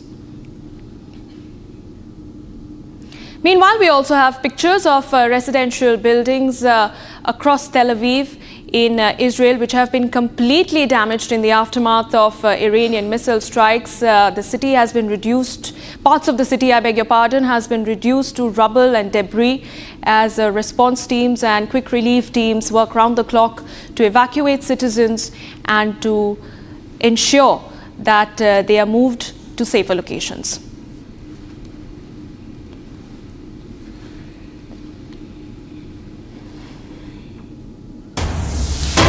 Now back in India, viewers, shifting focus to what's been happening in Uttar Pradesh, where multiple encounters have taken place as part of Operation Langra. We are learning that encounters have taken place in Bahraich, Shamli, Firozabad and Kushinagar.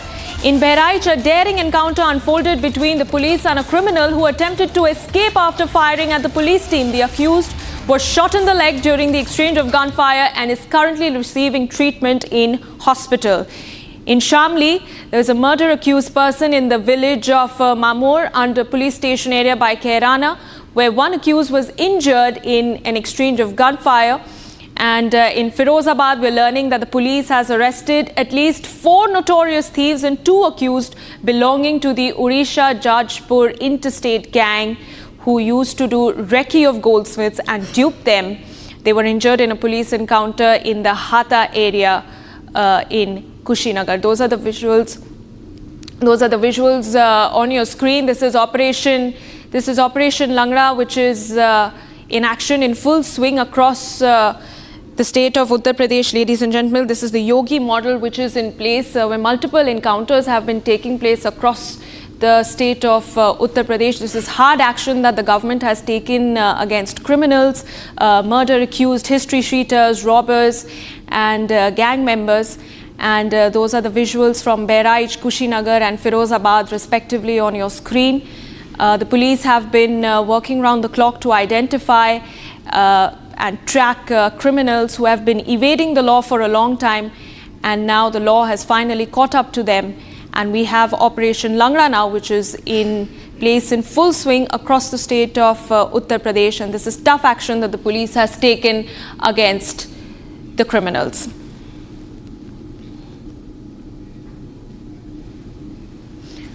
All right, viewers, now after the Congress alleged a U-turn by the central government in the Gazette notification on the 16th caste census, the Ministry of Home Affairs and the Press Information Bureau has in fact fact-checked the Grand Old Party and busted the misinformation over caste census. Here's a quick report. Take a look.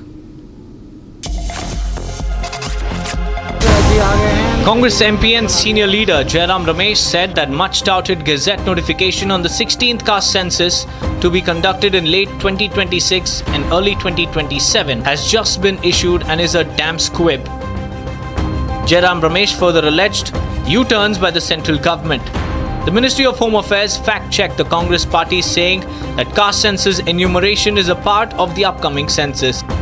And misleading information is being spread that there is no mention of caste count in the Gazette notification.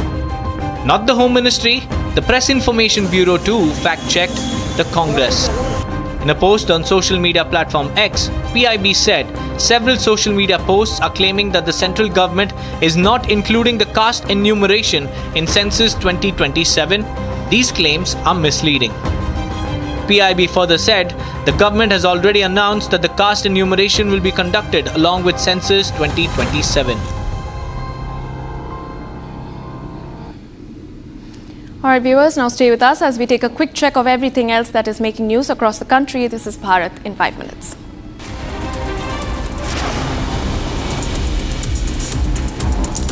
Union Home Secretary H.S. Govind Mohan will chair Amarnath Yatra security review meeting today in Srinagar. Top brass of the Indian Army and Air Force along with heads of Jammu and Kashmir Police, CRPF and BSF will also be in attendance. Agenda of the meeting is to finalize an action plan on security front as well as preparations for the Amarnath Yatra, which will commence from July 3rd.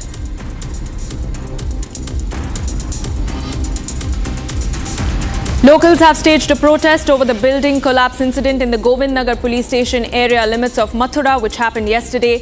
SSP Shlok Kumar said that the kin of those who died in the incident have filed a case. The police are searching for the accused, and SSP Kumar stated that he has declared a prize money of 25,000 rupees on a person who was named in the matter. He said that the accused will soon be arrested and strict action will be taken. 4 boys have passed away after a truck hit them and drove off in Sitapur of Uttar Pradesh. Superintendent of Police Ankur Agarwal said that the 4 boys were standing near a motorcycle on the roadside. Suddenly, a truck coming from the front went out of the driver's control and overturned. All 4 of the boys got crushed under the truck. The police took them to the hospital where they later passed away due to injuries. An FIR has been lodged. The police have assured that the truck driver will be found and arrested. A fresh language-related confrontation has surfaced in Bengaluru, where a senior citizen and a businesswoman clashed over compliance with the language policy for commercial signage. The heated exchange has now gone viral on social media, highlighting the simmering tensions over linguistic identity in Karnataka. The argument stemmed from a rule mandating that 60% of text on all business signboards be in Kannada language. Angered by frequent power cuts, two youths entered the substation and set a table on fire by pouring petrol on it.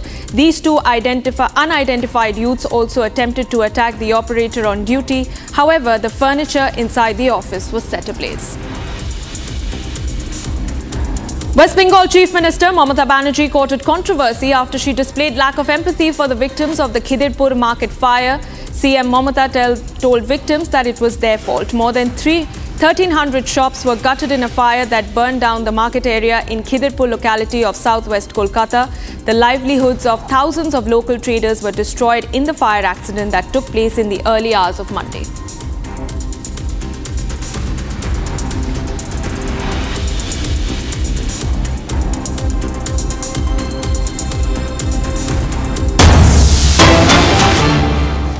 All right, viewers, we have some more breaking news coming in. This is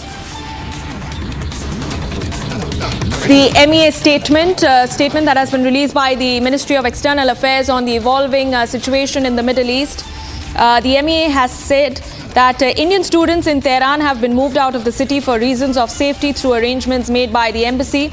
Other residents who are self-sufficient in terms of transport have also been advised to move out of the city in view of the developing situation. This is a statement that is now coming in from the Ministry of External Affairs as tensions continue to simmer in Iran and in Israel in the wake of the rising conflict in the Middle East. And now the MEA has taken quick action and urged its citizens to maintain caution while also evacuating Indian students out of Tehran. And just to bring you more details on what the MEA has said, viewers, the MEA has said that separately some Indians have been facilitated to leave Iran through the border with Armenia, and that the embassy remains continuously in touch with the Indian community, with the Indian diaspora in Tehran, with a view to extending all feasible assistance to Indian nationals in the country. And further advisories will be issued by the MEA in accordance with the situation.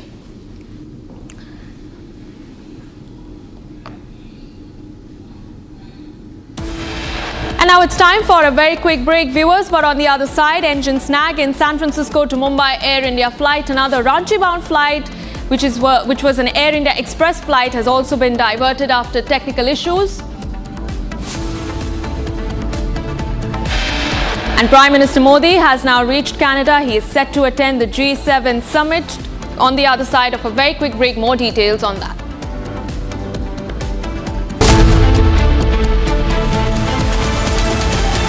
विमल में गुलिस्तां की ये कुछ लजीज फरिश्ते जब साथ घुले तो जी ललचाए और दिल कहे कि स्वाद की इस जुबान में खुद को ऐसा डुबाऊं कि निकल ना पाऊं। विमल की जुबान कुछ है ही ऐसी, मानते हैं ना? विमल, बोलो जुबान केसरी। अब छोलिया हो या लोबिया, सफेद चने या काले चने, सब कुछ मजेदार बने।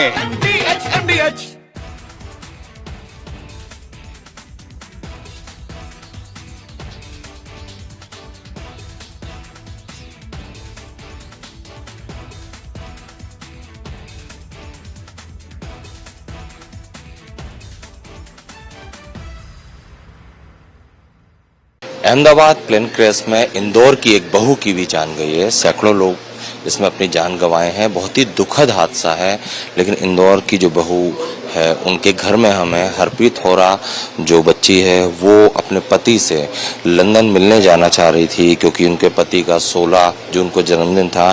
हरप्रीत के ससुर जी हमारे साथ हैं, राजेंद्र होरा, उनसे हम बात करते हैं। सर, कैसे आपको कब फर्स्ट इन्फॉर्मेशन कब मिली इस हादसे की और आपकी बहू की? What it takes to report from the front lines. Accuracy, urgency, courage and responsibility. At Republic School of Journalism, you will be trained for that reality. It's not theory, it's a live learning inside a working newsroom from day one. If you want to report the truth when it matters the most, RSJ is where you begin. Courses begin on June 30th. Apply now.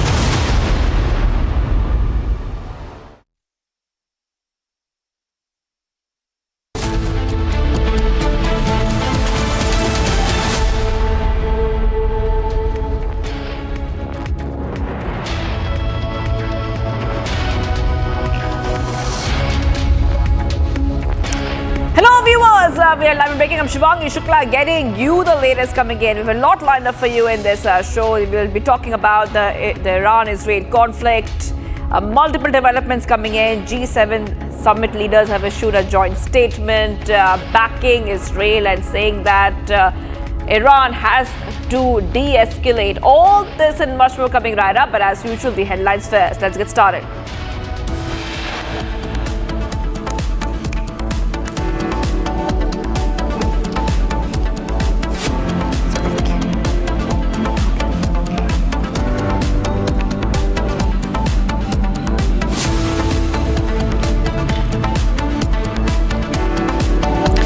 US moves 30 Air Force bombers aircraft closer to Europe.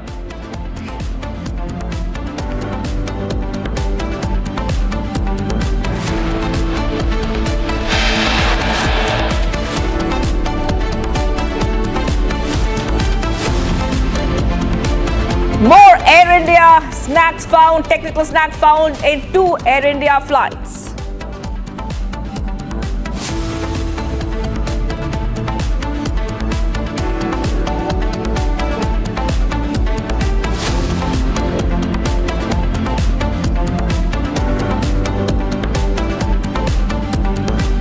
Prime Minister Modi reaches Canada to attend G7 summit.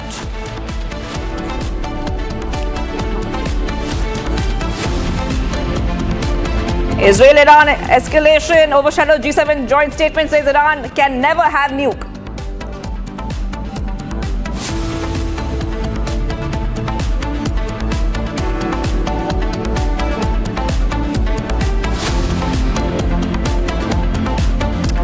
US President Trump leaves G7 summit midway, orders National Security Council meet in the White House.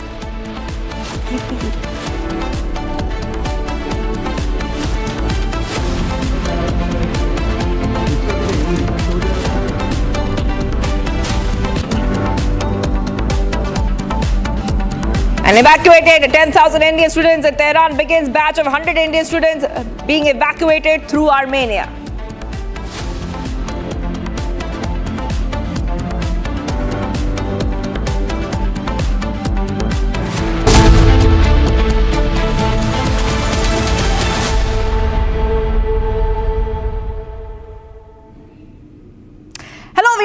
Pakistan FM rejects Iran's official claims that Pakistan will use its nuclear weapons on Israel if the latter uses it on Iran. Yesterday, diplomatic sources in Pakistan had denied these claims. Now it has been formally confirmed by the Pakistan FM. That is right. Big update coming in right now. Viewers on Republic TV, Pakistan rejects Iran's nuclear weapon claims.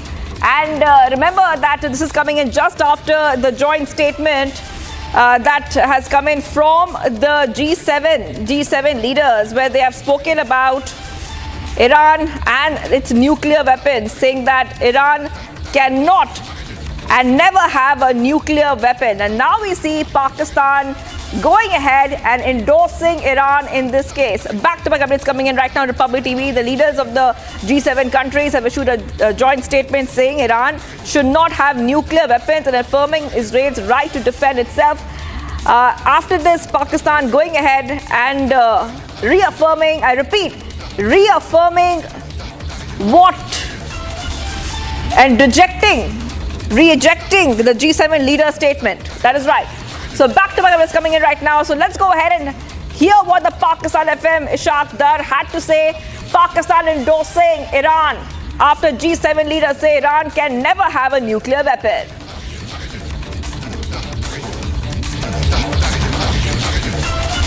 Pakistan ने ये कहा है कि अगर Israel ने हमारे ऊपर न्यूक attack किया तो पाकिस्तान इसराइल के ऊपर न्यूक्लियर हमला कर देगा। ये गैर ज़िम्मेदाराना और इतनी झूठी खबर है, और वो सोशल मीडिया में चलती चलती अभी मुझे थोड़ी देर पहले पता चला कि डेली मेल ने पिक कर लिया इंग्लैंड में। तो मैं और पाकिस्तान का डिटरेंस इज ऑब्वियसली अल्लाह ताला ने इस मुल्क को ना सिर्फ न्यूक्लियर कुव्वत बनाया बल्कि मिसाइली कुव्वत भी बनाया हुआ है, और कई ममालिक को तकलीफ भी होती है, लेकिन ये हमारी अपनी सिक्योरिटी के लिए है, हमारी अपनी स्टेबिलिटी के लिए है, इस रीजन में स्टेबिलिटी के लिए। वरना 9/11 के बाद दोनों फौजें 11 महीने eyeball to eyeball खड़ी रही, अगर ये ना होता तो शायद पता नहीं क्या हो जाता उस वक्त, क्योंकि इंडिया को तो कोई मौका चाहिए था। तो मैं सिर्फ ये क्लैरिफाई करना चाहता हूँ, क्योंकि अभी भाई ने बात भी की है, तो मैंने सोचा कि मैं हाउस को जो अब तक की डेवलपमेंट्स हैं बैठा हूँ तो मैं शेयर कर लूँ। तो हमने कोई ऐसी स्टेटमेंट, हमारी तरफ से कोई ना स्टेटमेंट किसी ने दी है, इसको फैब्रिकेट किया गया है इसको। और मैंने आपको एक वो मिसाल दे दी है कि ट्रंप, कल प्रेसिडेंट ट्रंप की चल रही थी, और वो जब हमने 3 जगह से चेक करवाए तो वो AI जनरेटेड यानी वो फेक थी, वो जो क्लिप था।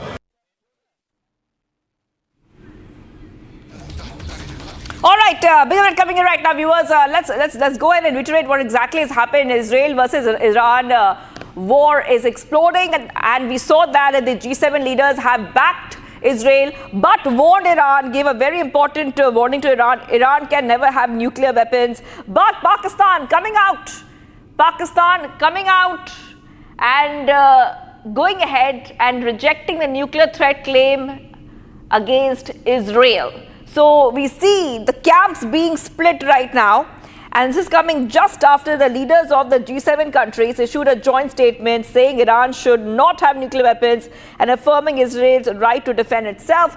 Pakistan coming out with its own statement and clearly saying that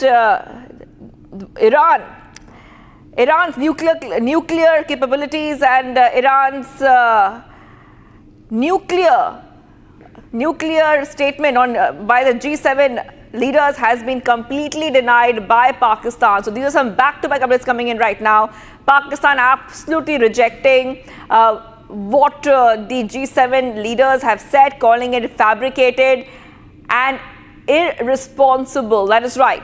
So big update coming in right now, viewers, on Republic TV. And remember, this is coming just after the leaders of the G7 countries issued a joint statement saying Iran should not have nuclear weapons and affirming Israel's right to defend itself.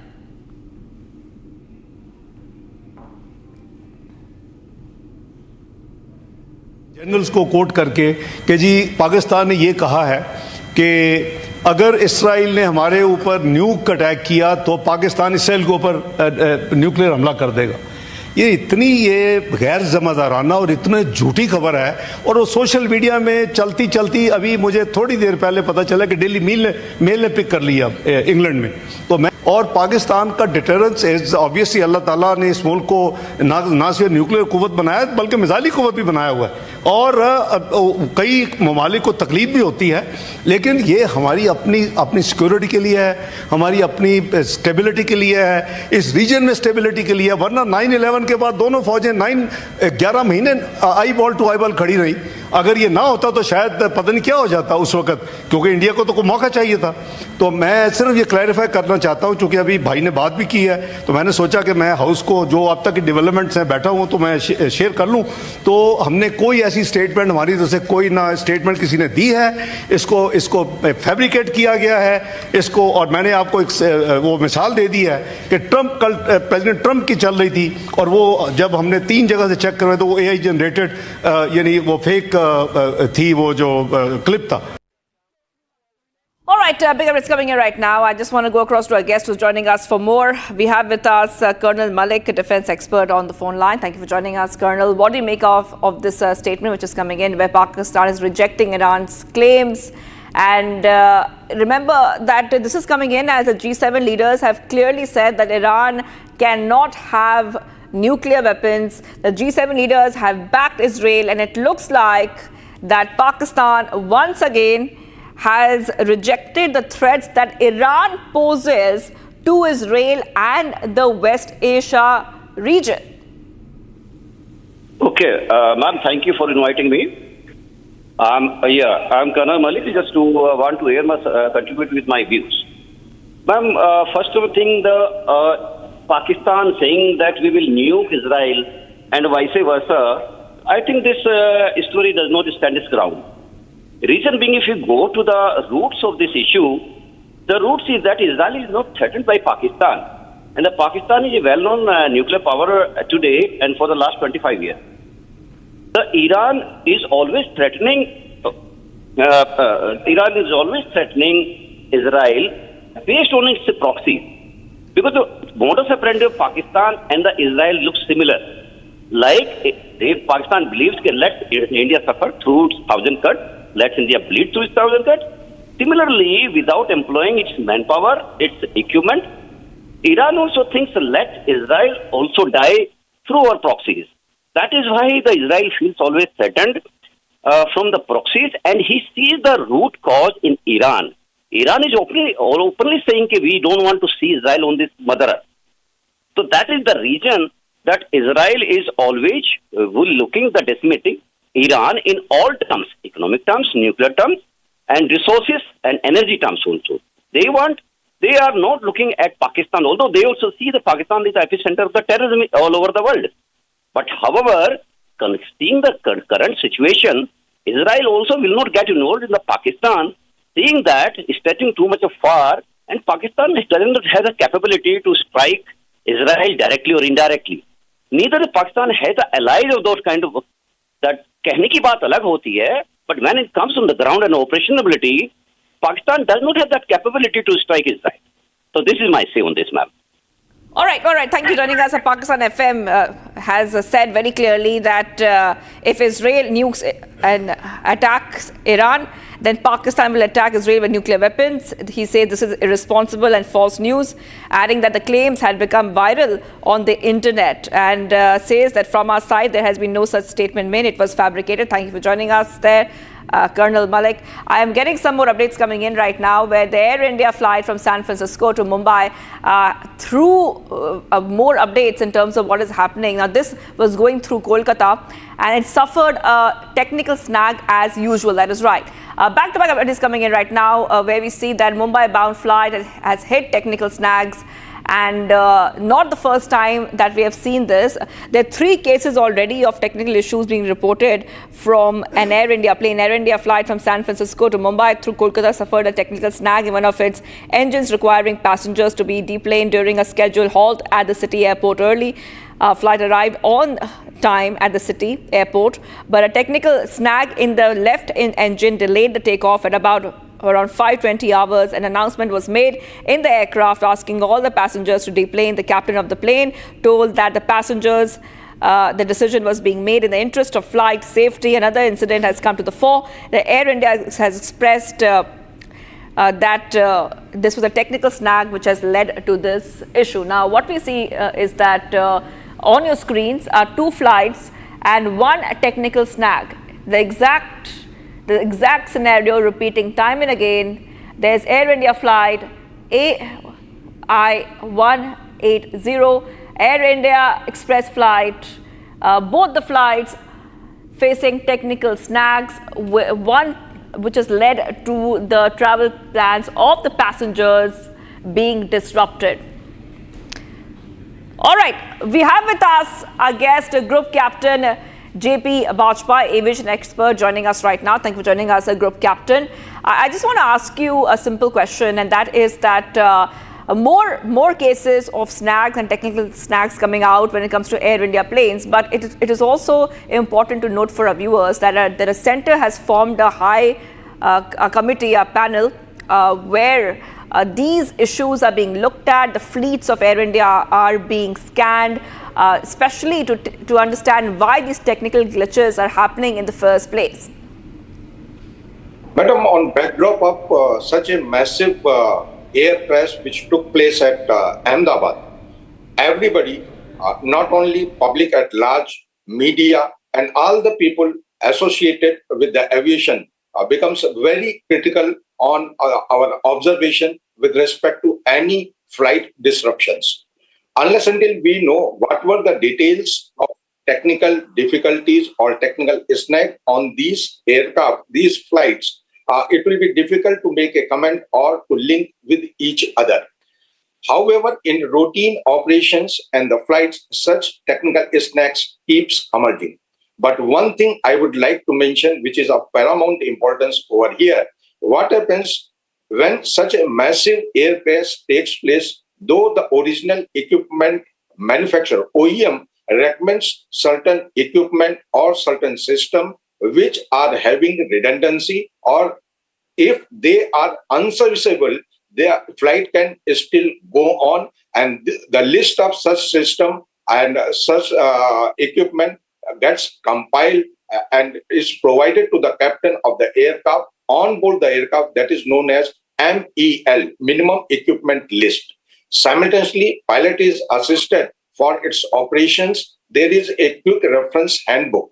There is a reference of these systems which are having a minor difficulty get listed, which stipulates the aircraft maintenance engineer's actions, followed by acceptance by the captain, and ultimately captain should be comfortable to fly the aircraft with minor unserviceability, which are approved or cleared by MEL handbook.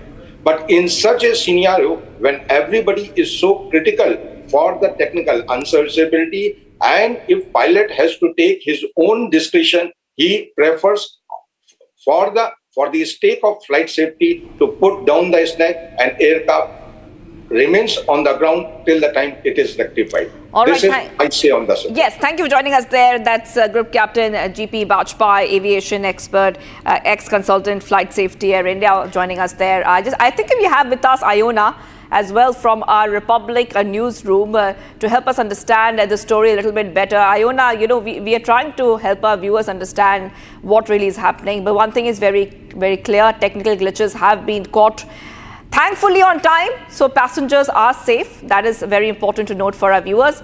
But the question is that what is really wrong in this Air India flights that so many technical glitches are being caught back to back every day, Iona? Absolutely, Shivangi. In fact, that's a question that Air India and Tatas must answer as to why Air India so far has failed to comply with DGCA rules and carry out and enhance their safety checks, because this is something that they've always maintained, that passenger safety is paramount for them. Yet we're seeing that over the last few days, and especially in the aftermath of that tragic AI-171 crash, that several such snags have been reported. In fact, as we speak, I'd like to report to our viewers two more instances. This is a case of Air India flight AI-180, which reported an engine snag, and this was a flight that was bound to Kolkata. Passengers were deplaned due to engine trouble, and the flight was headed from San Francisco to Mumbai via Kolkata, and a technical issue absolutely grounded the flight and passengers were left in the lurch. And we have another case of an Air India Express flight, which was a Ranchi bound flight, which was diverted back to Delhi after reporting technical snags mid-air. Now, these two instances, of course, come a day after we extensively reported on the case of the Delhi-bound Hong Kong Air India flight, which had to be diverted back to Hong Kong after it reported snags mid-air. And it puts the focus back on the question of passenger safety, Shivangi, and why Air India is reporting so many issues over the past couple of days. And the DGCA has come down heavily on Air India and Boeing 787 fleets over failure to comply with their safety standards. And of course, there's a lot of scare among passengers at the moment, and this is something that the Air India company and the Tatas must answer. That is right, Iona. Thank you for getting those details. I will be coming back to you. Two flights, same glitches, same technical issues. Okay, we move ahead right now, viewers, because we're getting some more updates after Congress alleged U-turn by central government in the Gazette notification on the 16th census. The Ministry of Home Affairs and the PIB fact-checked the Grand Old Party and busted the misinformation over caste census. Here's a report. Take a look. Congress MP and senior leader Jairam Ramesh said that much-touted Gazette notification on the 16th caste census to be conducted in late 2026 and early 2027 has just been issued and is a damn squib. Jairam Ramesh further alleged U-turns by the central government. The Ministry of Home Affairs fact-checked the Congress party, saying that caste census enumeration is a part of the upcoming census, and misleading information is being spread that there is no mention of caste count in the Gazette notification. Not the Home Ministry, the Press Information Bureau too fact-checked the Congress. In a post on social media platform X, PIB said several social media posts are claiming that the central government is not including the caste enumeration in Census 2027. These claims are misleading. PIB further said the government has already announced that the caste enumeration will be conducted along with Census 2027.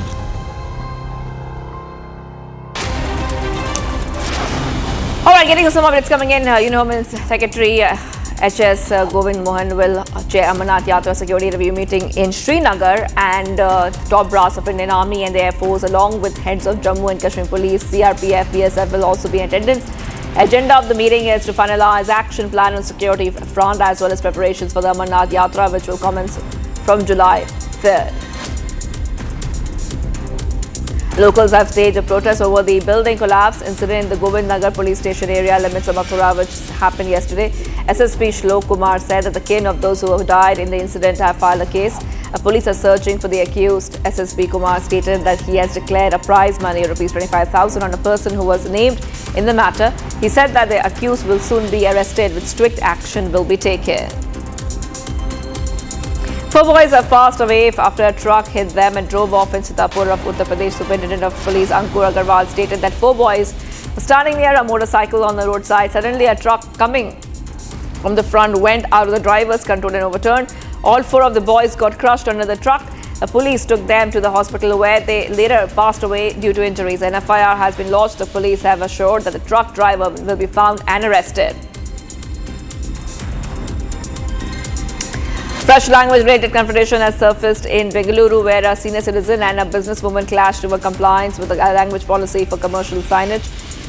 The heated exchange has now gone viral on social media, highlighting the simmering tensions over linguistic identity in Karnataka. The argument stemmed from a rule mandating that 60% of text on all business signboards will be in Kannada language.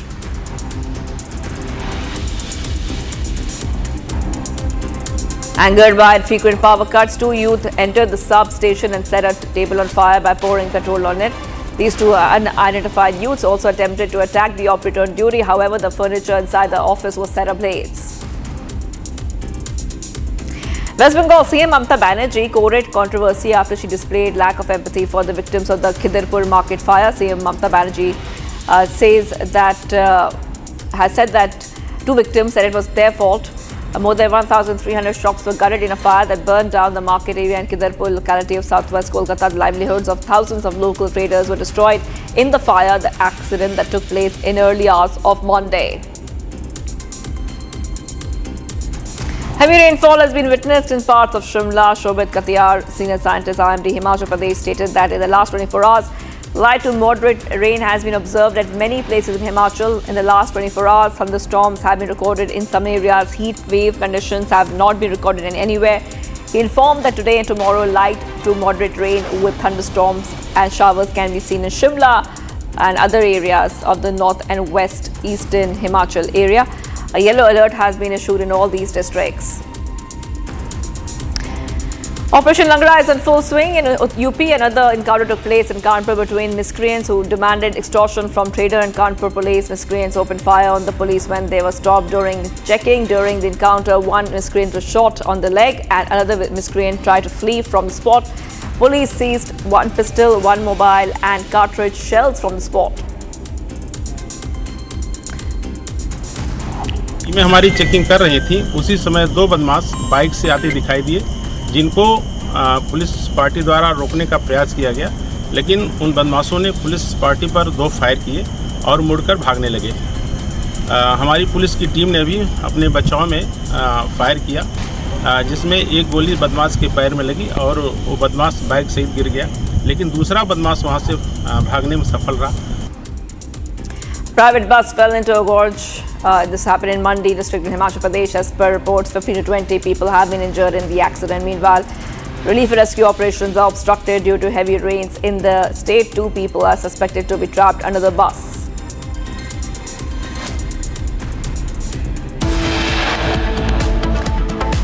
Viewers, engine snag in San Francisco to Mumbai Air India flight. Another Ranchi-bound Air India Express flight diverted after technical issue. Prime Minister Modi has reached Canada for the G7 summit. Multiple bilateral meetings lined up. Stay tuned. We are live and breaking.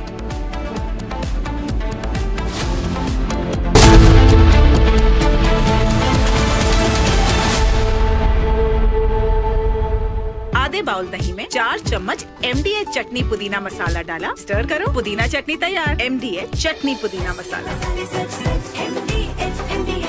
आपकी favourite today cars पर मिल रही है amazing deals. वैसे लोगे तो आप ढूंढ रही हैं, चाहे दिल की सुनो या डील्स की, तो जल्दी चले आओ हुंडई शोरूम। दादी के हाथों का जादू और खुशबू से महकता घर, माँ की मुस्कुराहट और खाने की सुगंध। MDH गरम मसाला, क्योंकि हर रिश्ता है स्वाद से जुड़ा। 15 साल हो गया उनको वहाँ पे, 10-15 साल से। और इंडिया में कब से आए थे? इंडिया यहाँ पे उनके मम्मी का हार्ट हो गया था बोल के उनको मिलने आए थे। तो 6 दिन में रिटर्न था उनका जाने का, तो 6 दिन में ये हादसा हो गया।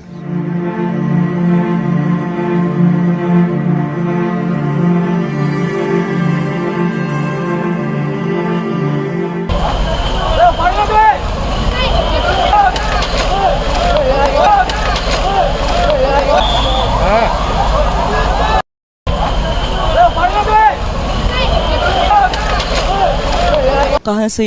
अहमदाबाद की प्रॉपर रहने वाले? नहीं, वो एक्चुअली रहते हैं हम लोग बॉम्बे है क्या। और वाया फ्लाइट था, तो बॉम्बे से यहाँ आए थे। यहाँ से हम लोग को उनको लंदन जाना था, UK जाना था।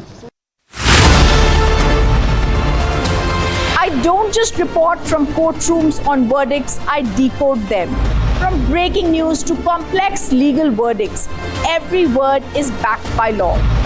At the Republic School of Journalism, you will learn how to report on legal issues with accuracy and speed. The RSJ Diploma, starting on the 30th of June. Apply now.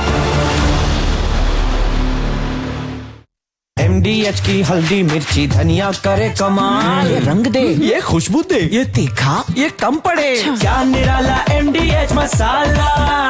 विमल में गुलिस्तां के ये कुछ लजीज फरिश्ते जब साथ घुले तो जी ललचाए, और दिल कहे कि स्वाद की जुबान में खुद को ऐसे डुबाऊं कि निकल ना पाऊं। विमल की जुबान कुछ है ही ऐसी, मानते हैं? विमल, बोलो जुबान कैसी? ये है सीक्रेट रेसिपी MDH का जीरा सिप जलजीरा मसाला। जीरा सिप MDH का जलजीरा सिप, MDH का जलजीरा सिप।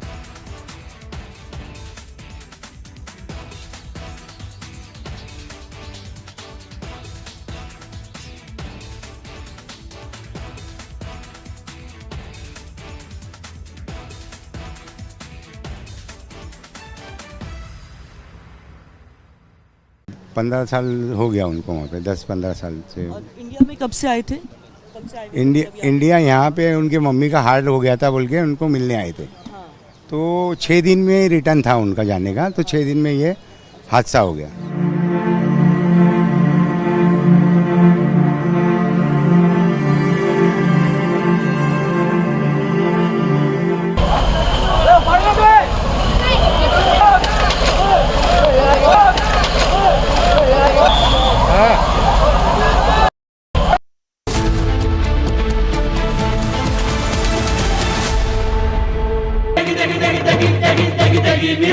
MDH की देगी मिर्च, देगी मिर्च का तड़का, अंग अंग फड़का। MDH की देगी मिर्च। विमल में गुलिस्तां की ये कुछ लजीज फरिश्ते जब साथ घुले तो जी ललचाए, और दिल कहे कि स्वाद की जुबान में खुद को ऐसा डुबाऊं कि निकल ना पाऊं। विमल की जुबान कुछ है ही ऐसी, मानते हैं ना? विमल, बोलो जुबान कैसी?